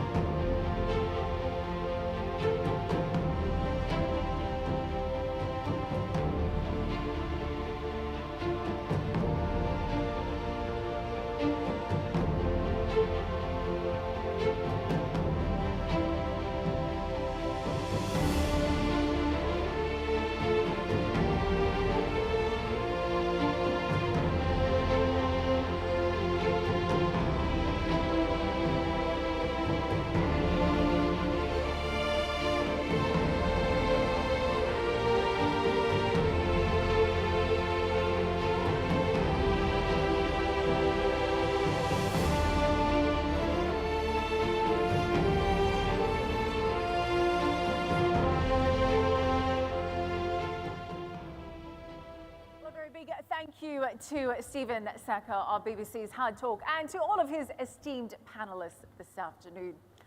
Well, our next session is going to be a very special fireside chat with the Chief Commercial Officer of the Al satellite communications company, better known as Yahsat.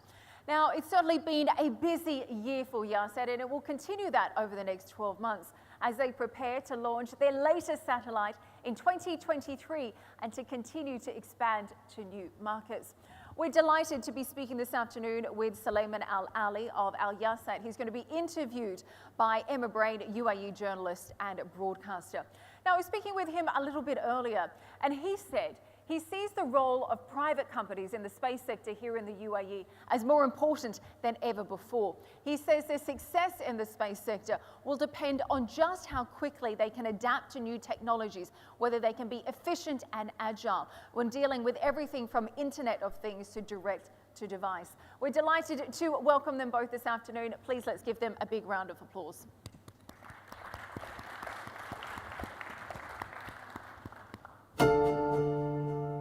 أخواني وأخواتي، تنويع اقتصادنا ضرورة استراتيجية أساسية ضمن خططنا للتنمية. من هذه الرؤية الحكيمة انطلقت مسيرتنا كشركة وطنية رائدة نعمل لتعزيز جهود التنويع الاقتصادي. نستثمر في قطاعات متنوعة في دولة الإمارات وحول العالم. الياسات تقدم خدمات الاتصالات الفضائية لأكثر من 150 دولة حول العالم. تساهم شركة مصدر في تحقيق المبادرة الاستراتيجية لدولة الإمارات لتحقيق الحياد المناخي لعام 2050. الاستثمار غايته هو أنك تكون عائد ودخل، لكن من أهم استراتيجيات الاستثمار أنك تنوع استثماراتك. ويظل الاستثمار في الإنسان أهم استثماراتنا لتعزيز مسيرة التقدم والازدهار. مبادلة، نستثمر للوطن.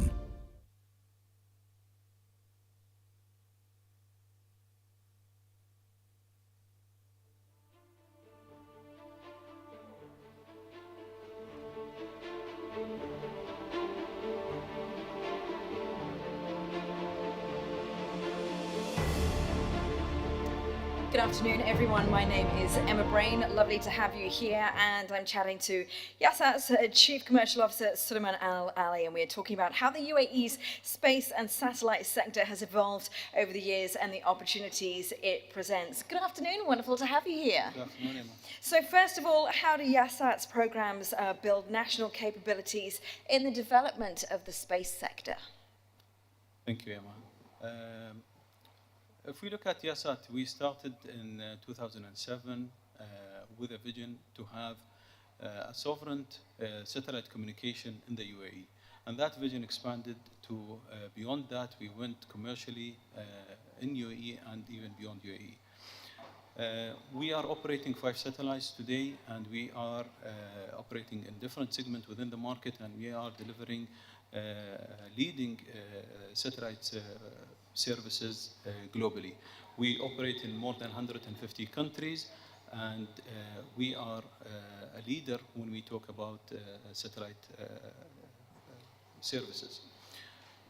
With the years of experience that we accumulated, 15 years of experience, and also after that we acquired Thuraya in 2018, and we all know that Thuraya was the first step for UAE toward the space segment or the space industry.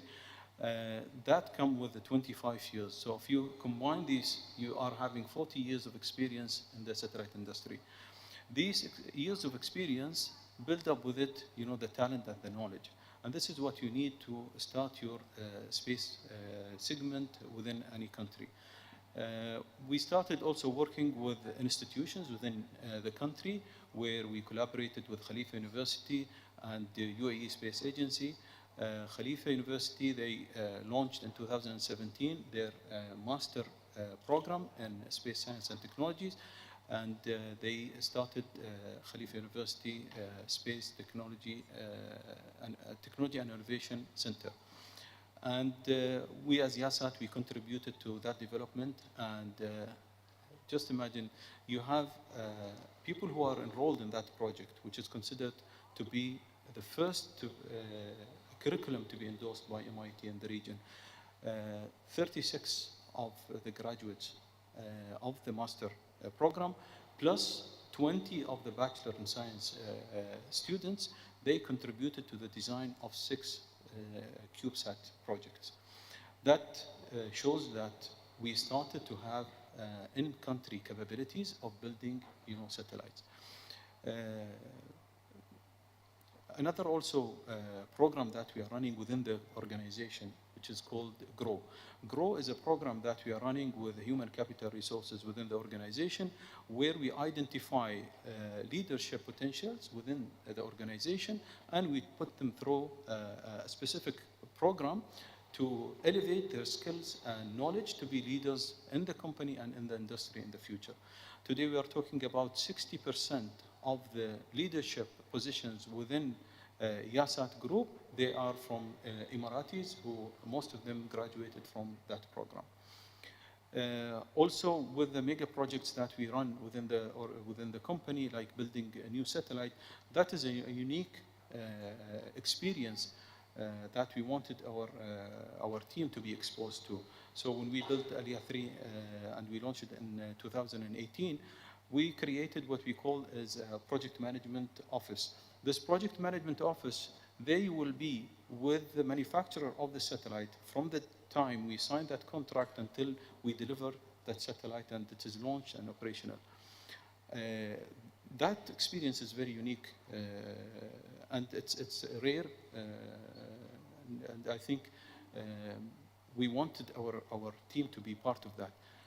Now, with the second project that we are running today with the Thuraya 4 Next Generation program, we are repeating the same. We saw the amount of knowledge that the team that is going there, they are accumulating. And if you talk to your team before they go and after they come, you see that their even understanding and perspective of the satellite industry and manufacturing is totally changed. So that understanding is really crucial to build up the local talent within the UAE to have the space segment. And what does Yasat's global network mean for your international partners? So if we look at Yasat Group today, as I mentioned, we are covering more than 150 countries. We have 4 offices, 2 of them in UAE, 1 in Dubai, 1 in Abu Dhabi, and we have 1 office in South Africa, and we have an office in Singapore. That is putting us really close to our partners to understand the market and to understand their needs. When our partner look at us, they look at a company that have been in the industry for a long time. They are financially strong. We have shown recently a double-digit growth compared to last year in our recent announcement. And they saw that a lot of operators within the industry, they go through the struggles, ups and downs. But Yasat as a group, we have a sustained growth. Today we are ranked out of the top 10 satellite operators. In only 15 years of operation, we passed companies who have been there in the industry for even more than 40 years. That is showing that the company is going in fast pace, and we are really delivering to our customer the latest technology, and we are fulfilling the requirement that is coming in the market. I will give you an example of a niche market that we are identified with a collaboration with our partner. In the Asia-Pacific region, we know that there is a lot of fishing boat in that region. And the fishing segment within the maritime segment is a very niche market that was not given a right focus. But the requirement of these fishermen are only basic need of communication. They want to communicate with their families. They want to communicate with the authorities if they are in danger. So they don't, and they have a problem of affordability. So what we did with our partner, that we created a solution. We called it Marine Star. That product is just fitting their requirement, and we had a great success in Asia-Pacific region, where we have today more than 20,000 of these products are installed in fishing boats, and more orders that we have in the coming year.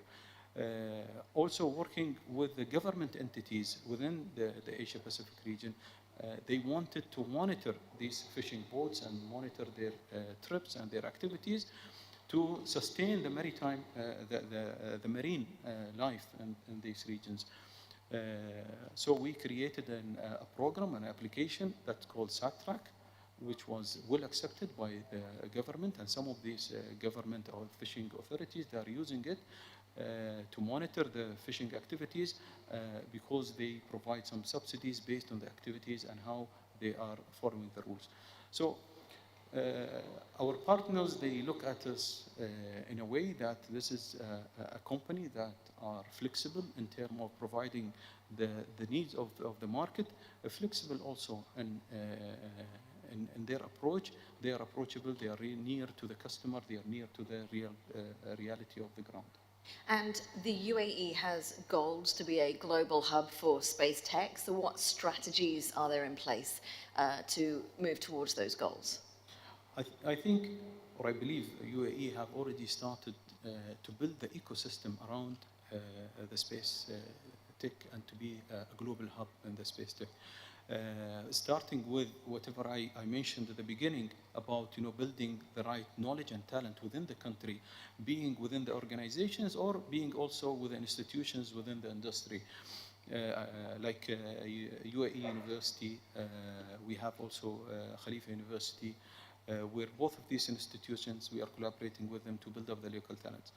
After that, it will come, you have to build up you have to bring the technology in the country, and then you need to start manufacturing that. With Khalifa University Space Technology and Innovation Center, they have the capability of building certain type of satellites.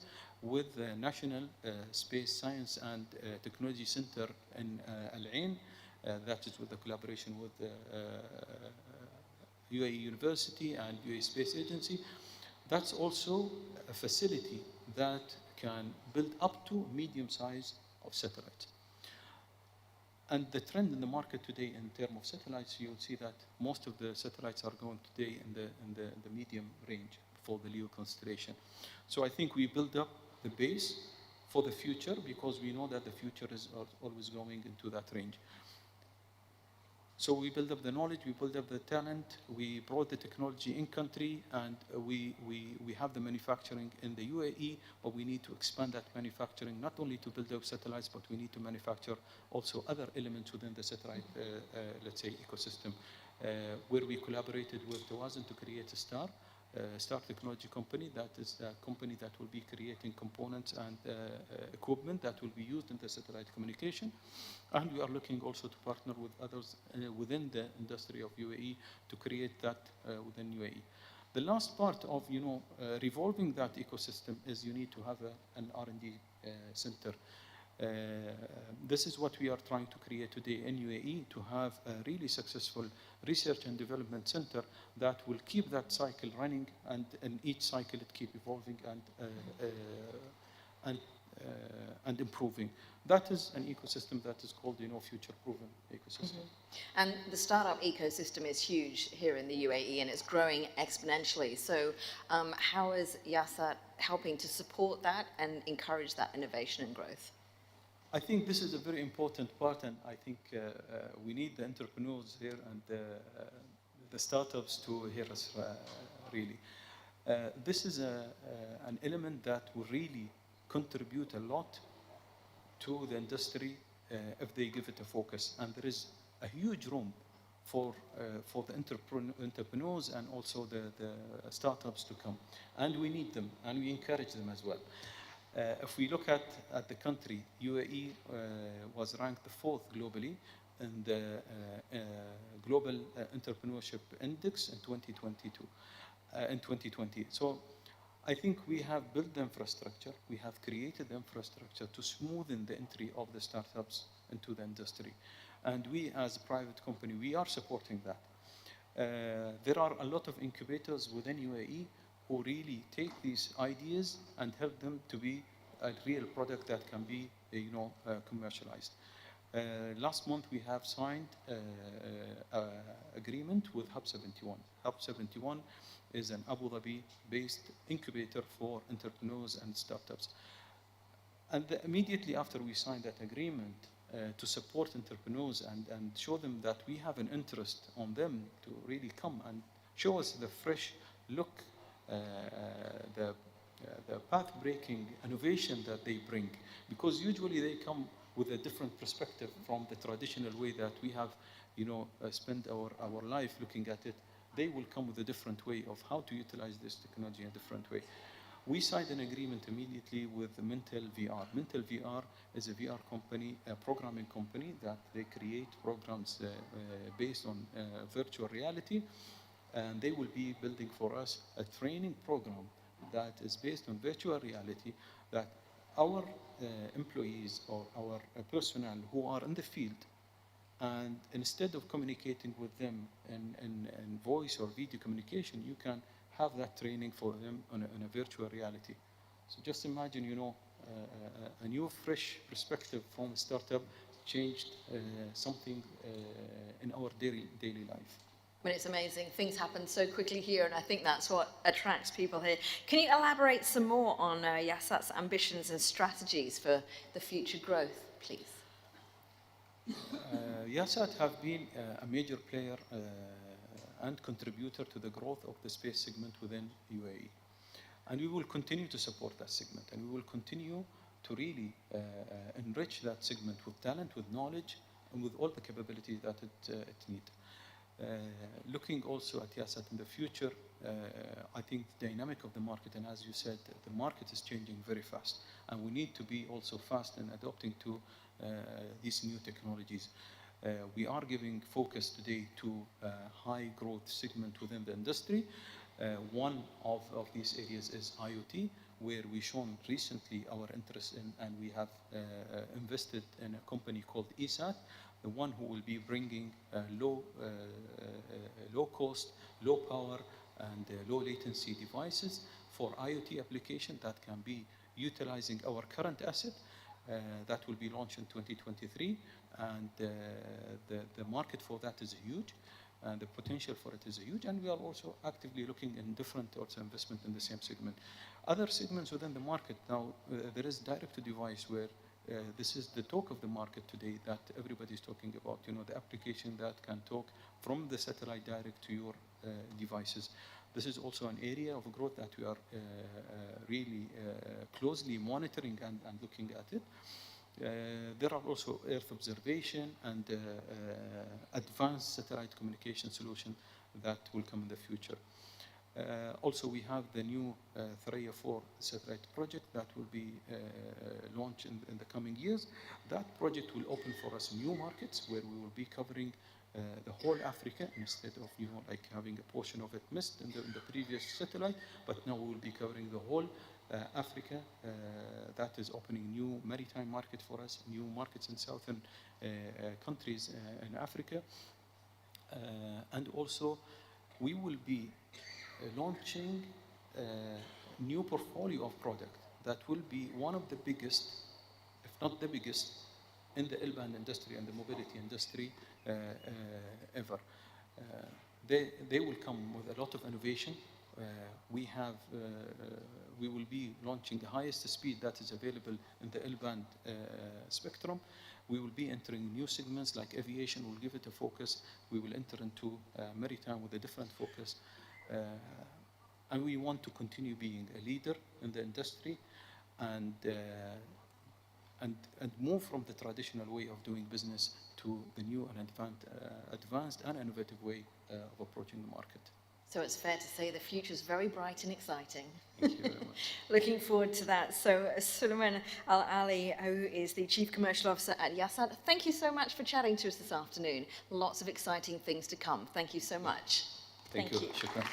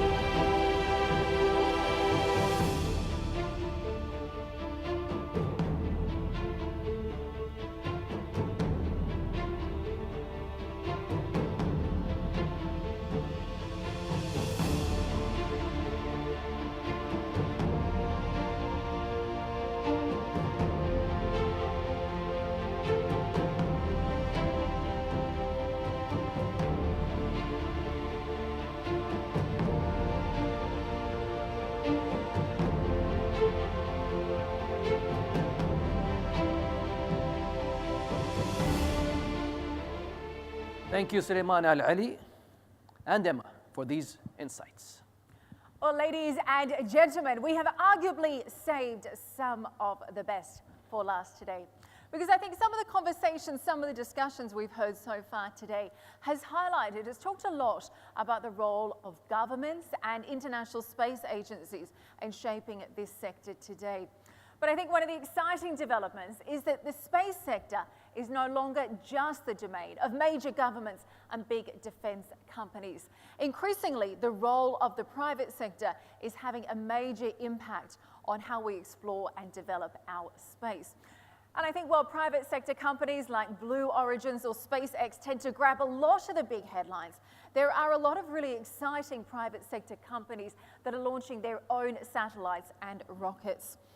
Our panel this afternoon told me a little bit earlier, said we are in the midst of such an exciting, transformative time for the space sector when it comes to the private sector companies, but they did admit that a number of challenges remain. So we're very pleased to welcome them on stage this afternoon. Delighted to welcome our moderator for this session, the Executive Vice President of Redwire Space, Mike Gold, who we met a little bit earlier today.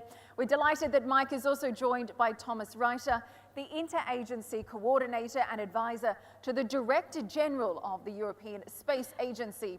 He's also joined by Jeffrey Manbar, the President of the International Space Stations at Voyager Space, as well as Jean-Marc Nasser, the Executive Vice President of Space Systems at Airbus Defence and Space. Ladies and gentlemen, keep in mind that with the space systems pegged as a $1 trillion business by 2040, the stakes are clearly very high. So joining us soon will be Mike Gold and his panelists. Please welcome on stage.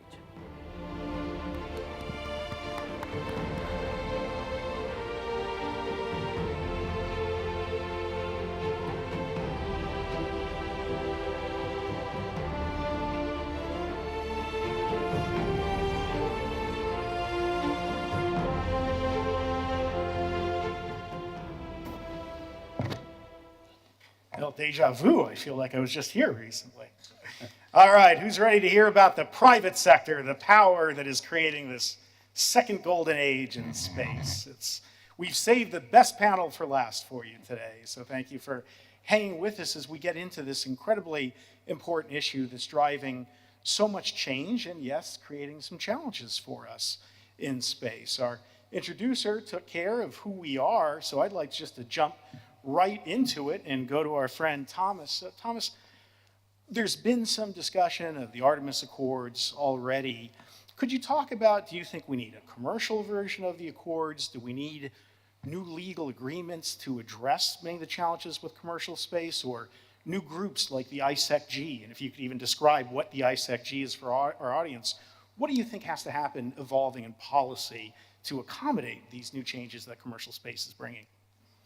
Thanks a lot, Mike, for this introduction. And indeed, I believe that as we are moving on from time and space where it was basically dominated by institutional organizations, by space agencies, we need another framework. As we have been trying to move out towards moon and other celestial bodies, it's clear that if we want private industry to make investments, that they need a kind of legal framework in which they are working. So that is one aspect, and I think that is also one of the main drivers for the Artemis Accords. On the other hand, I think the role of having really strategic views for the future is a very important one. You mentioned ISEC. ISEC stands for the International Space Exploration Coordination Group. Going out beyond low Earth orbit to our next celestial body, the moon and Mars and so forth, and especially when we want to send humans there, we need a long-term plan. We need to know how to do it, with which technologies are needed, and we need an implementation plan for it. And I think that clearly underlines the need for strategy. This cannot be done just by a decision from one day to the next. And I think in the past, this development of this global exploration roadmap, which is the document you were just mentioning, has been elaborated by the International Space Exploration Coordination Group, where more than 12 agencies are actually involved. This is the basis for the activities we see now. Now, who could have imagined maybe 5 or 10 years ago how well this evolvement or the process of evolving in the commercial area could have gone. So I think this was the right steps to do, the right documents to lay down. And now we see, fortunately, this development that we can most likely in future have a lot of commercial exploitation in this domain. So, Thomas, just to be clear, you're saying we need more lawyers in space. Yes, Mike, I closed my ears as you asked in the last session that engineers have an easy task and now it's the time of the lawyers. Yes, I have to admit, even though being an engineer, I tend to agree to that. Well, thank you. I appreciate you following instructions, and this is where I suffer from what I said in the last panel. Jean-Marc, let's turn to you.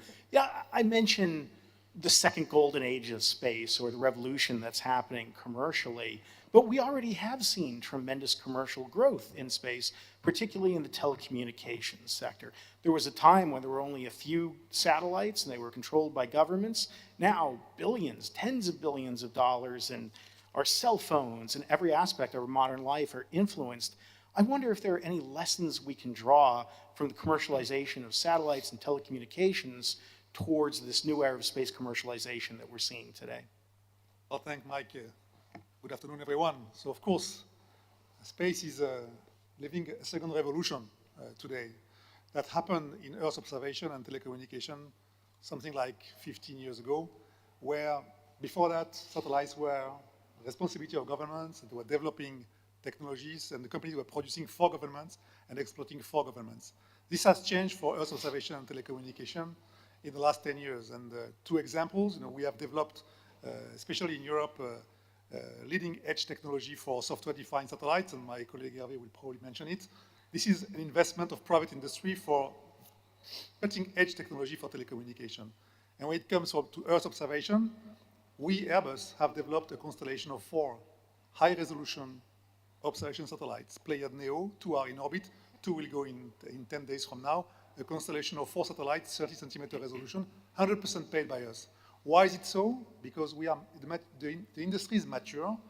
We have the capabilities to develop now solutions that meet needs of our customers, be it governmental customers, and I'm not discarding them. I like governmental customers very much, but also commercial customers. Space remains a territory of sovereignty, that we have more governmental customers than commercial customers, but this will change. And when it comes to exploration, when we speak of exploration of the universe, it's seen as being very far away in terms of private investment, but I think we're wrong. It will come.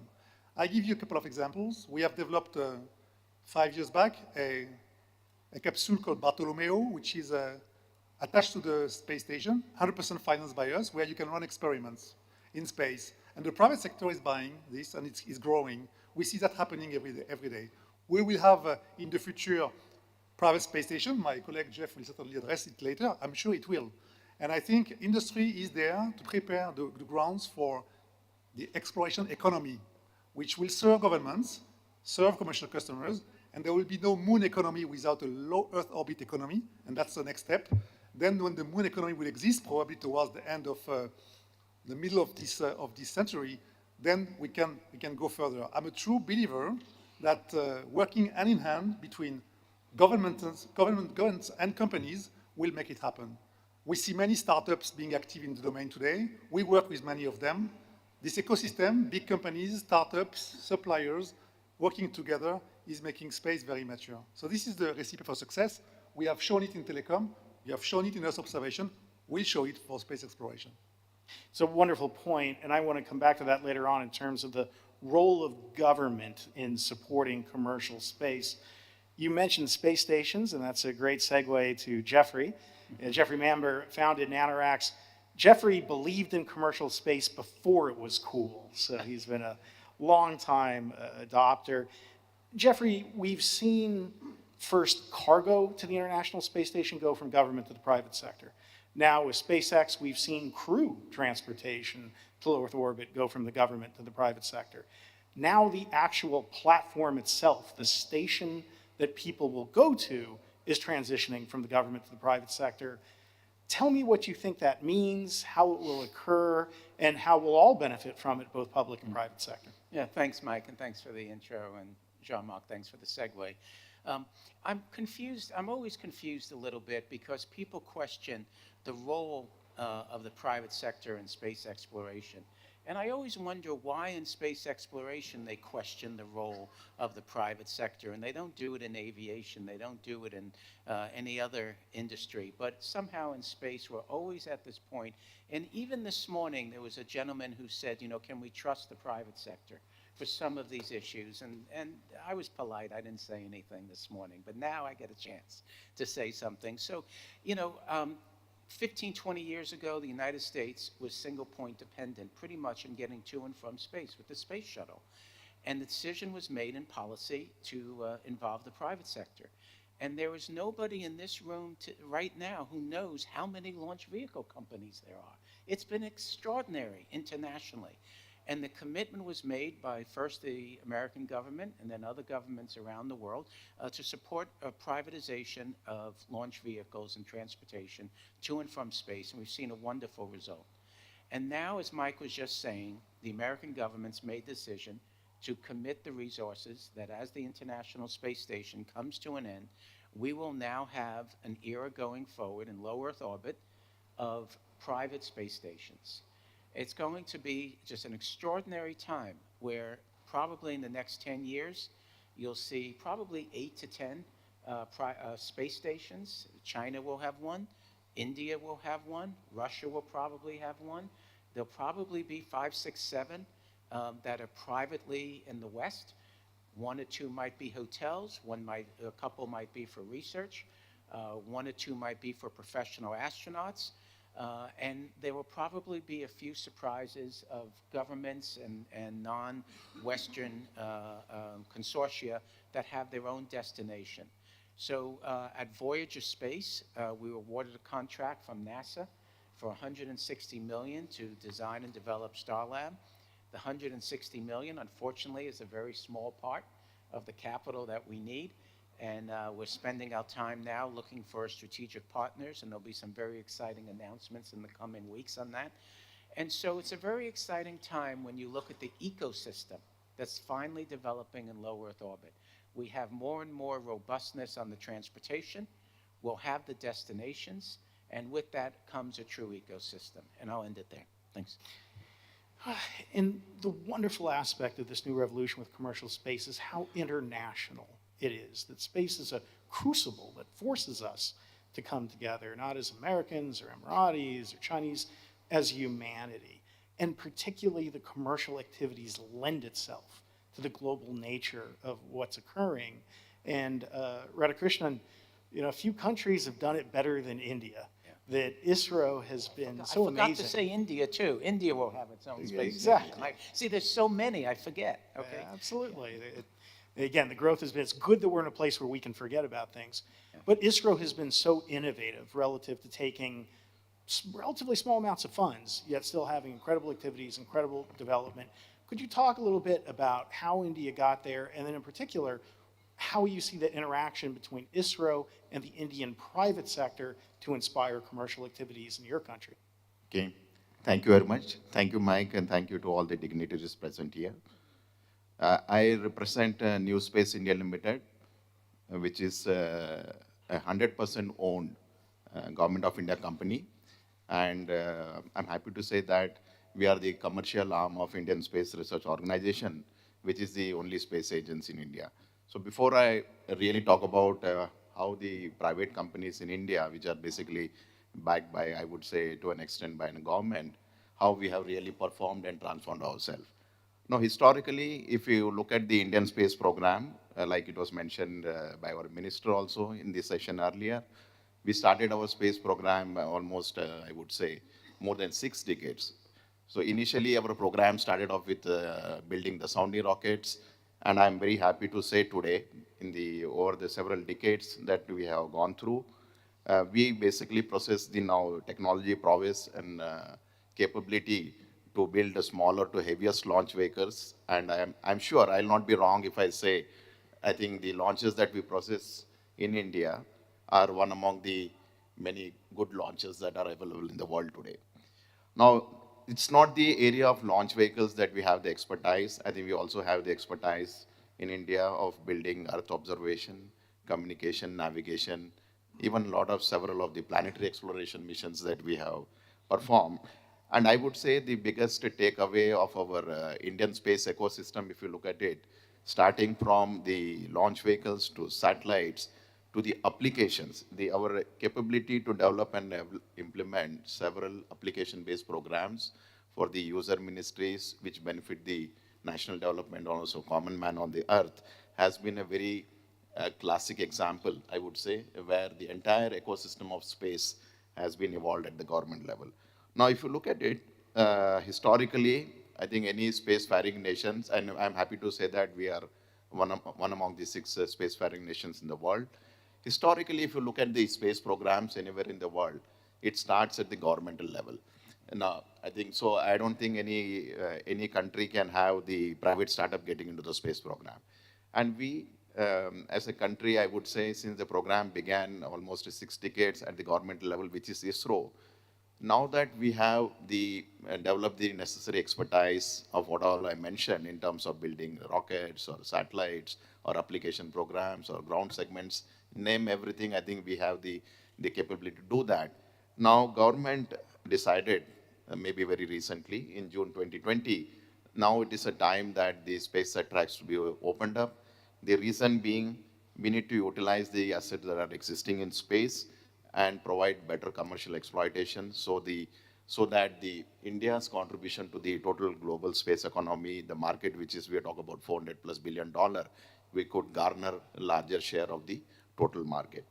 And in fact, during the June 2020, when Government of India, like Minister mentioned, the Prime Minister of India announced the opening of the space sector by unlocking India's space potential. I think New Space India Limited, we were just created a year before that. So we were created in 2019. This opening of the space sector to a private company like us has enabled us to transform from a mere, I would say, service provider company to end-to-end space company now.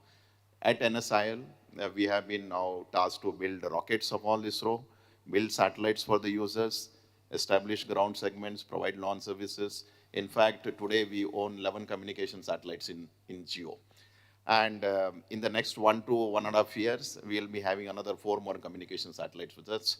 So I think I'm very happy to say here that we'll be owning in the next 1 year around 15 in-orbit communication satellite, which will be providing services all over India. We are mostly domestic-centric satellite operator. And in the last 3 years, I'm also happy to say here that we are today $1 billion US dollar company as our net worth, and we are trying to grow and expand ourselves and trying to enter in many of the markets.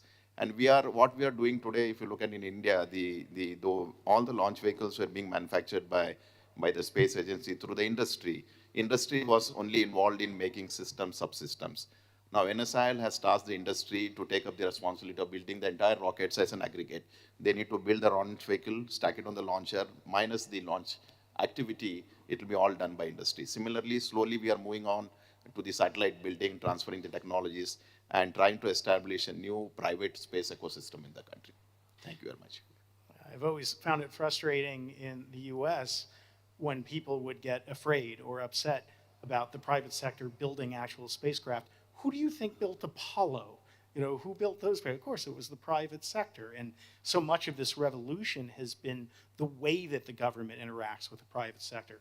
Fixed price contracting, of having the private sector put money in and then finding ways to actually make revenue from the private sector side. And I always like to warn people, beware of false dichotomies, that when I get asked private sector versus government, the answer is always both. As we talk about the people who built Apollo, et cetera, there are strong institutional actors that were around then, are around now, and play important roles, both on government and private sector. With SpaceX, for example, Elon Musk has admitted the company wouldn't exist if it wasn't for the support from NASA and the support from DARPA. So, Harvey, I'd like to turn to you, and we're so honored to have the CEO of Thales here with us. What do you think that interaction looks like moving forward between the institutional actors, you know, your company being one that has a long history, and governments and others, and this new private sector? you almost already answered the question, I think, Mike, saying that we need a full complementarity between these two, let's say, contributions.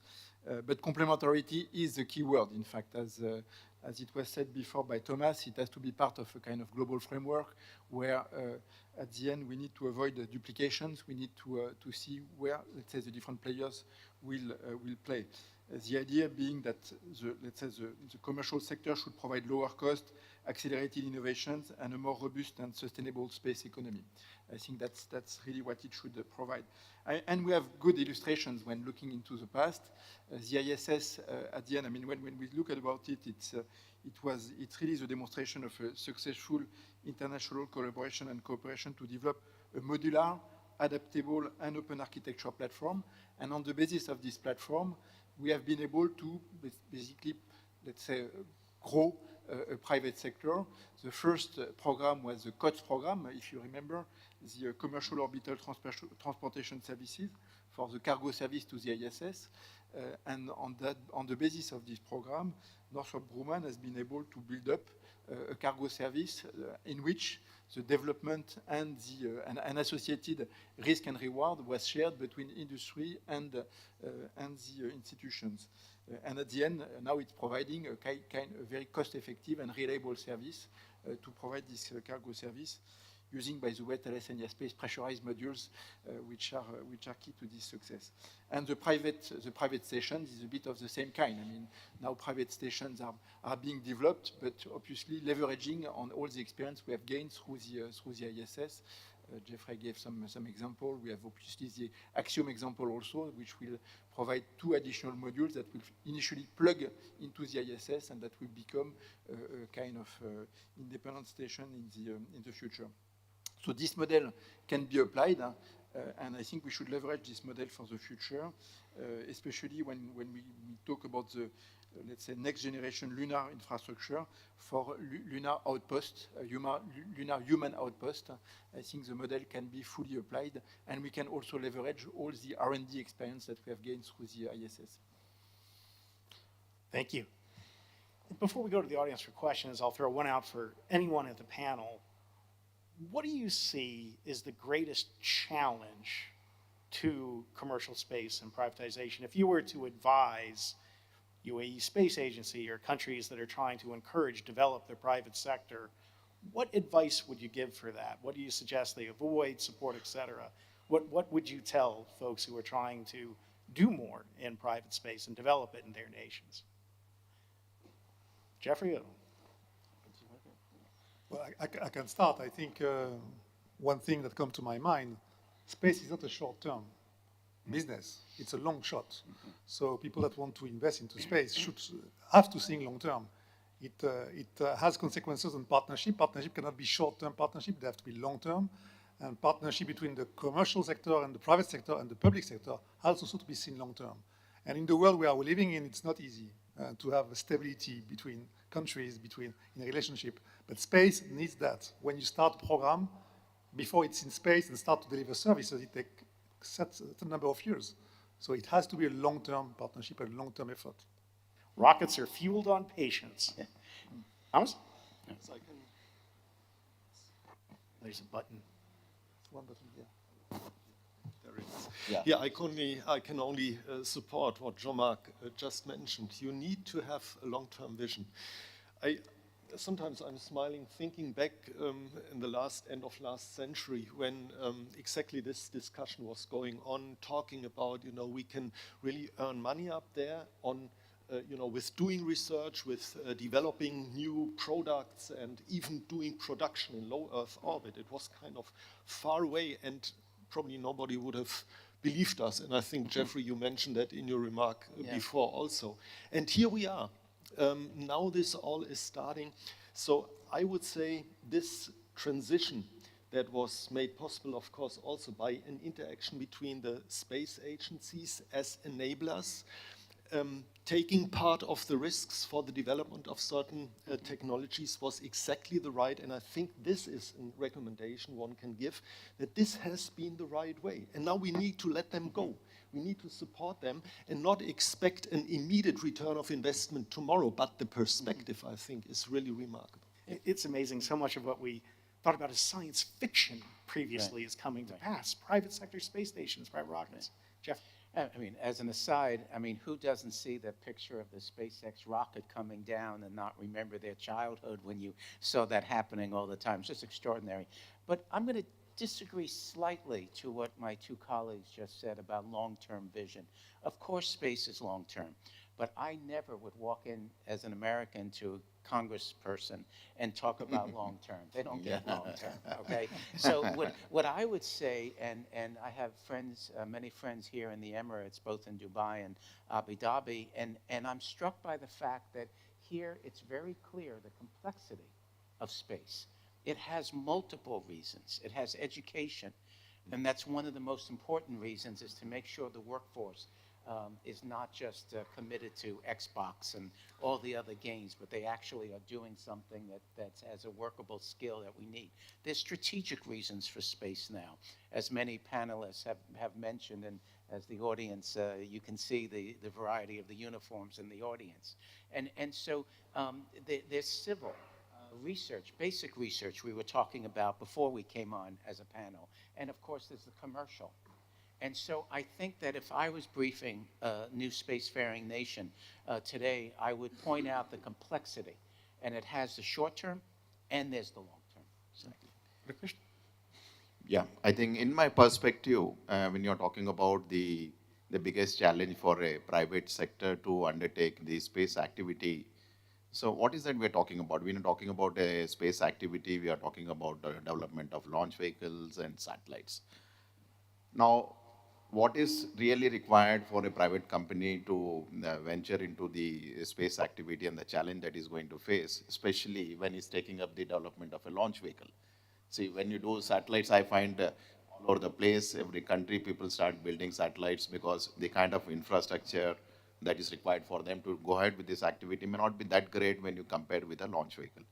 So the biggest challenge in my perspective, as far as the private sector is concerned, is the availability of technology know-how, the technical expertise, manpower, which are there to guide them. And because in the private company, somebody who's established it will not have the expertise of all the space engineers giving them in designing the rockets.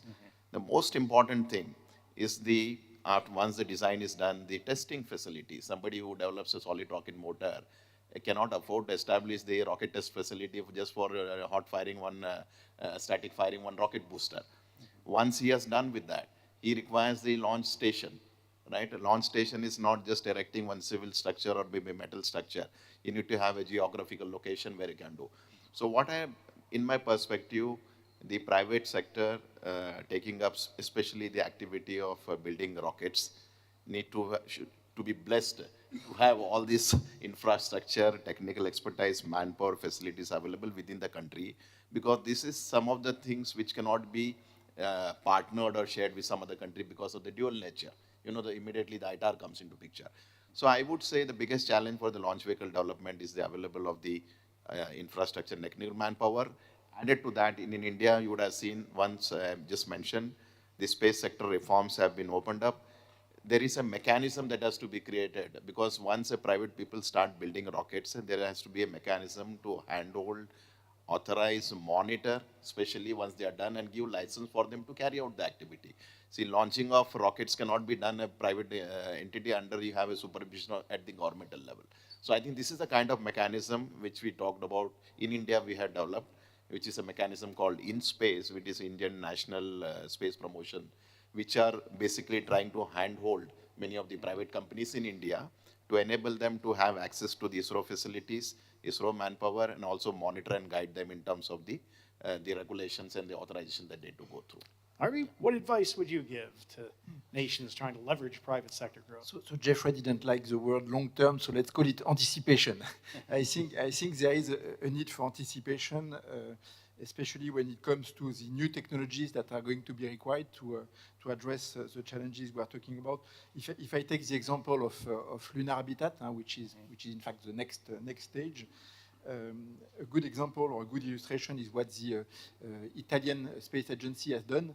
They have basically funded the development of these 17 breadboards for thermomechanical systems and components basically to prepare the key technologies that are going to be required to have lunar habitat, such as extravehicular activity door mechanisms, windows, micrometeoroid shields, that kind of stuff, so that when it comes to, let's say, larger programs, then all the key technologies are already available.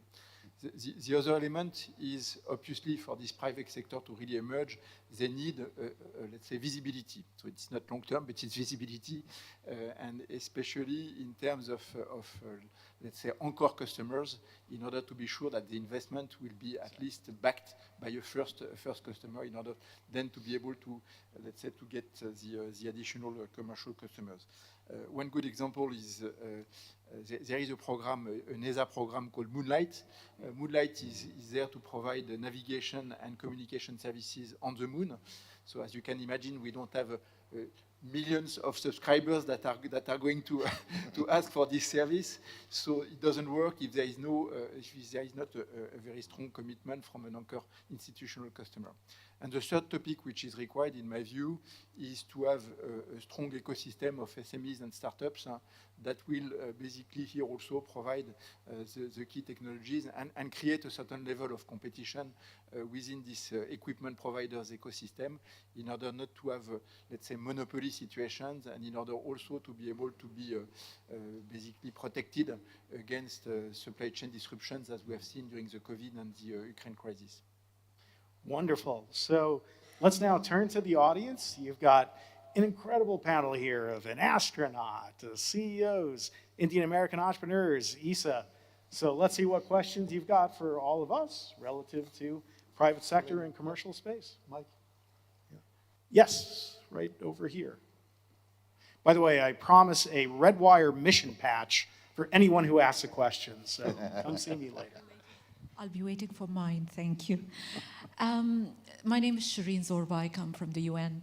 And I have for this amazing panel, and thank you for an excellent discussion, a question again going to sustainability, and maybe it's multifaceted.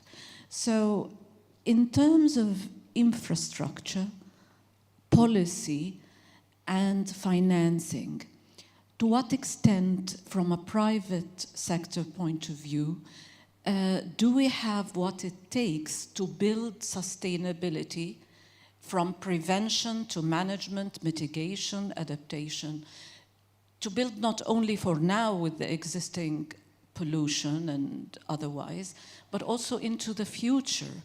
What would it take to have this infrastructure, policy, financing? How do you see the role of the private sector and also the role of policy and government at a global scale, especially that more countries and more coalitions are venturing into the spacefaring community? So I would love to hear your views on that. Thank you. It's an excellent question. Again, as a lifetime private sector person with a little tenure at NASA, we have no challenges, just opportunities to solve this issue. And I do think that the private sector can be part of the solution, but that does require the partnership with government to invest and create that infrastructure. So, panel, Jean-Marc, would you like to? Yes, I can start. No, we have nothing. Yeah. I want to be clear. It's a wild world up there, and the video this morning, very well done, by the way, is scary. Yeah. This keeps us awake at night. If space becomes a hostile territory where people start to act against each other, it is the end of the business. Let's be very clear. So there are nice words, there are nice talks, nice discussions, but nothing in place. And it's urgent that the major countries doing space are getting together and make space a territory of no hostile acts, that we can do business there. If not, we'll come back into our cars with a map on our knees to know where to go. And I don't want this for my children. Jeffrey? Yeah, to follow through on that, I mean, the private sector is now doing what the private sector does best. It's seeing market opportunities and developing products. But your question and the crisis we're beginning to face is a perfect example, as Mike was saying, why we need the public-private partnership. And one of the things that we've been working on with some of the winners and some of the teams that are developing private space stations is, for example, whether you can have an orbit which the nation states doing space will agree will not have debris, will not have collisions. We'll keep that as debris-free orbit as possible. But in general, the private sector can only do so much, and as Jean-Marc was saying. So again, I'll echo my great question, and let's just hope we come up with a solution on the Earth and in space. So, Thomas? Yes, thank you. My take to answer your question is the following. I think in terms of technology, these are things that can be solved. And we started the discussion a little bit with a few reflections on technology or exploration roadmaps. So I think this is all in place. In that respect, I would say we are on a good track. Now, the two other elements which still we need to work on, we all know, and it has been briefly mentioned, to find a kind of framework, legal framework, whatever you want to call it, that allows us that this development goes in the right steps and in a way that it is open and that hopefully all nations can participate. And that is not an easy task because we all know that legislative processes on national level, but even more on international level, take very long. Now we are facing a situation where the developments that we just have been discussing are overtaking these developments. And here I see probably the biggest challenge for the coming years. And ultimately, it's a global solution. It's the only way we get there. So we applaud your work at the United Nations and everything's done there. So we probably only have time for one last question. This is the last question of the day. So we need to go out on a high note. Who has an incredible question to end this first day of the conference? Here we go. If we could get a microphone to this gentleman in the front row.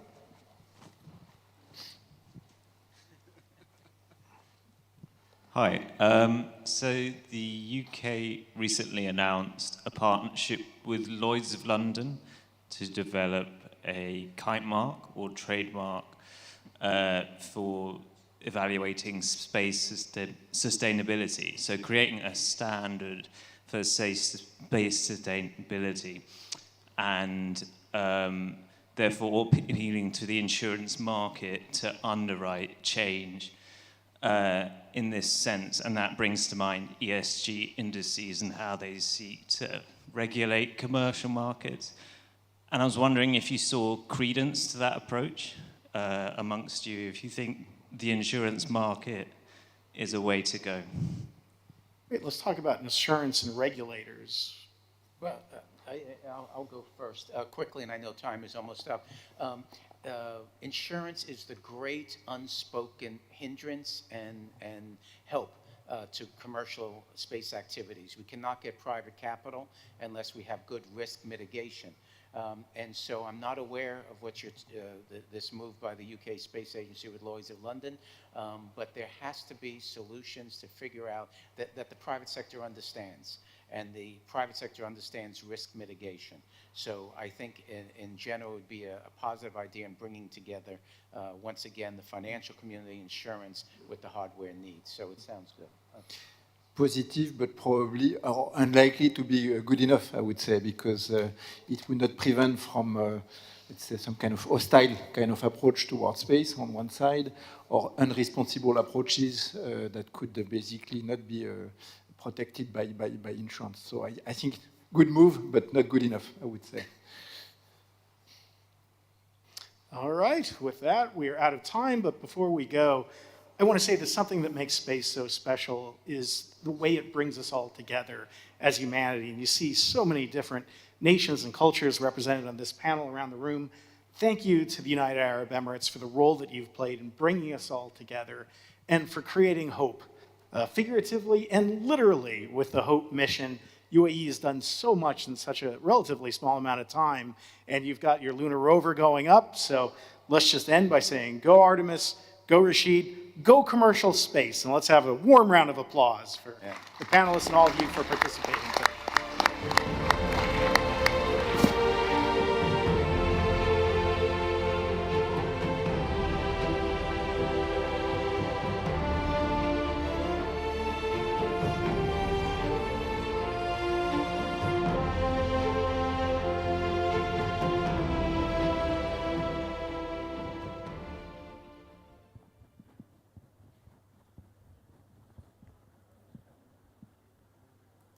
Thank you very much to Mike and his incredible panelists for joining us today. Well, ladies and gentlemen, a very big thank you to all of you for joining us today as well. We hope you have enjoyed these important discussions, these important sessions. We hope that you have found them valuable. It certainly has been a pleasure to join you today. We're going to be back here tomorrow morning at 10 a.m. sharp, even bigger and better for day 2 of the Abu Dhabi Space Debate, the global platform defining the future of space. Ladies and gentlemen, keep in mind the workshops begin at 7 a.m. tomorrow. Have a great evening. Enjoy your day. Thank you very much. Good evening and good night.